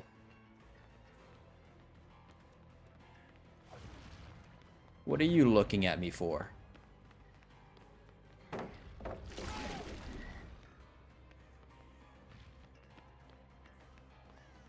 Oh man, I can almost taste it.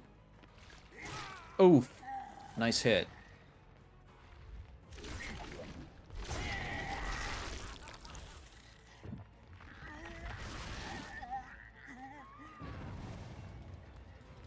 What? No, my forehead.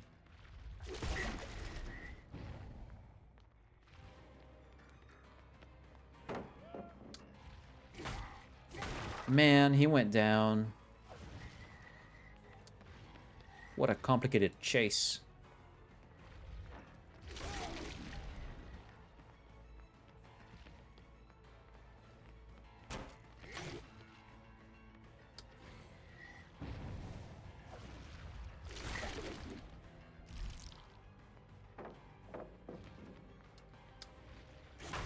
Wow, he's a real expert. You can tell.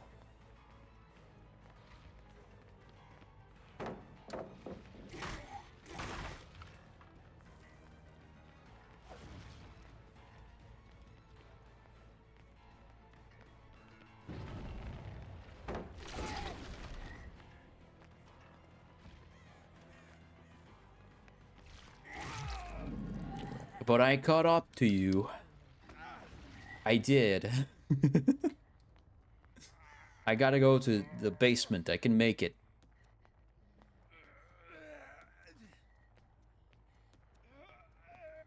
What's this? Scratch marks? Oh, dang it. They went this way. Hey, buddy.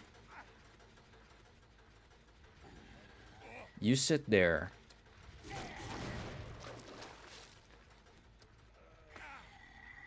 I don't get enough points for blood generator damage. Oh man, if I can hit you. Oh man. Oof. Oh, he's off of me. But I'll carry the other one though. I can make it far.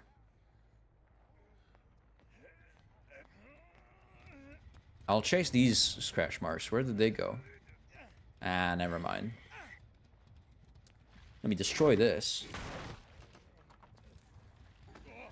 This is the very definition of playing with your food.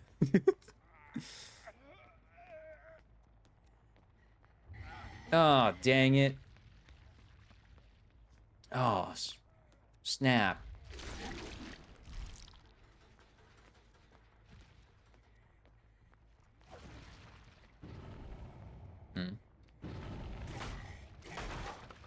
Right.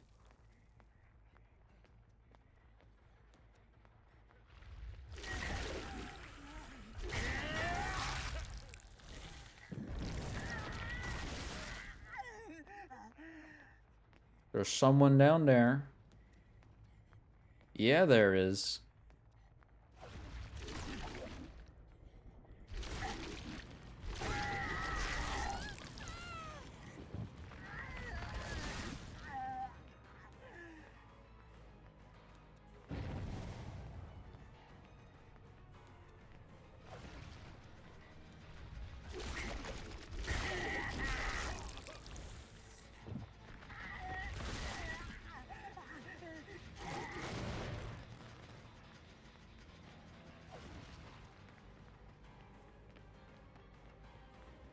Come here, you.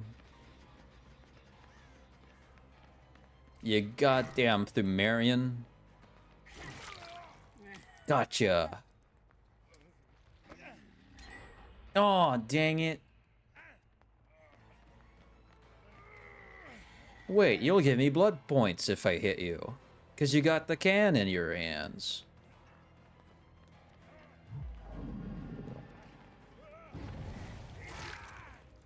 Yeah. Sorry, I had to switch targets real quick.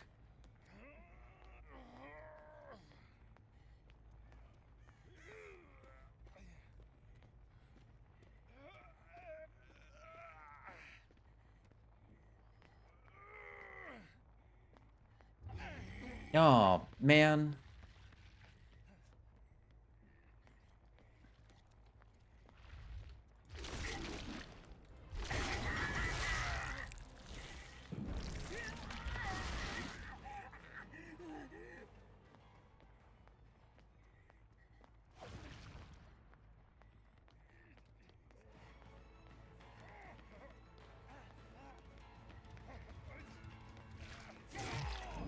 Okay, that does give me more blood points again, just because he's got a can in his hands. I'll keep doing that. It's annoying, but I'll keep doing it.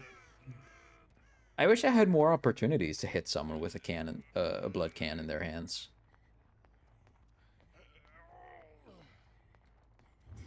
Oh, man.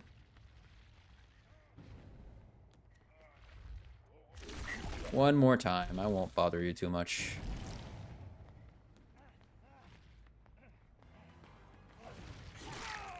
Oh, wait. You lost your can.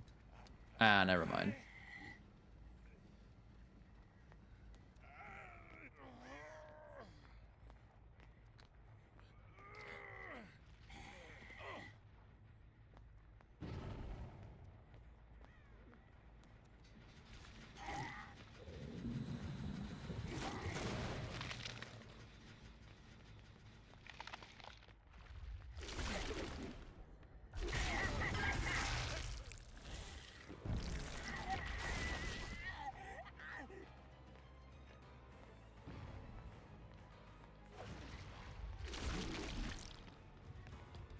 God, look at that. Damn, I missed.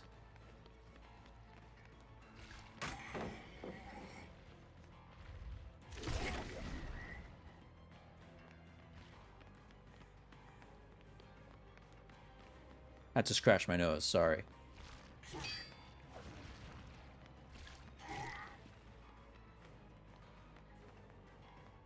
I gotta drop Chase, he's too good.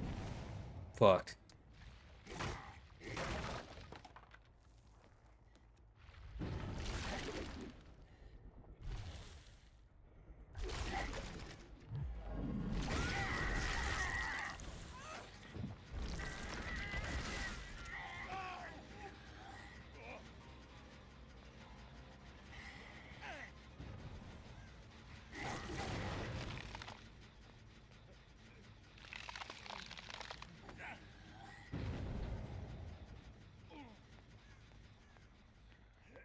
I've played with them like toys so far enough. I might as well just let them get out. Oh, there's a paladin didn't break here. What was that? What did you just say to me?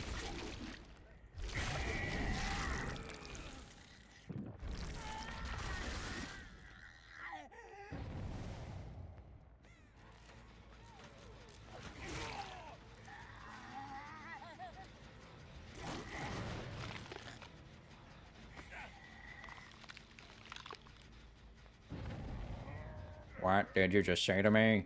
The fuck?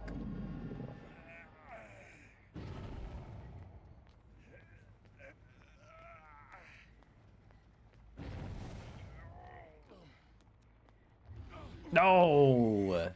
Damn it. Hey, I need some sweet... Whoops. Alright, never mind. Hey, buddy.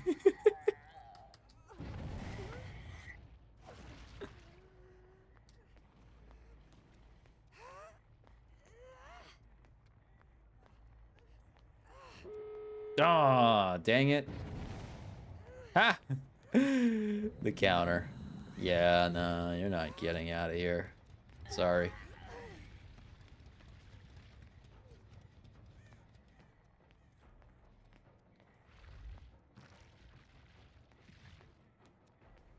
Yeah, it's a...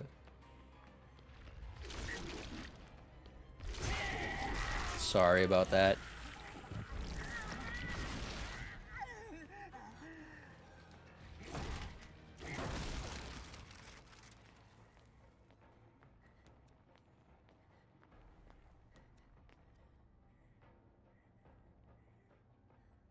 I'll let you guys out. It's been long enough.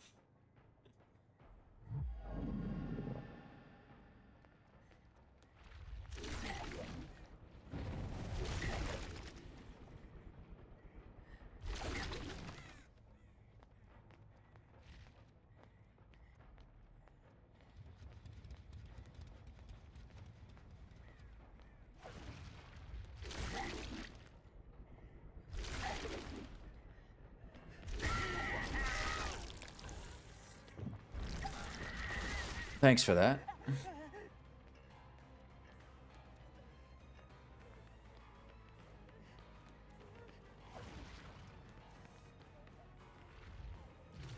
Whoops. Oh, shit. The hell?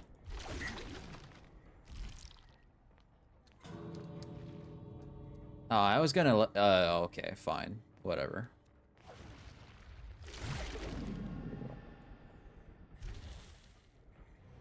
Nice. Sorry about that.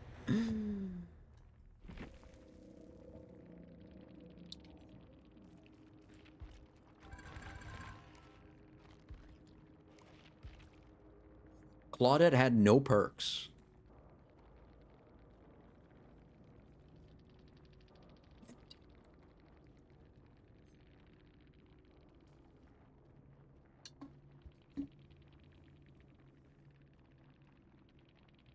Okay.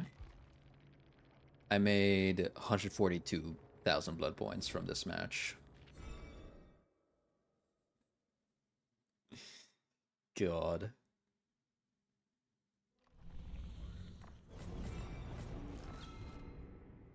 This is... Can you show me? Kick 1 blood generator. That's gonna be done super quick.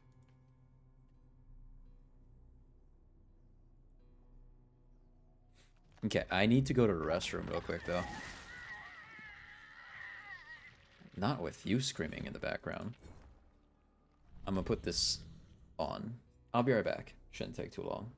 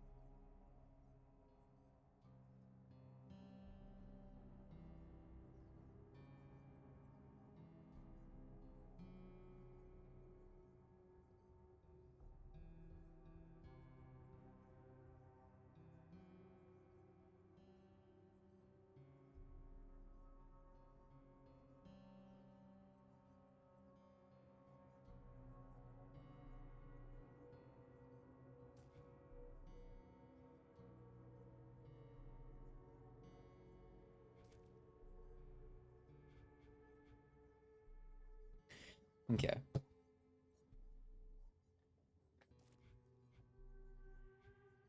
Kick one blood generator. Should be simple.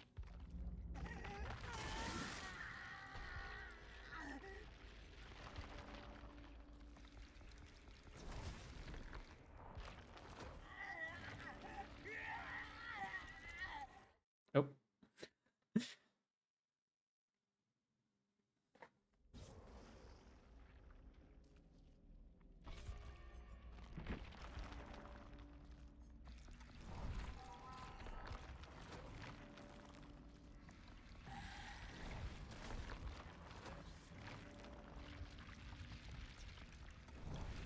I'm thinking of changing killer after this one.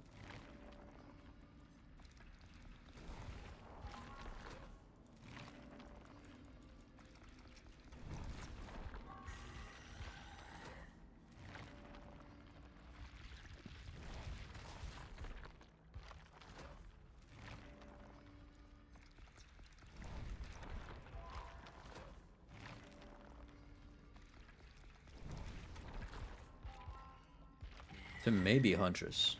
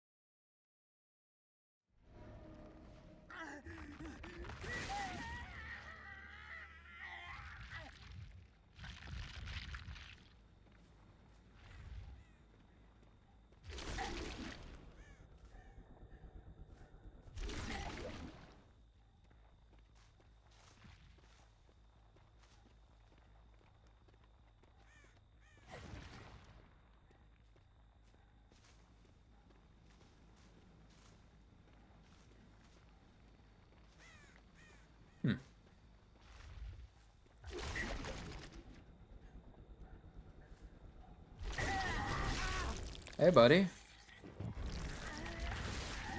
You ran a bit longer than you should have. That's how I found you.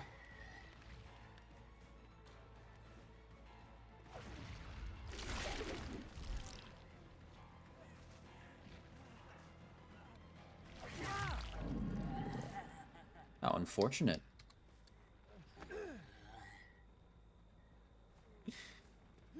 The sound of your footsteps was what did it.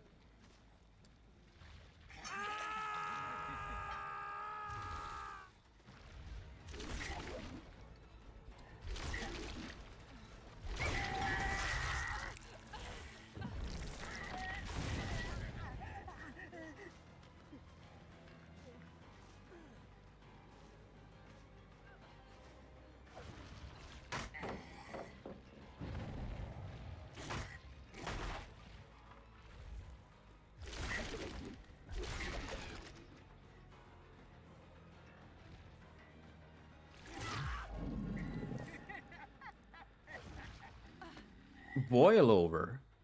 That's why you went over here.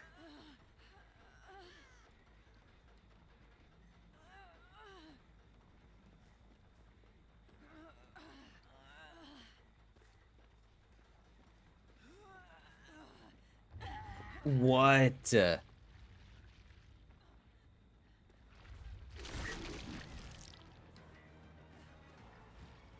So I actually can't hook you? That's fine. You can stay here.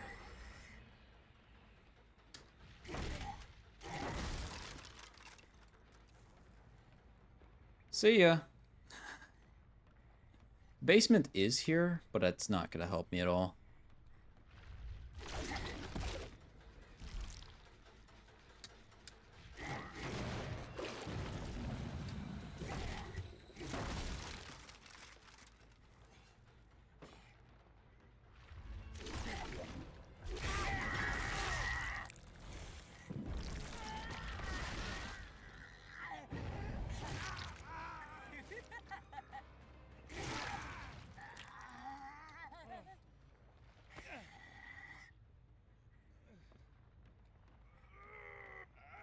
Sorry, buddy.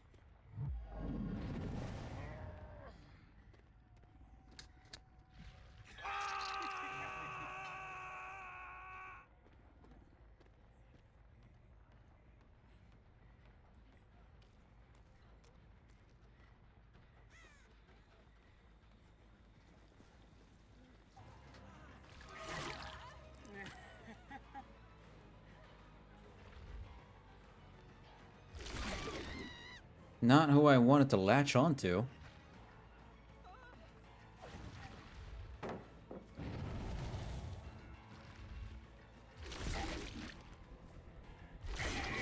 Holy God of Maneuver. That was on accident. Damn, okay. Figured out I can do that. That's sick.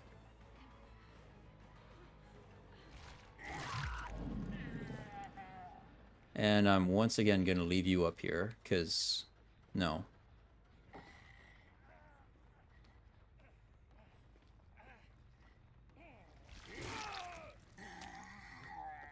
Oh no, I ain't dealing with that. There is a hook here, but I mean, she clearly doesn't want to be hooked, and I respect people's boundaries, so I'm just not gonna do that, honestly.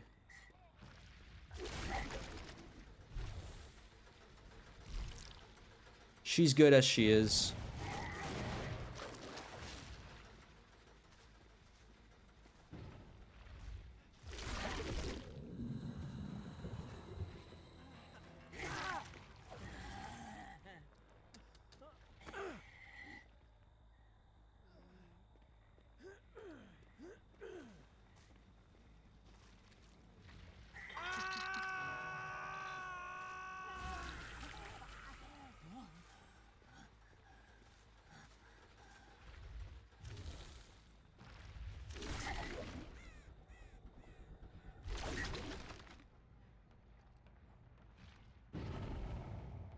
Yeah, sabotage a hook. Okay.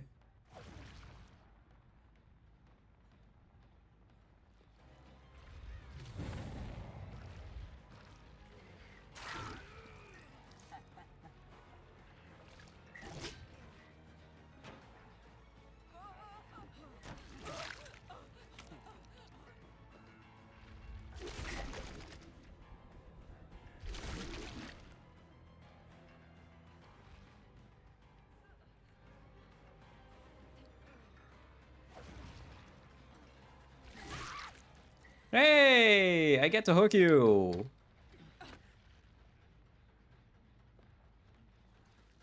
Congratulations. You can consider yourself hooked. Yeah, I knew I'd lose that gen.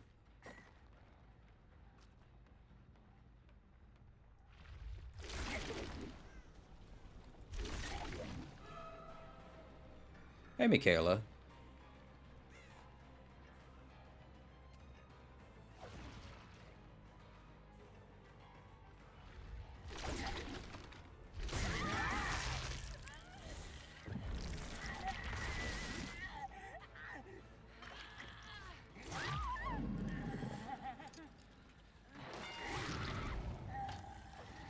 Yeah, that's not a problem. You also have it? Yeah, you're right. You can stay here.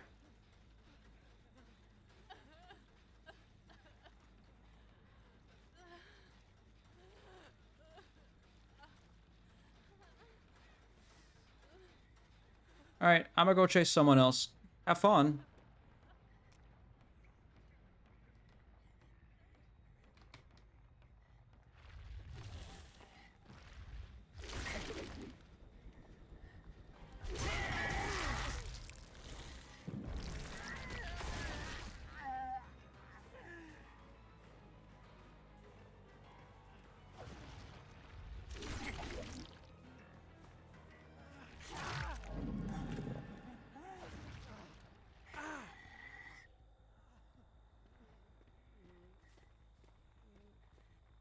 Sorry, man. Sorry, Adam.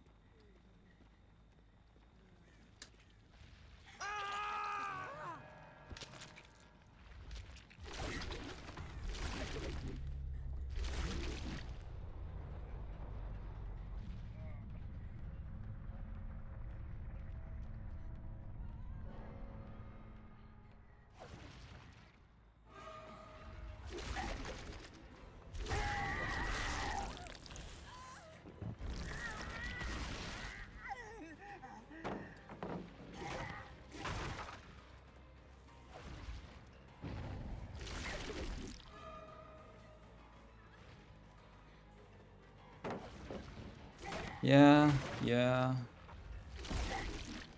Damn it, I messed that up.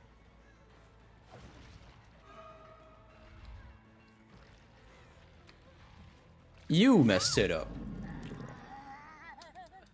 Turns out you fucked up as well. Because just beyond here, there's a sabotaged hook. All right, you can stay on the floor.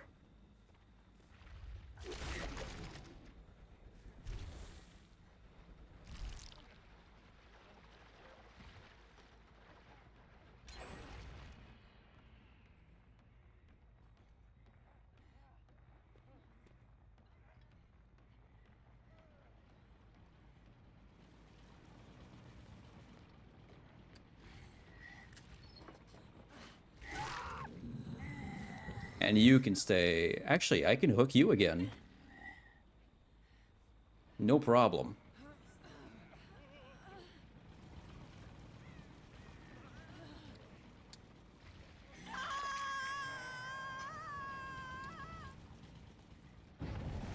Okay, so that's...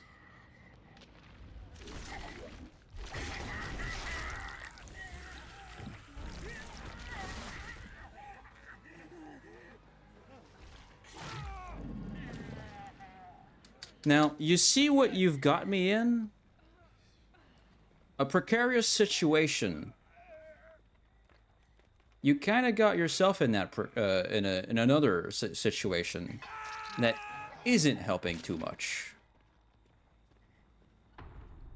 Michaela? Oh, hey, there you are.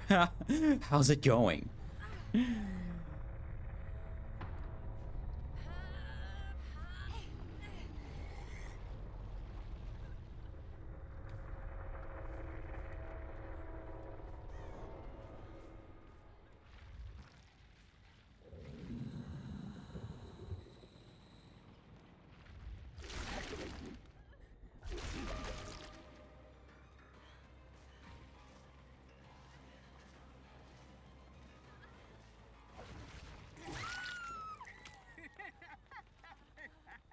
Stay right here. What you're looking for isn't around here. Okay, Michaela? What you're looking for is Hatch. And Hatch isn't around here either. Tough luck. Really. You got up on your own and you got it? What the fuck? I wanted you to get out anyways. Actually, not even a joke. Well played. Michaela with Decisive Strike Boilover Unbreakable Flip-Flop. Shiva with Unbreakable Boilover Flip-Flop and Tenacity. Vittorio had Prove Thyself. Deja Vu, Resilience, Self-Care. Adam had Diversion, Deliverance, Autodidact, Invocation, Weaving Spiders. What a match. Could have got a 4K, but it's Michaela, so... Dude. I need to sleep soon. Same. Same.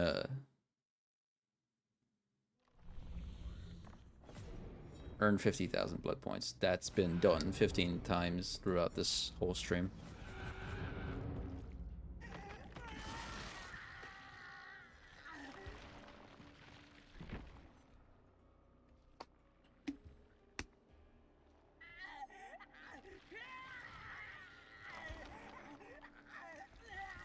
Let's give him the rest of my blood points, but let's switch to another killer.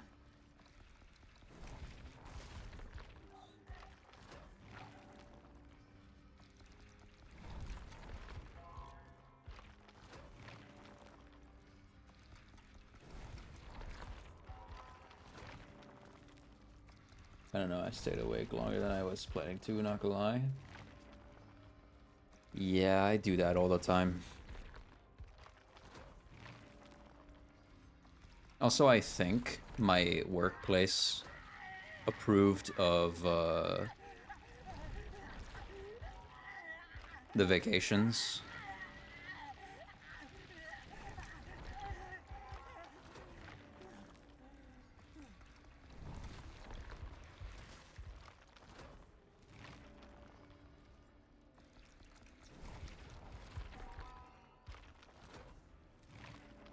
So if I can, I'm gonna be able to plan to go to TwitchCon.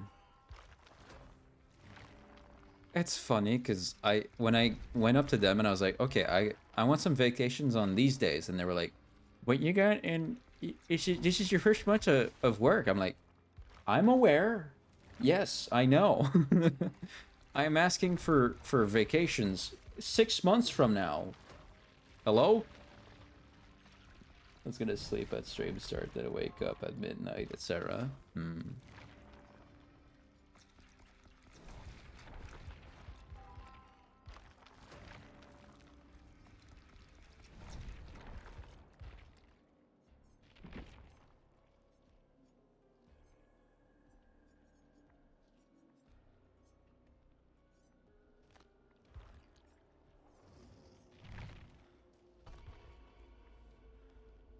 I don't know, it's silly, but I think I got the vacancies.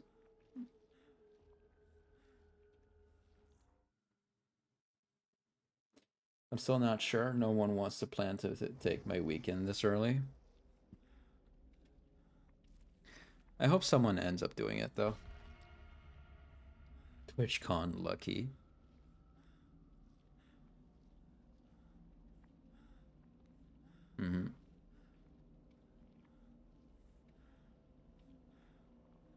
I don't know, I'm getting more and more stressed the longer I wait. Yeah, I understand that.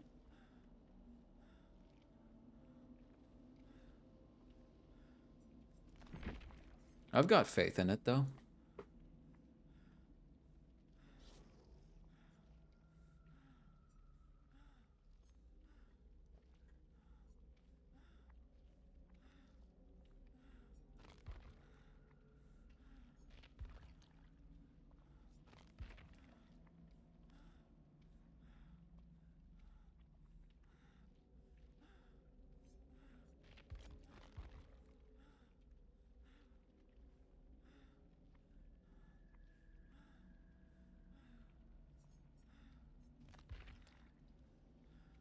I can't really buy tickets, etc. if I do not have security on that. Yeah. True. Which is why I was also waiting for vacancy acquisition.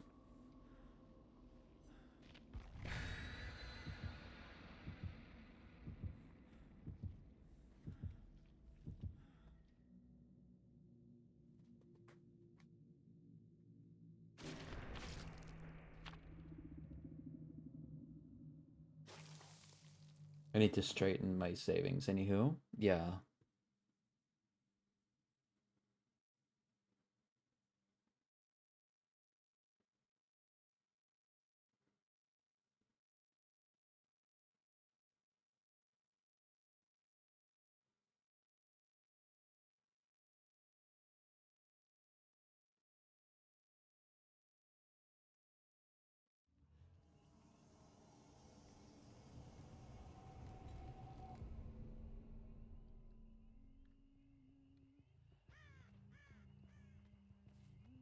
That's a terrible hex placement. I don't think the other one's any better, though. Is it?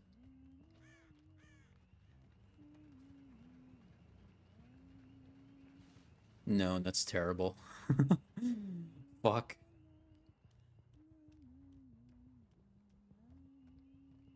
Like, I get they have to put these at places where you can find them. But there's better spots to do that, man.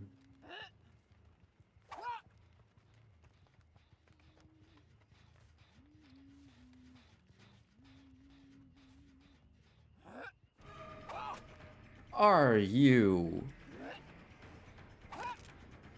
Oh my god.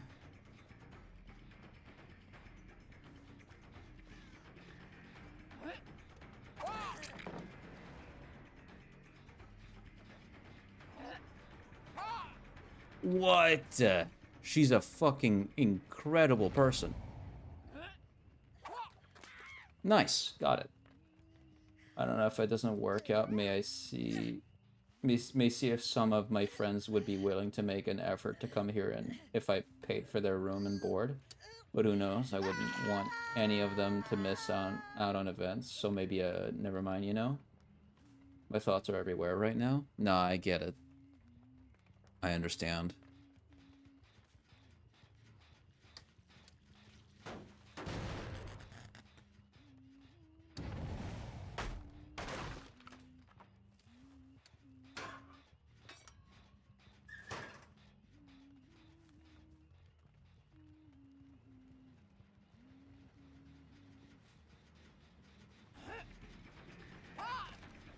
No, you. Okay. You did make that mistake. Damn. Tough luck. Tough luck, chump.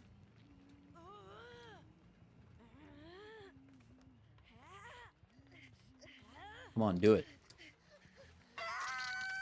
You won't.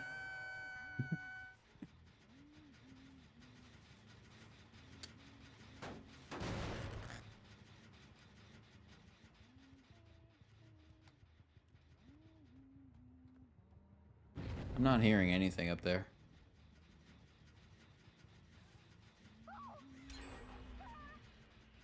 That one? Okay. No action here. Some over here.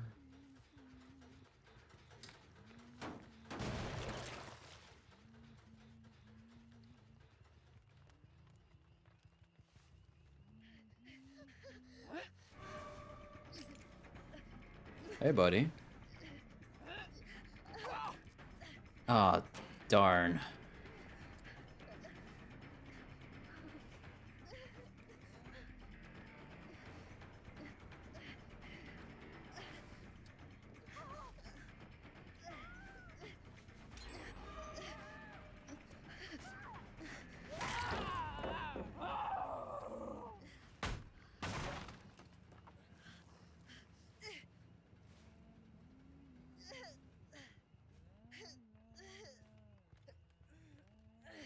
And on this one, you go.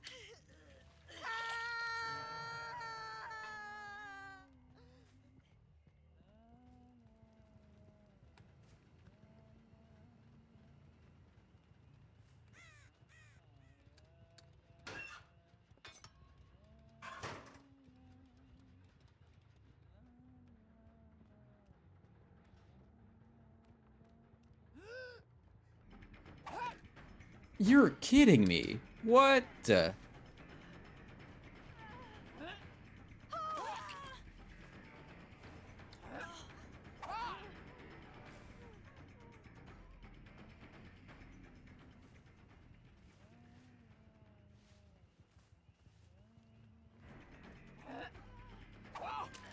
Dude, that was an incredible shot. What the fuck?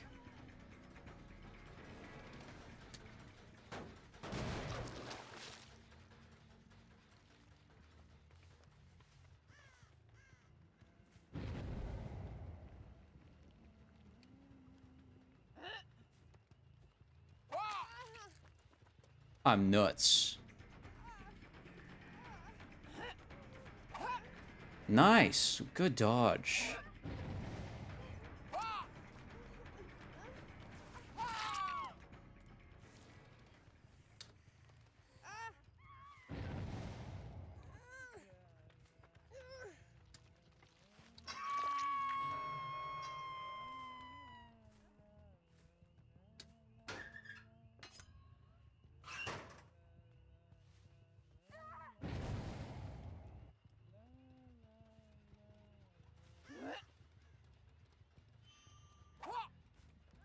Oh, that was close. I interrupted her, though. Nice.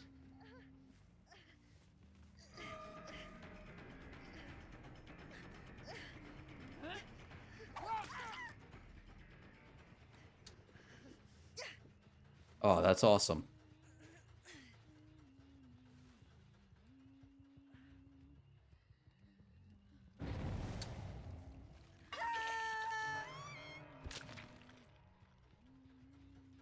Good shit. I bet someone's back on that totem, though.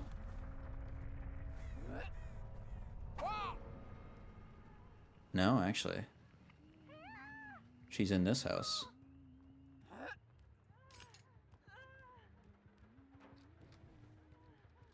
Alright, alright.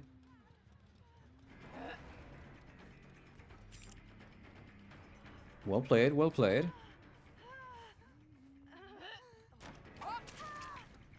Good stuff.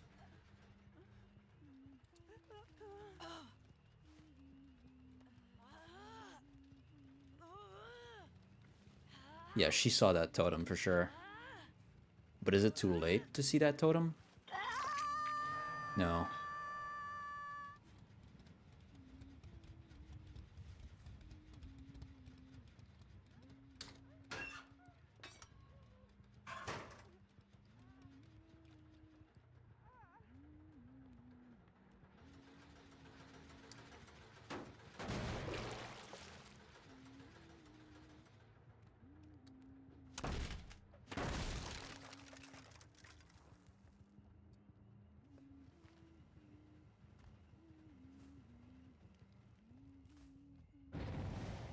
Okay, alright. Pretty chill.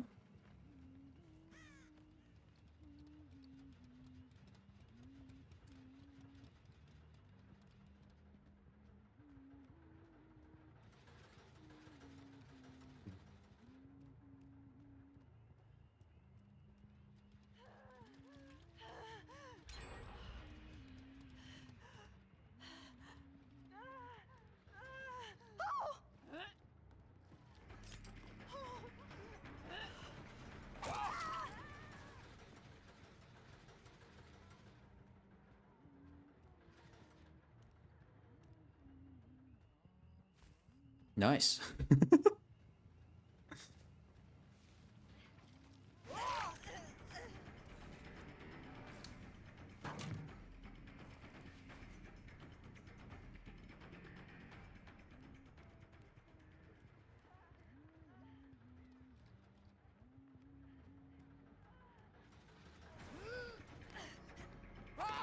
Oh, that was almost an actual hit.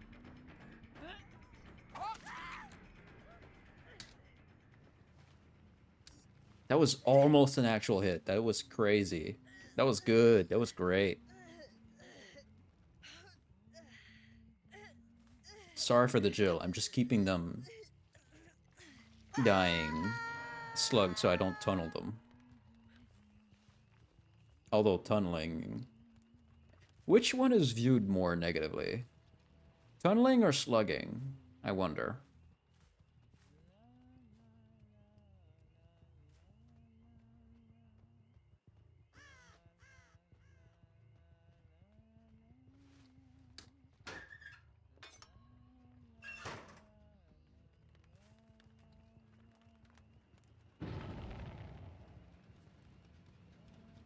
Because they are both negative.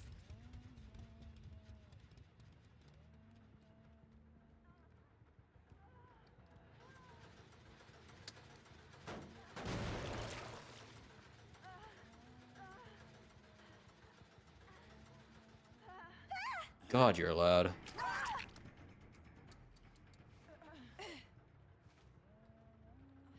What the fuck? Yeah, she really is loud. Like, what the hell, man? I can hear her like she's near... She's on my level, but she's the floor below.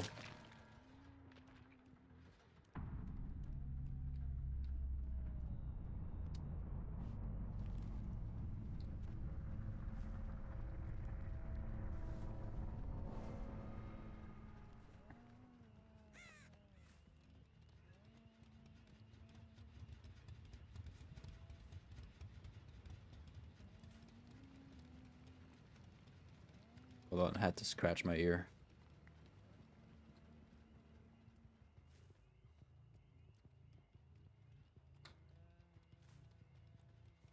The other thing that's confusing is trying to tell which is a just like a blood item like a generator or a hook apart from scratch marks, because they have like the same... Oh shit, they got it. That was Huntress Lullaby.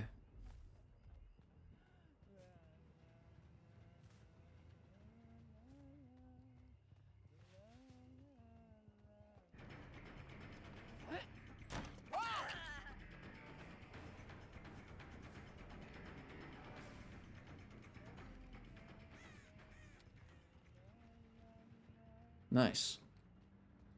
Okay, so I was protecting the right one.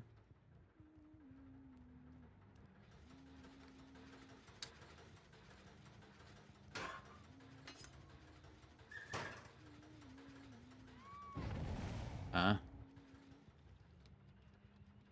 Oh.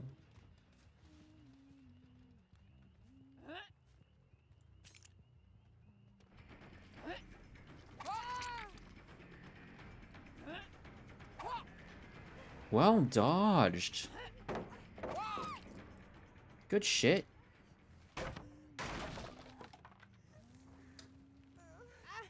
I don't think I hooked you yet.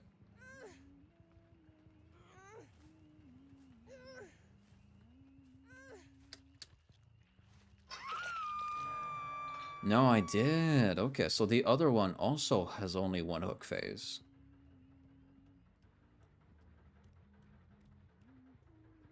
They're really pushing this one generator here, huh? Or so I thought. I mean, they would. They would. There's no hatch offering.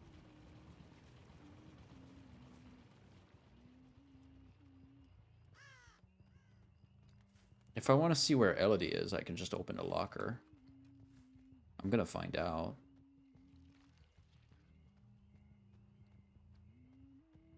Maybe. Okay, you saved her.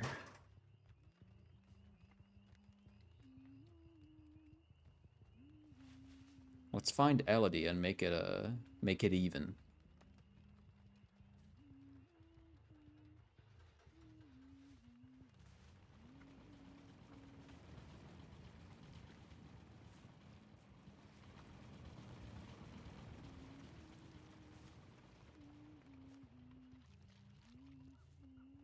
Huh.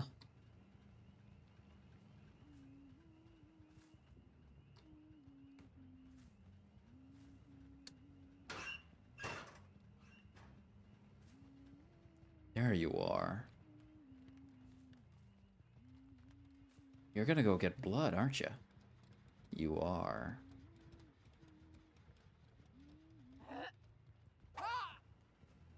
Ah, damn.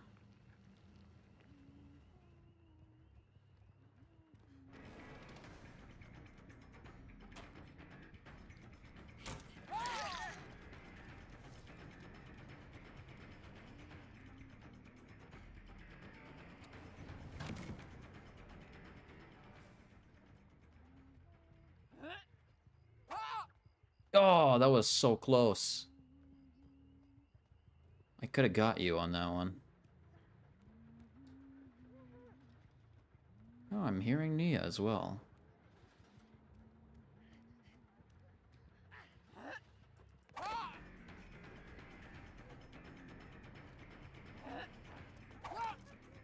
Well done. Ah, I wanted to interrupt it. Fuck.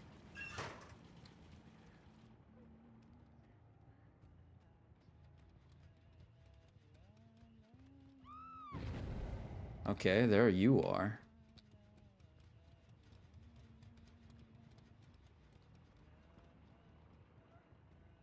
I'm looking for Elodie.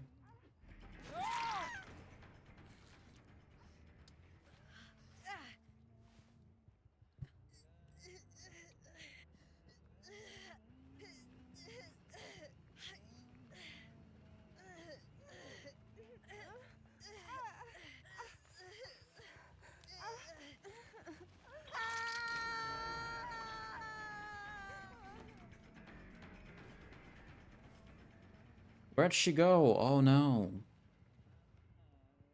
God dang it. Fuck. She got the rescue. Oh god. I'm so clumsy. Darn.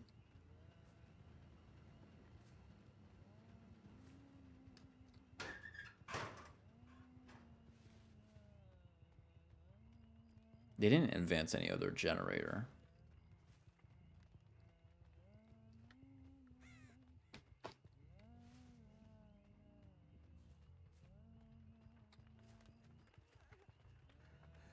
Oh shit. Well, hey there.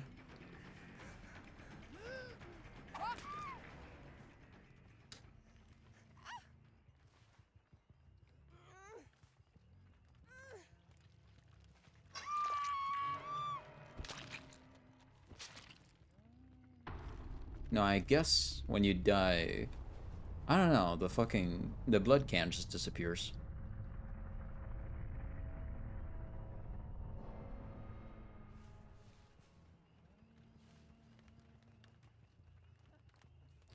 I should open a locker.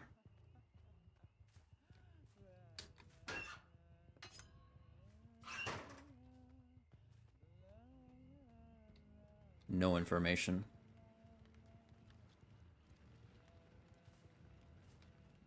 Oh.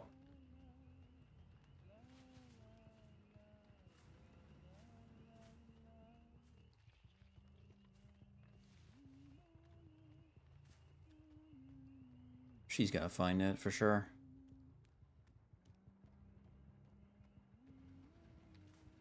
Right?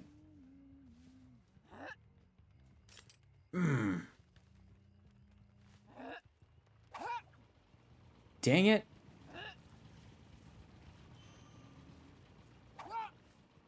Yeah, I know it's not that way.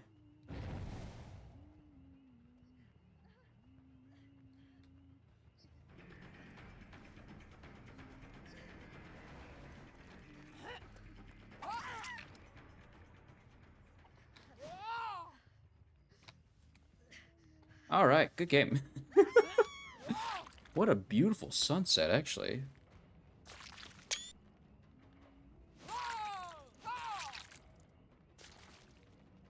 I gotta charge my phone. It's on 2% battery.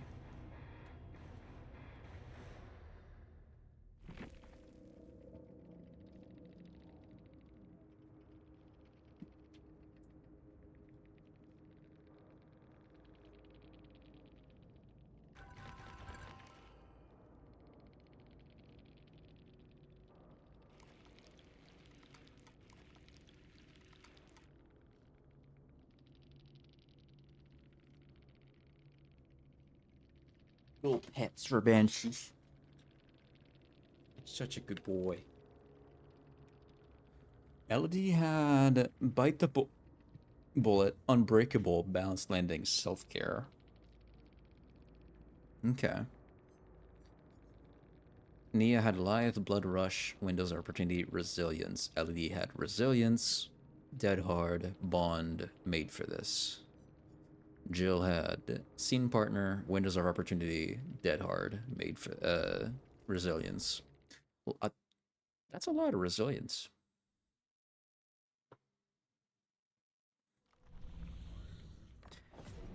Ta-da! Banshee. Chaotic Bean is saying hello. This goes up to 200, man. Yeah.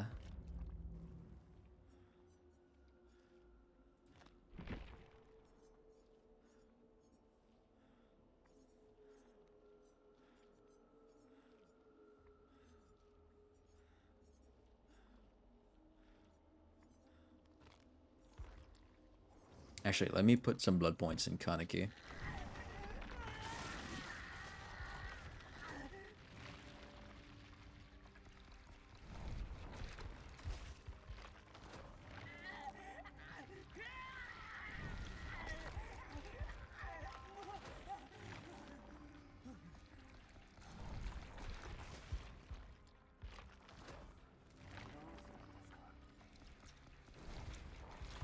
Give Banshee a little boop for me. Got it.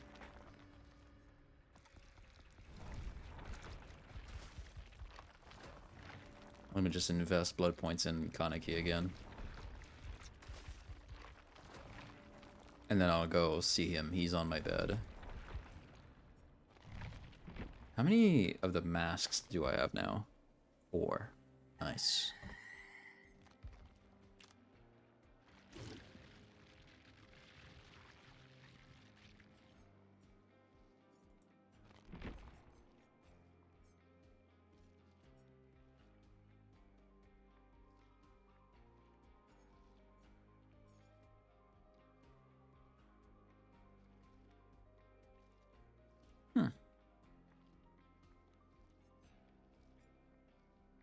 I don't know, I'll keep playing Kaneki because he's really fun.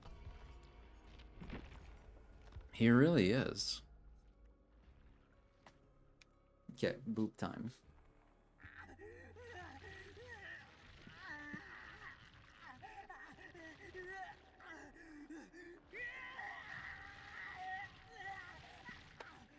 I gave him 2.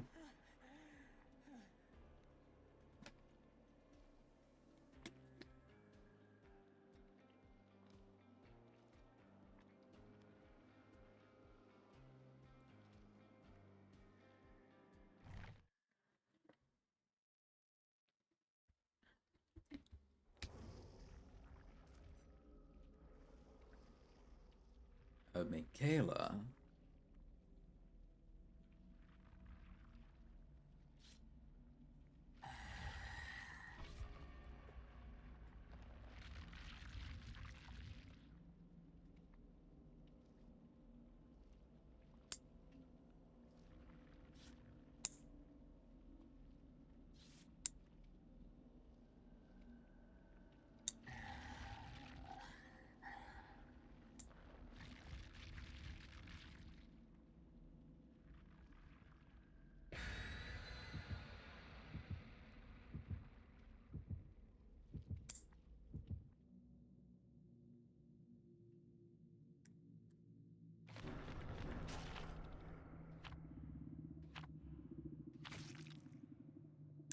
Macmillan.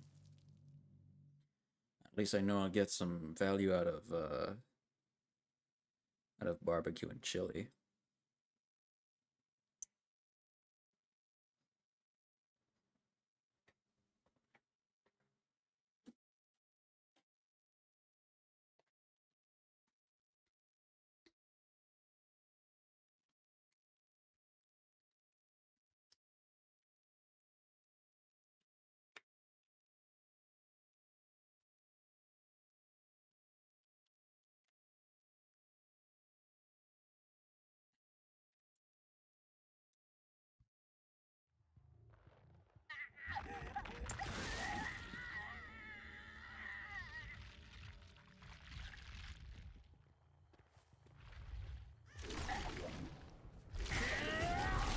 Dude, I'm already so close to all of them. This is crazy.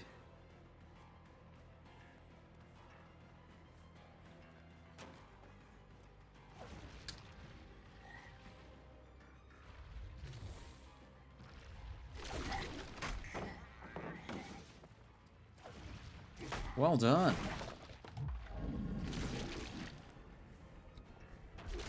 All right.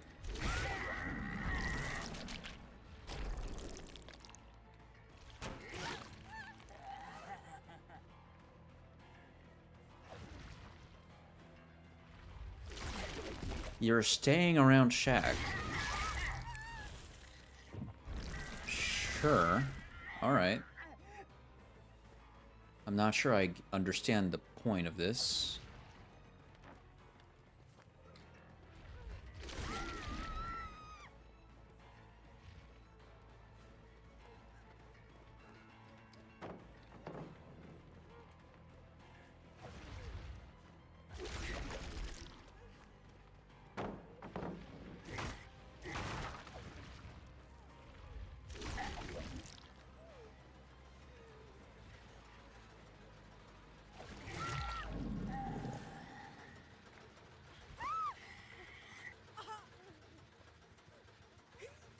Dude, 2 for 1. Holy shit.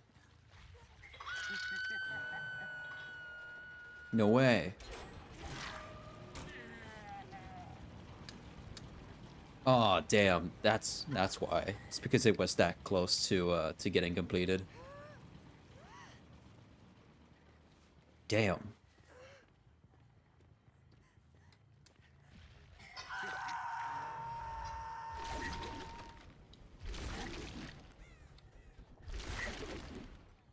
The value of barbecue and chili. My god. See that shit? Holy. And now I know where the other person is. She's saving them. But if I could have, I would have.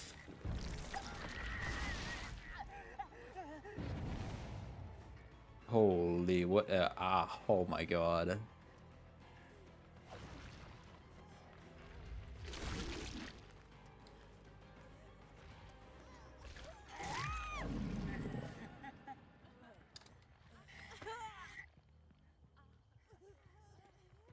The movement on this killer is great. Love it. Oh shit, no way. Power struggle.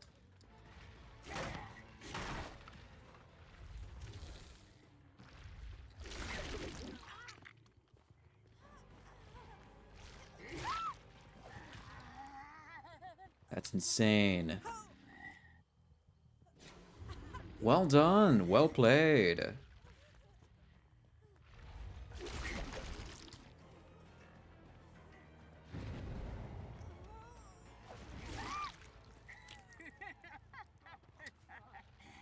Michaela, are you in position? No? Okay. Damn.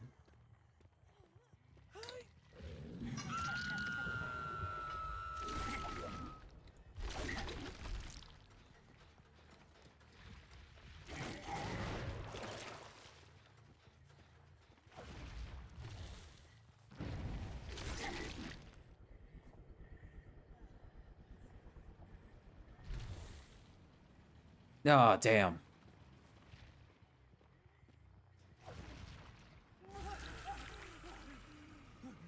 Claudette, I need some food. I'm really hungry.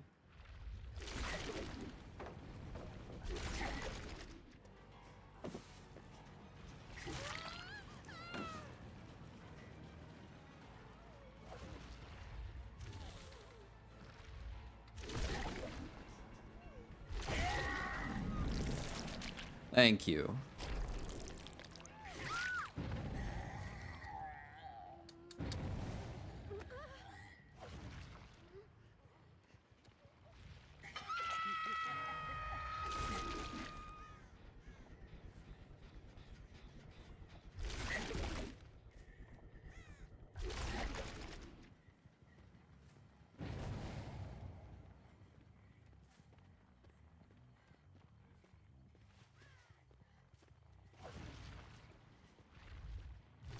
Oh, come on. Oh, come on. I'm already here now. That doesn't even matter. I'm about to lose my power. Unless...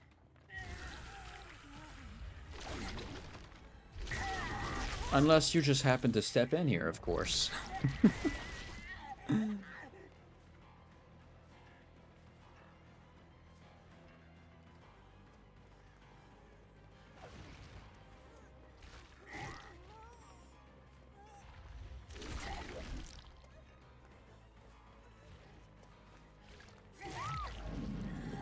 Nice.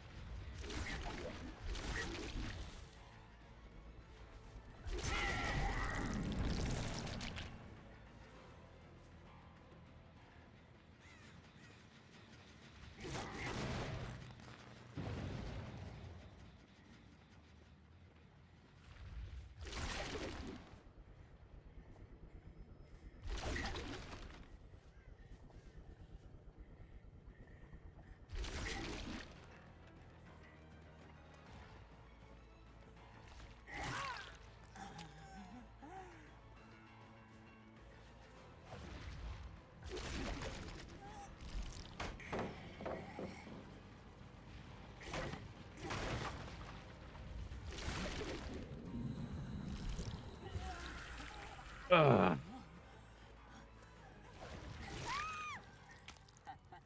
All right.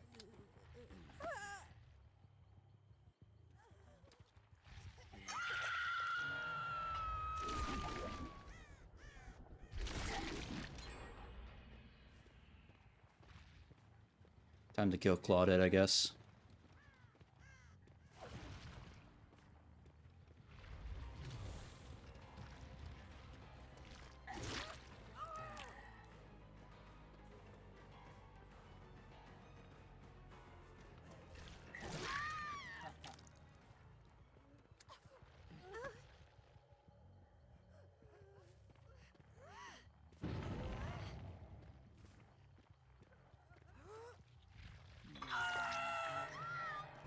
Yeah, I thought so.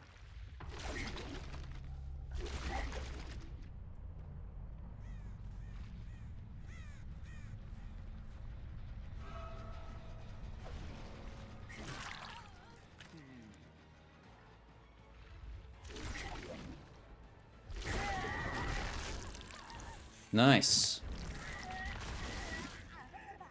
I gotta go back and kick that, though.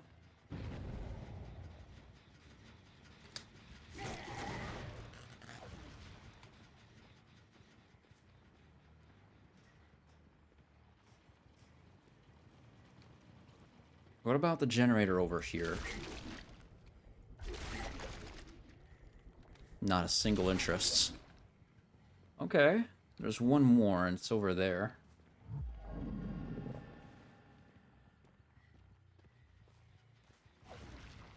God.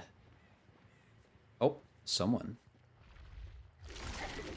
Hello, Meg number 2.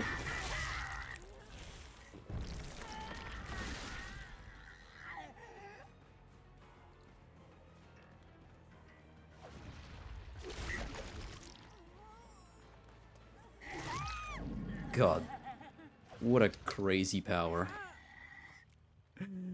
Nice flashlight, bro.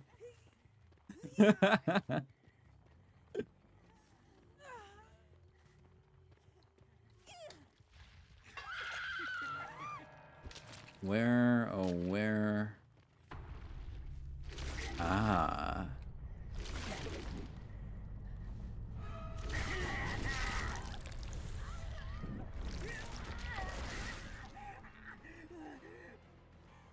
Thank you, Michaela.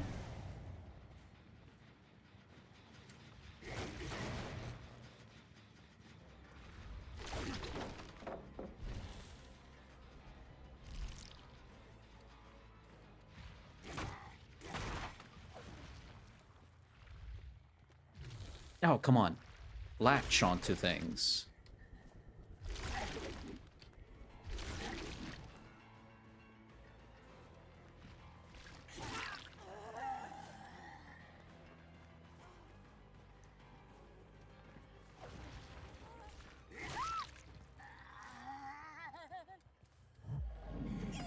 Is that your death?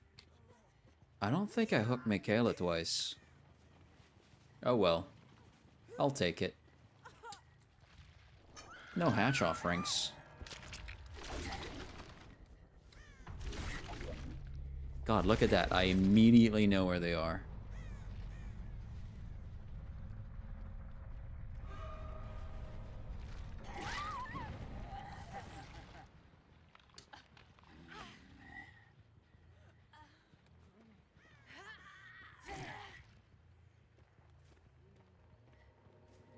There, see?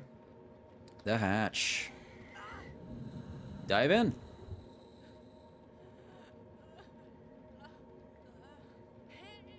There we go. Nice. Good game. God.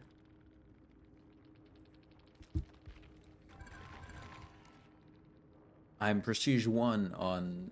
Prestige 1? Is that what it's called? No, Iridescent 1 on Killer. I can't get any higher in ranks. And when the season is over, which happens on the 13th, I'll get 1,000,000 blood points for that. Dope. Okay. Let's do Survivor.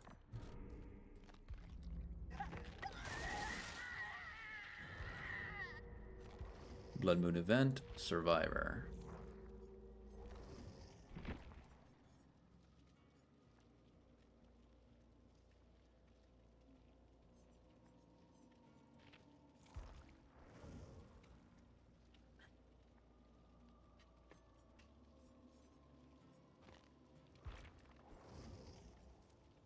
How much did I put in? I'll put blood points in Kaneki later. Yeah, okay. Survivor mode. Finish repairing one generator. Should be simple. Wow, what a toolbox. Whoops. What a toolbox. Holy.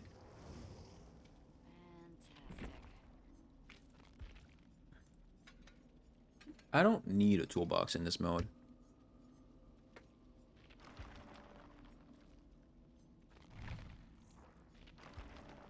Oh, but I can bring... Yeah, there it is. Blood Sense map.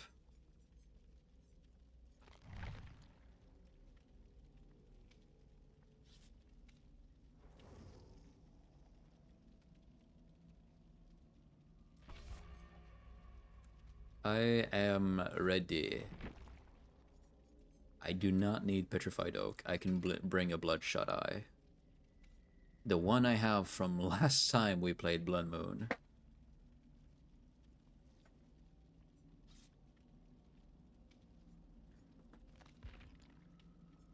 I have 35 Bloody Party streamers. Holy shit. I remember the Bloodshot Eye last year being bugged out and not giving the blood point bonus. Yes, River?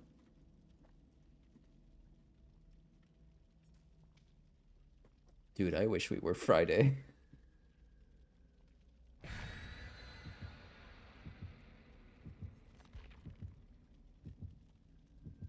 Not only for the fact that I would have had my weekend.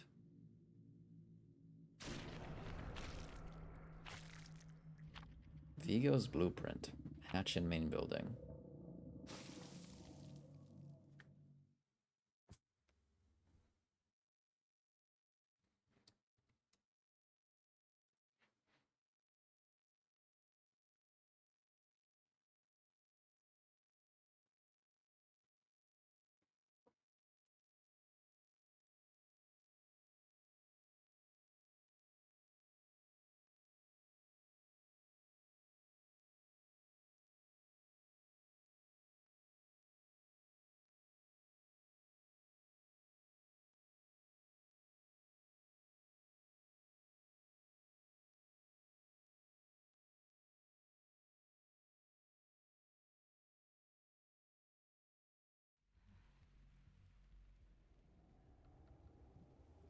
I wanted to fully say goodnight and I'm sorry about the message blast. Any hugs friend? Many hugs friend, okay. Yeah, no problem. It's not an issue. Oh, that's his terror radius. Oh, that's a sick terror radius.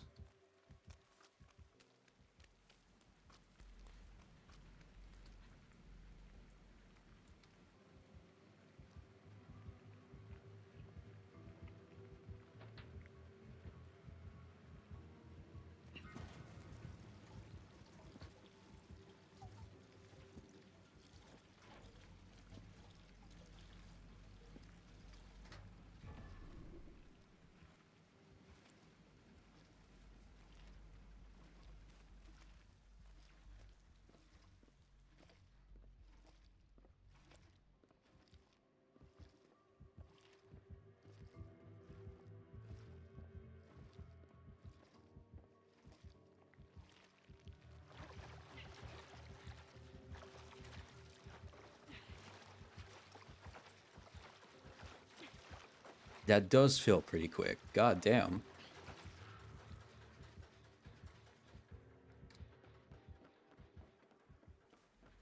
I love his terror radius. It's pretty cool. That's a really cool terror radius. Good night, River. Sleep well, sweet dreams, and have a great day tomorrow.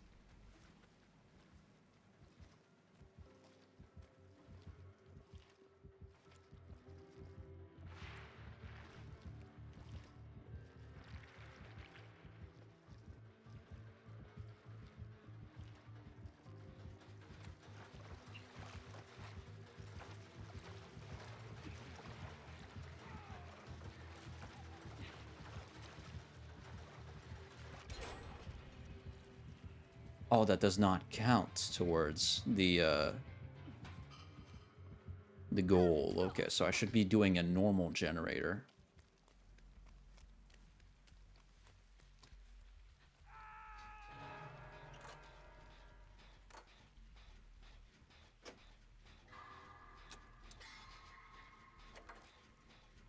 But that's cool, though.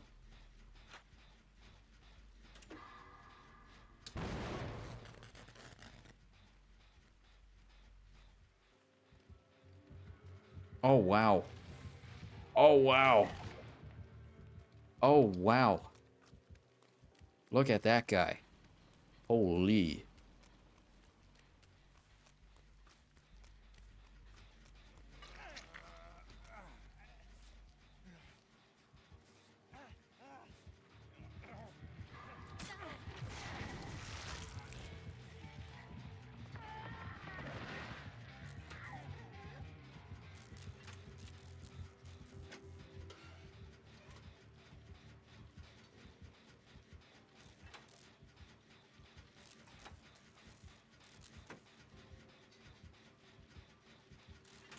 These really are the 3 closest gens? Damn.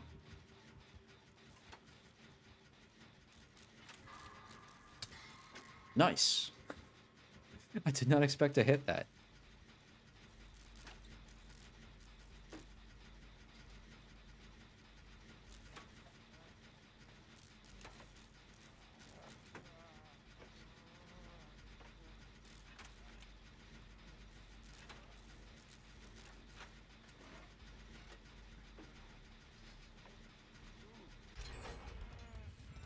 There we go. I did my challenge, so now I can't be mad about losing the game. Not that I think we will, though, to be fair.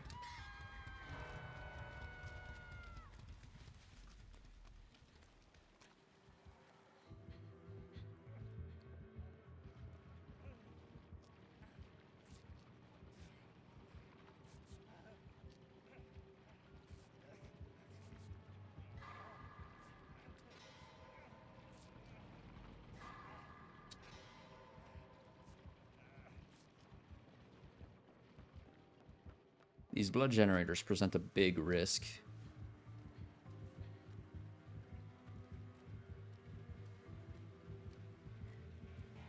Oh, wow.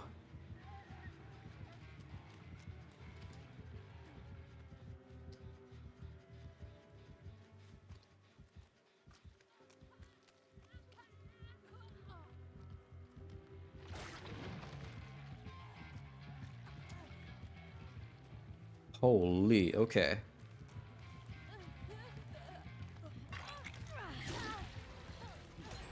Damn.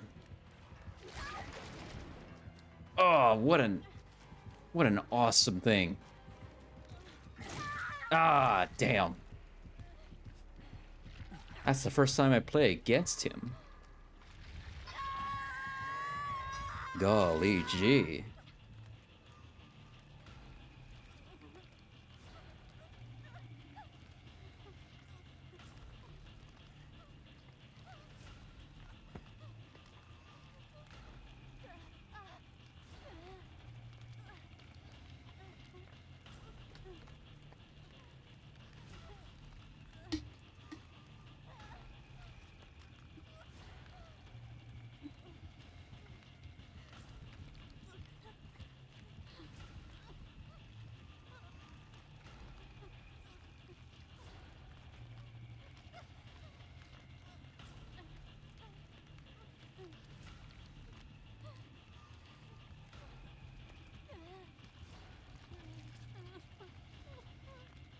Hey, Dave.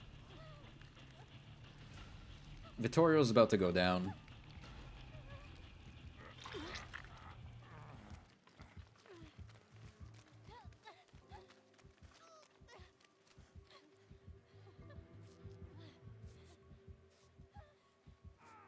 Yep.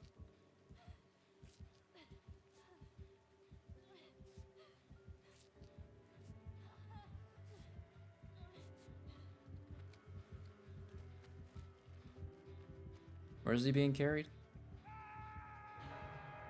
Over there. Wow.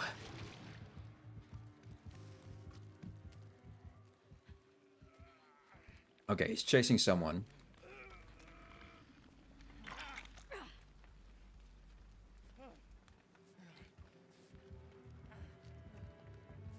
He's back on our trail.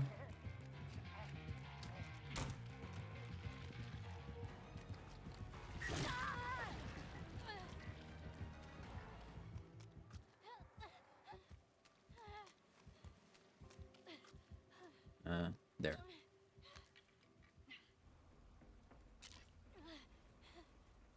Oh, he's gonna tunnel him out. Alright, can't blame him.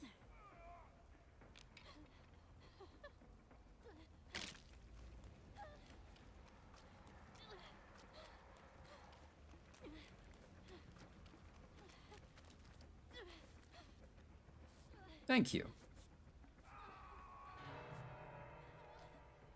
Dave is doing good work on a generator. Which generator, though?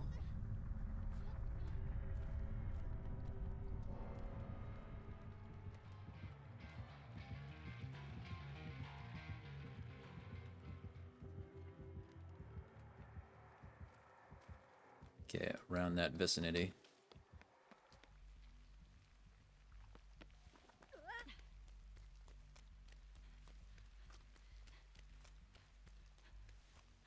Blood pump, hello? Hey, there you go.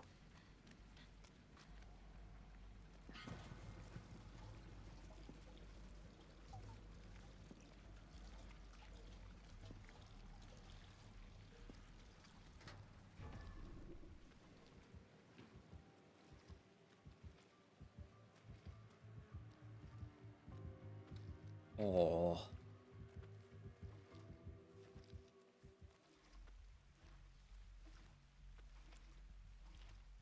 I like the blood cans making a trail.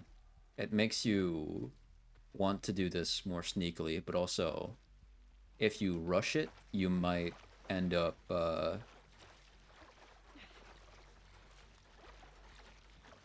losing some of the blood from the can. It's very clever. Doesn't fully make sense, but it's clever. And that's something I can appreciate.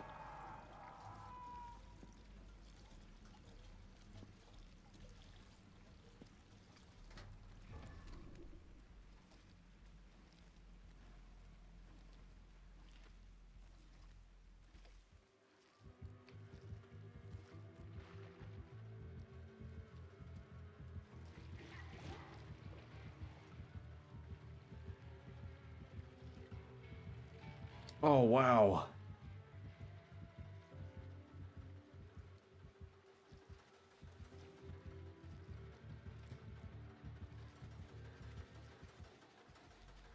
Okay.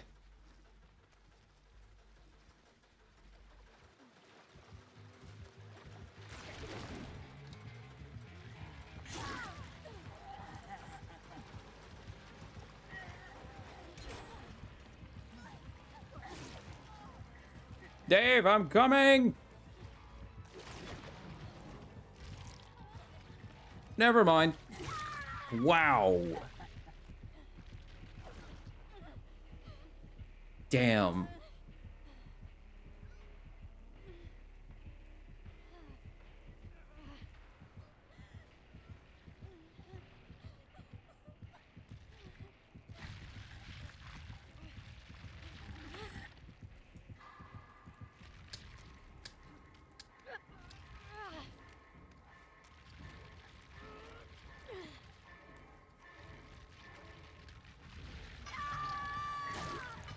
Ow.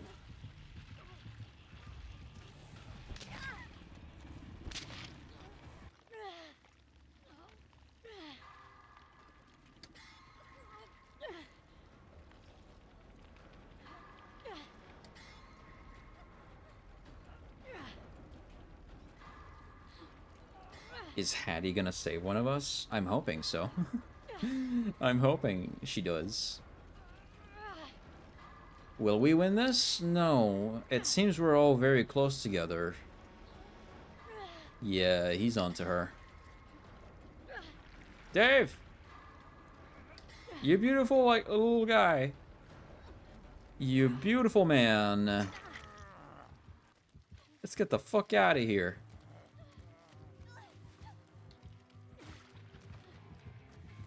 Me? Me. Oh, wow. That's what that looks like. Okay.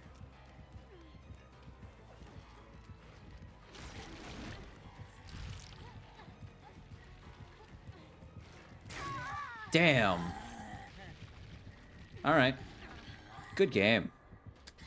Decisive strike for the win! I forgot I had that! I totally forgot. Holy shit. I'm buying my team a lot more time than I normally would have.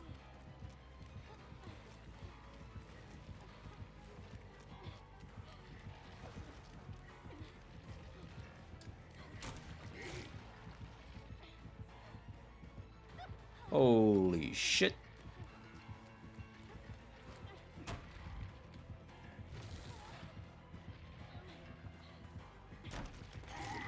Oh my god.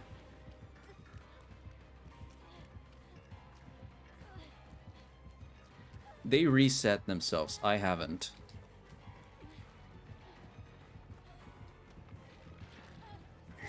No! Damn it!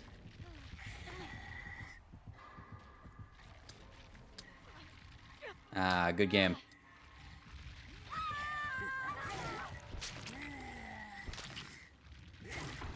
Why, man? What did I do? You're still winning. They have to do a whole gen. Although the blood gens do go pretty fast. I understand how fast they go now.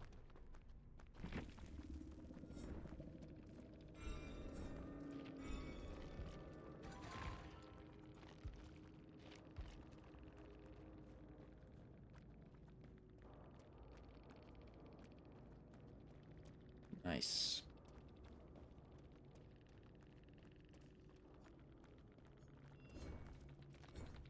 I have the most blood points in the team. And I died second.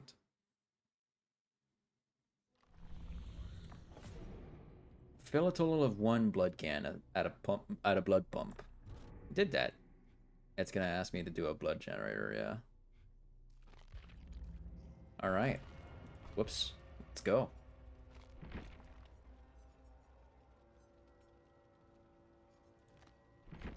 Wait. Let me... I think I can prestige Kaneki now, maybe? Yep. Let's do that.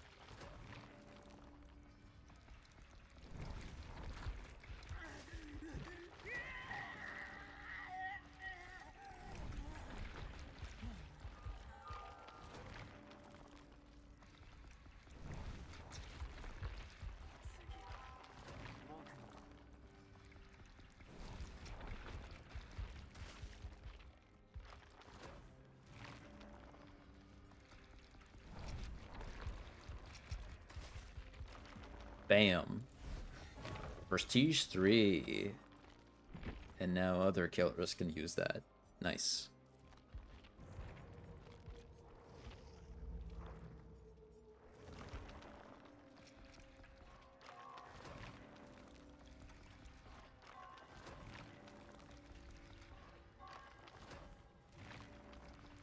Come on. Give me a bloodshot eye. That's what I'm talking about. Hell yeah. Just in time. Couldn't afford anything else. Damn. How fun, though. I like this. It's a big change from last time, and I like what it does to the gameplay. Because what it was the other time is you had, like, basins, and you would collect a blood orb and put it in another basin to get blood points. And the killer could have two on their self. Survivors could only have one. If killer were to injure a survivor, I think it was either injure or down, the survivor would lose theirs. Killers would take it. And as survivor, if you stunned the killer, you would steal one from them. But that's pretty much all it was for what I know of it. And I remember maybe the blood basins had like a ring around them, and if you were within the ring, I think it did something to your stats. I'm not really sure. I can't remember.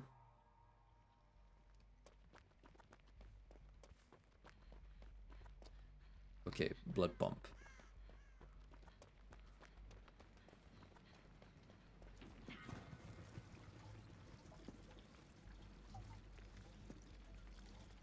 Night.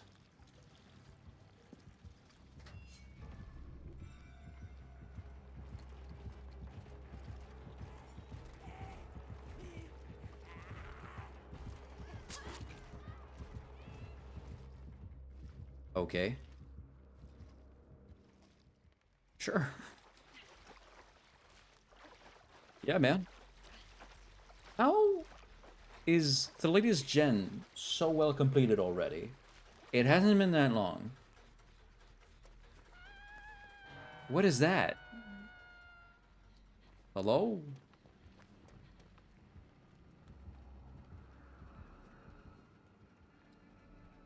That's right there, man.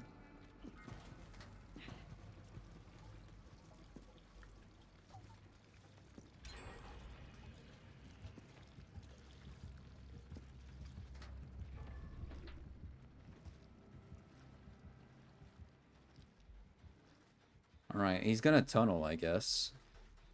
Because maybe that's the only... he thinks that's the only way for him to do it. To win the game, maybe? I don't know.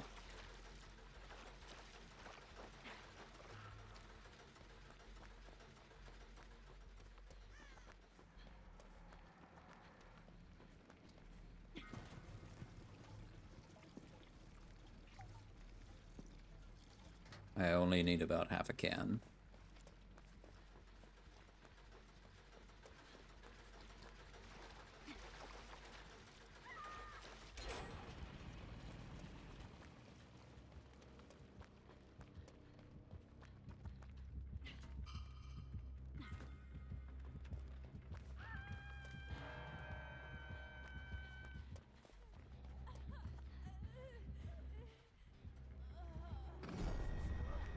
Come on.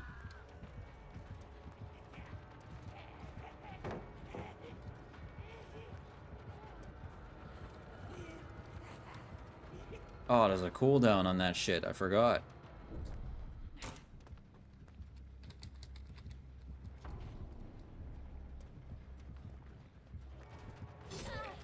All right.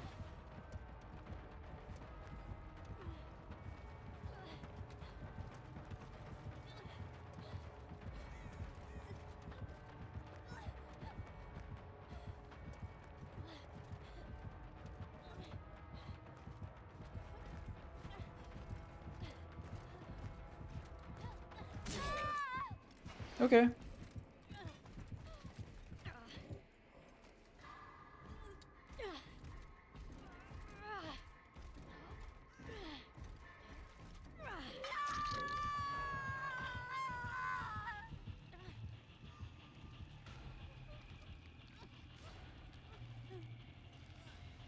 Nice.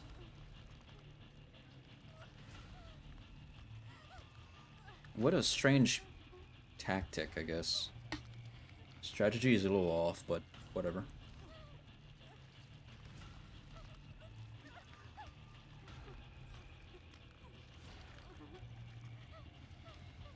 I love how you have to, okay, Hattie, that's a weird thing to do as well. I love how you have to do the blood generators. It's a fascinating thing to go get like a certain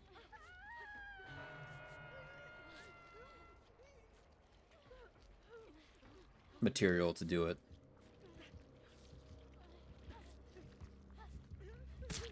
Okay, run. There's a hex over there. What do you know?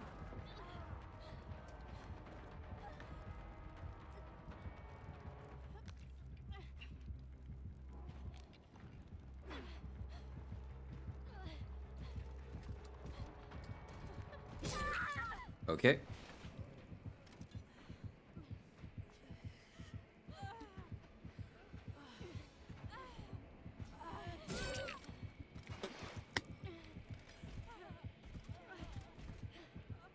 This guy's never touched a boob in his life. Holy shit. I know I did that to people, but this is just straight up petty now. Holy.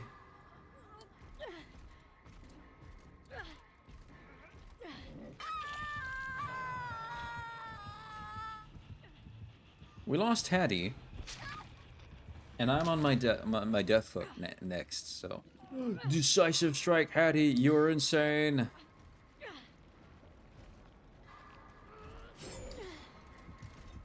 Get me off.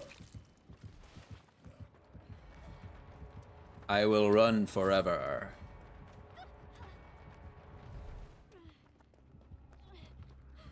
Try and catch me, Bobo.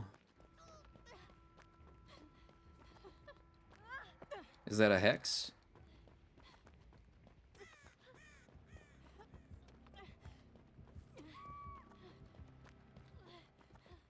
Shit, well, okay.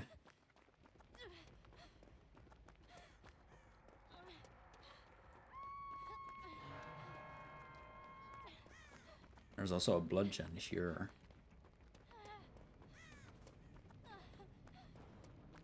With the nearest blood pump being here? Yeah. Not great.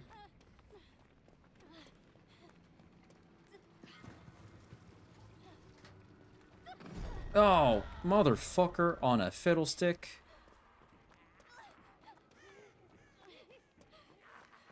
There goes my can.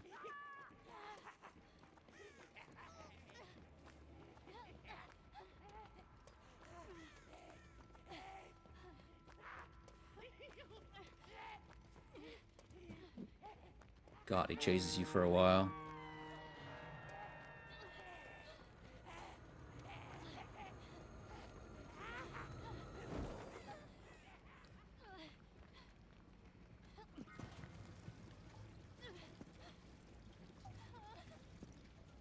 Yeah, the one in shack is the closest.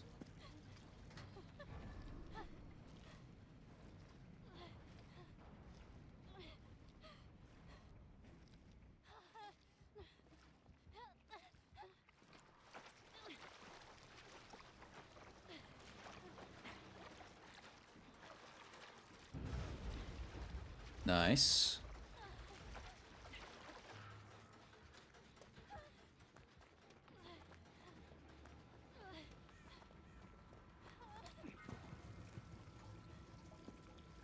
Someone go for the save. I'm gonna take care of generators.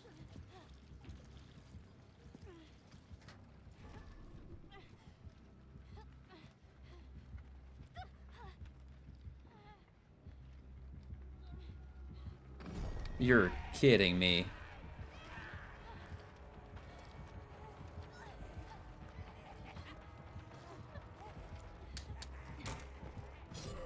Wow.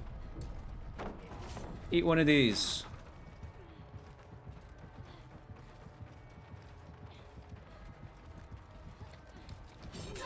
Ah, I almost escaped that. Damn.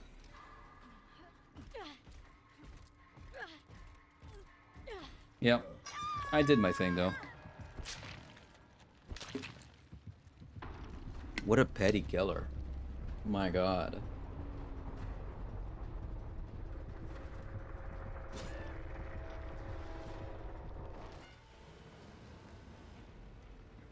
I did my challenge, however. That's what I care about.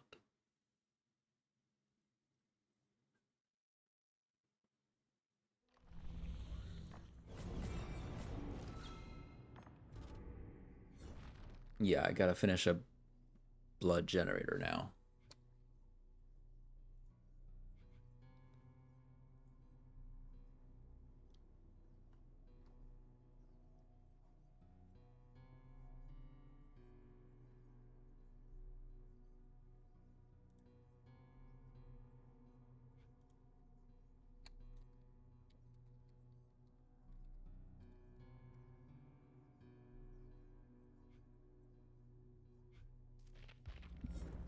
Which we've done many times now as well.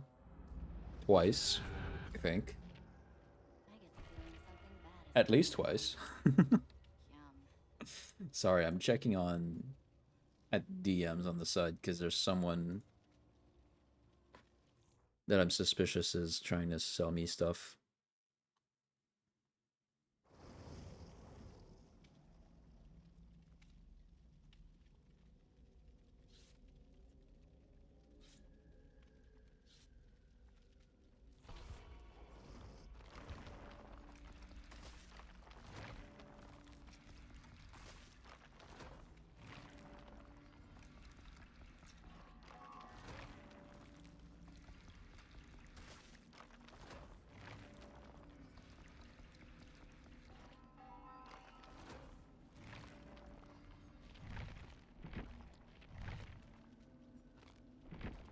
Do I have a red outfit? Ah, shit. Well, that's good enough.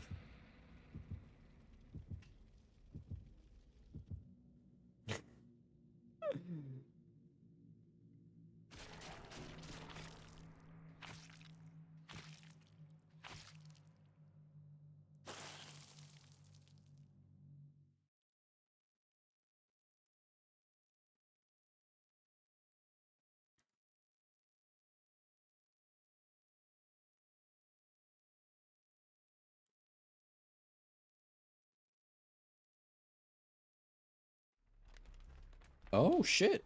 Right in front of the, I was too late to take a screenshot of that, but, I'll go back in the VOD and catch a pic of that, because that was sick. Huntress?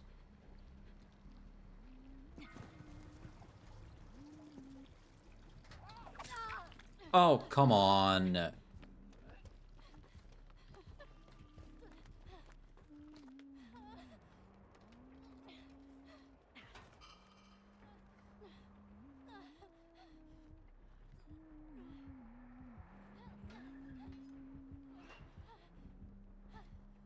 Holy shit.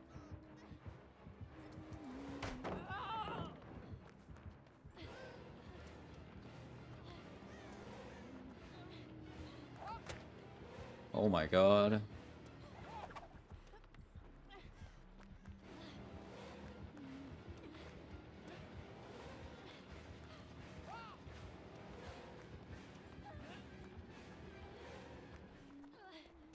Okay, leave me alone, bro. What the fuck?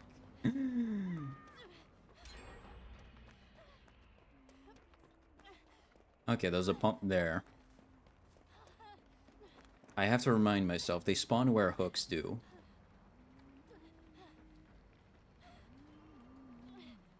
Where do I position? There you go. What the fuck? Dude! Okay. Do you straight up believe you don't stand a chance if you don't slug? Like, what is this?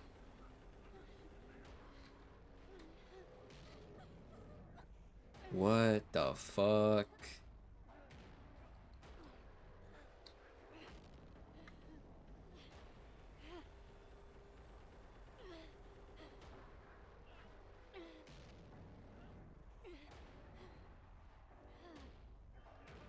She's chasing someone else now. What the hell? Yo. Not cool, bruh.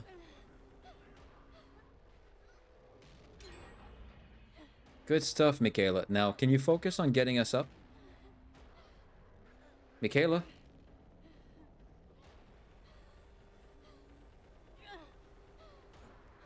Oh, hey, buddy.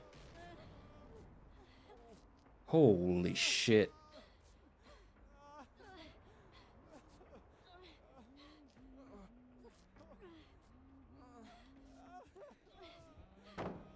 Why?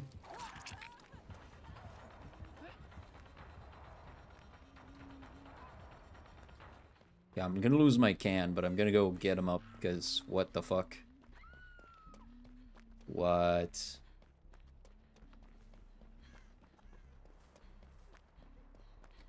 Get finally hooking someone. Like, hello, you should have done that like 2 hours ago. It hasn't been that long, but, you know.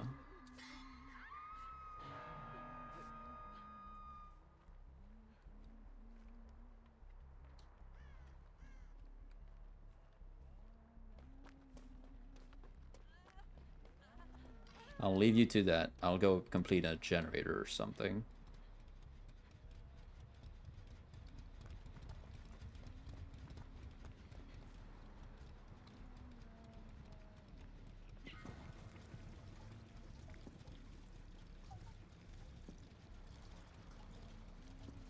There's a blood gen right there.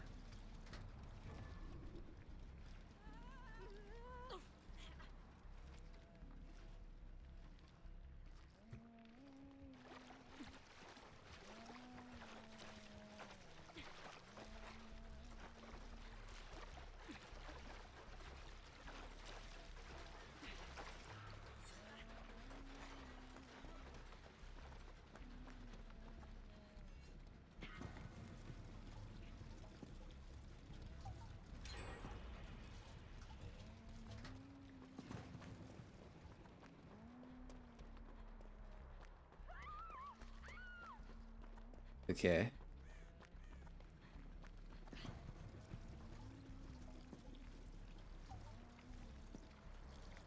Yeah, that generator.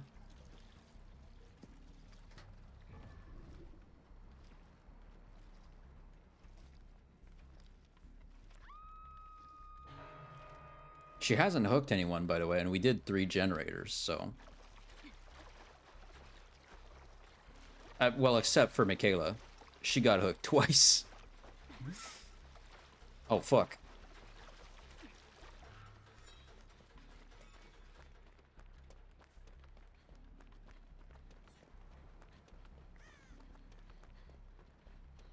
I'll get Michaela up.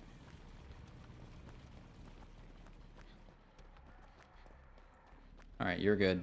I'll get you up.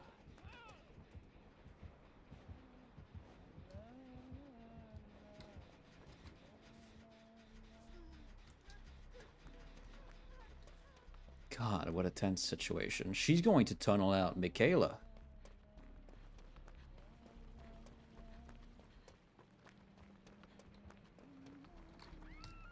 Yep. Damn it!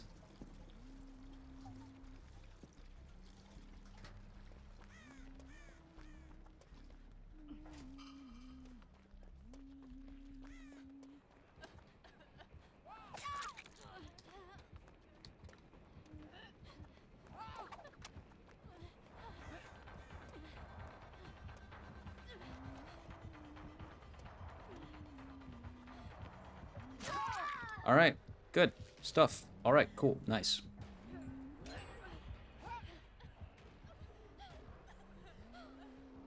Start recovering, Michaela, come on. I don't want you dead. God! Dude! What? I understand where they're at with this gameplay. With this strategy. But holy shit.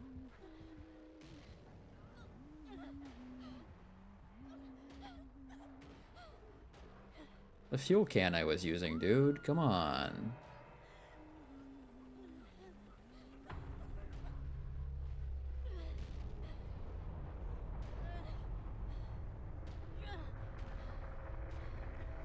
Oh my god.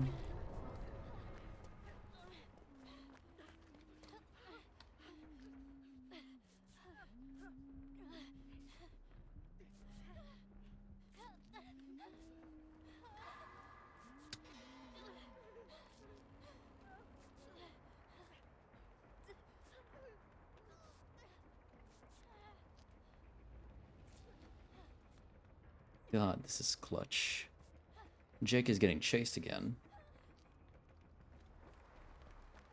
My can, man, it all emptied out on the ground.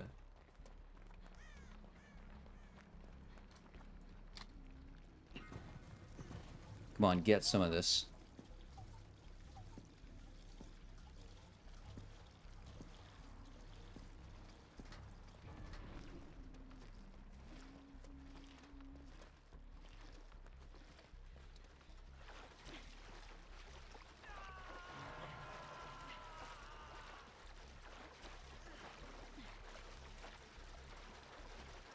We don't complete it. I did that, though. Wow! You want to chase me? I'm all the way over here. Good luck. Holy shit, she unhooked him.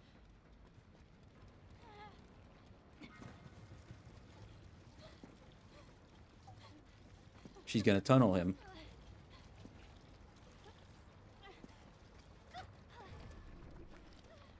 I can make it to the generator and finish it, probably. I'm gonna wait a bit.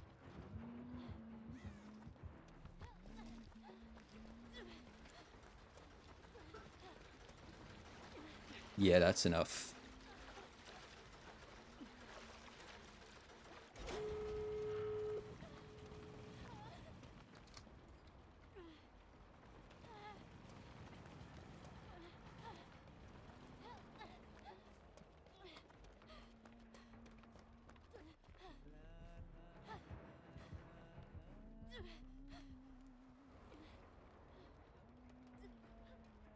Okay.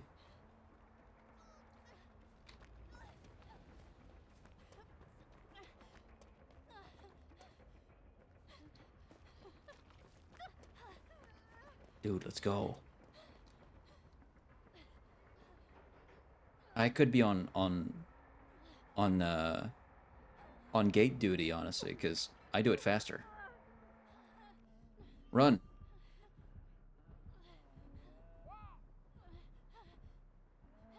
Okay, Jake is on another one.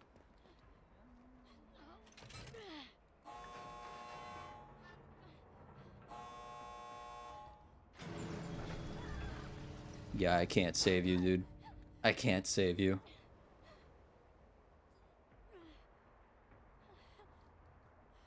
Sorry. God, what a match. Oh, I'm way over time. I'm a whole 30 minutes over time. Damn. Okay.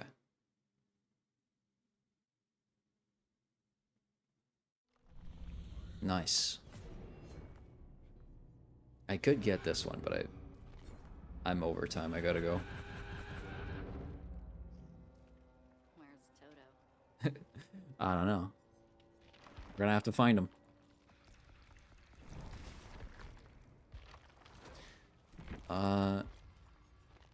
Do I got anything else that fits better with this outfit?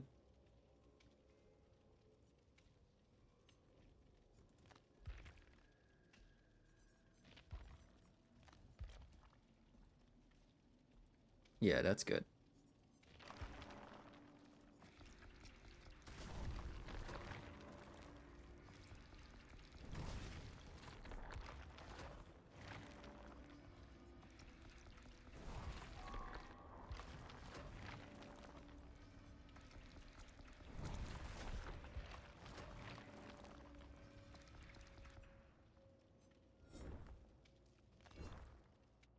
Let's at least select the challenge.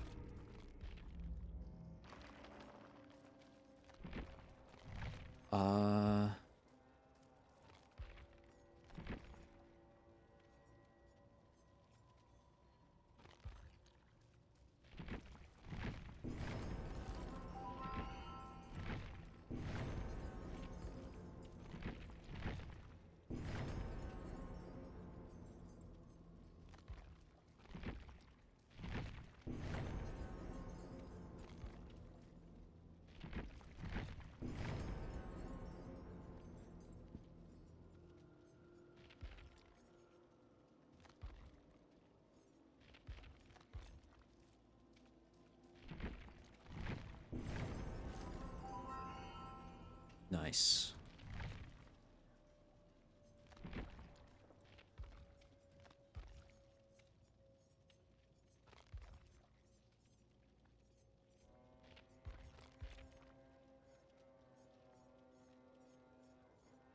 Yellow. Whoops. No, I don't.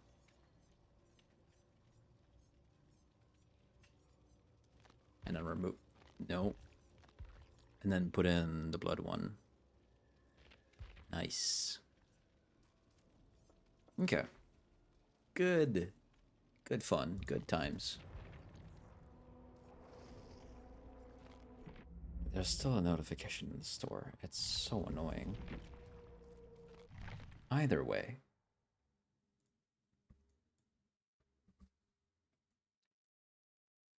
Can I...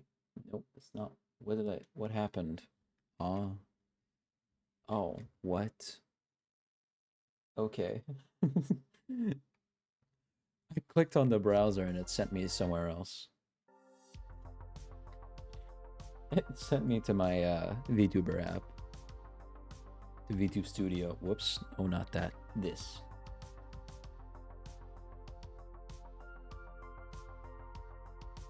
Okay.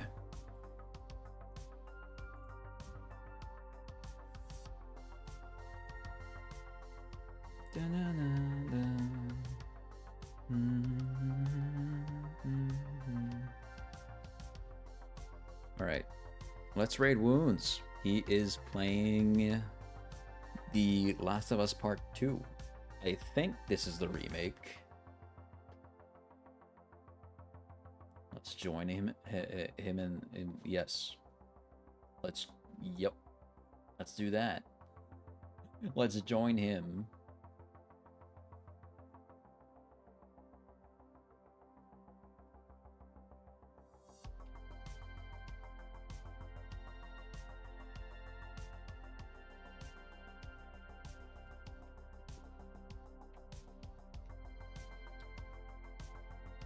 So, thank you guys for coming to my stream. Sleep well, sweet dreams, have a great day tomorrow. Let me check my schedule one more time.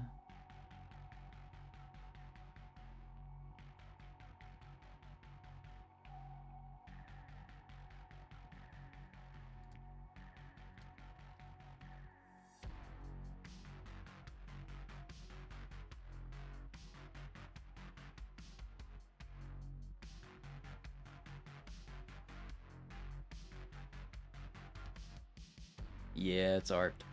Yeah, it's art. Hunter outfit tomorrow. Alright.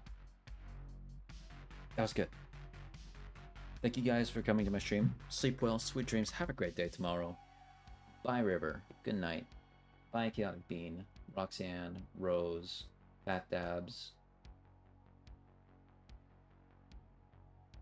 I'm checking for anyone else. Chaotic Bean, Kuro, and other people that may or may not have been there. I'll see you guys tomorrow. Alright. Bye.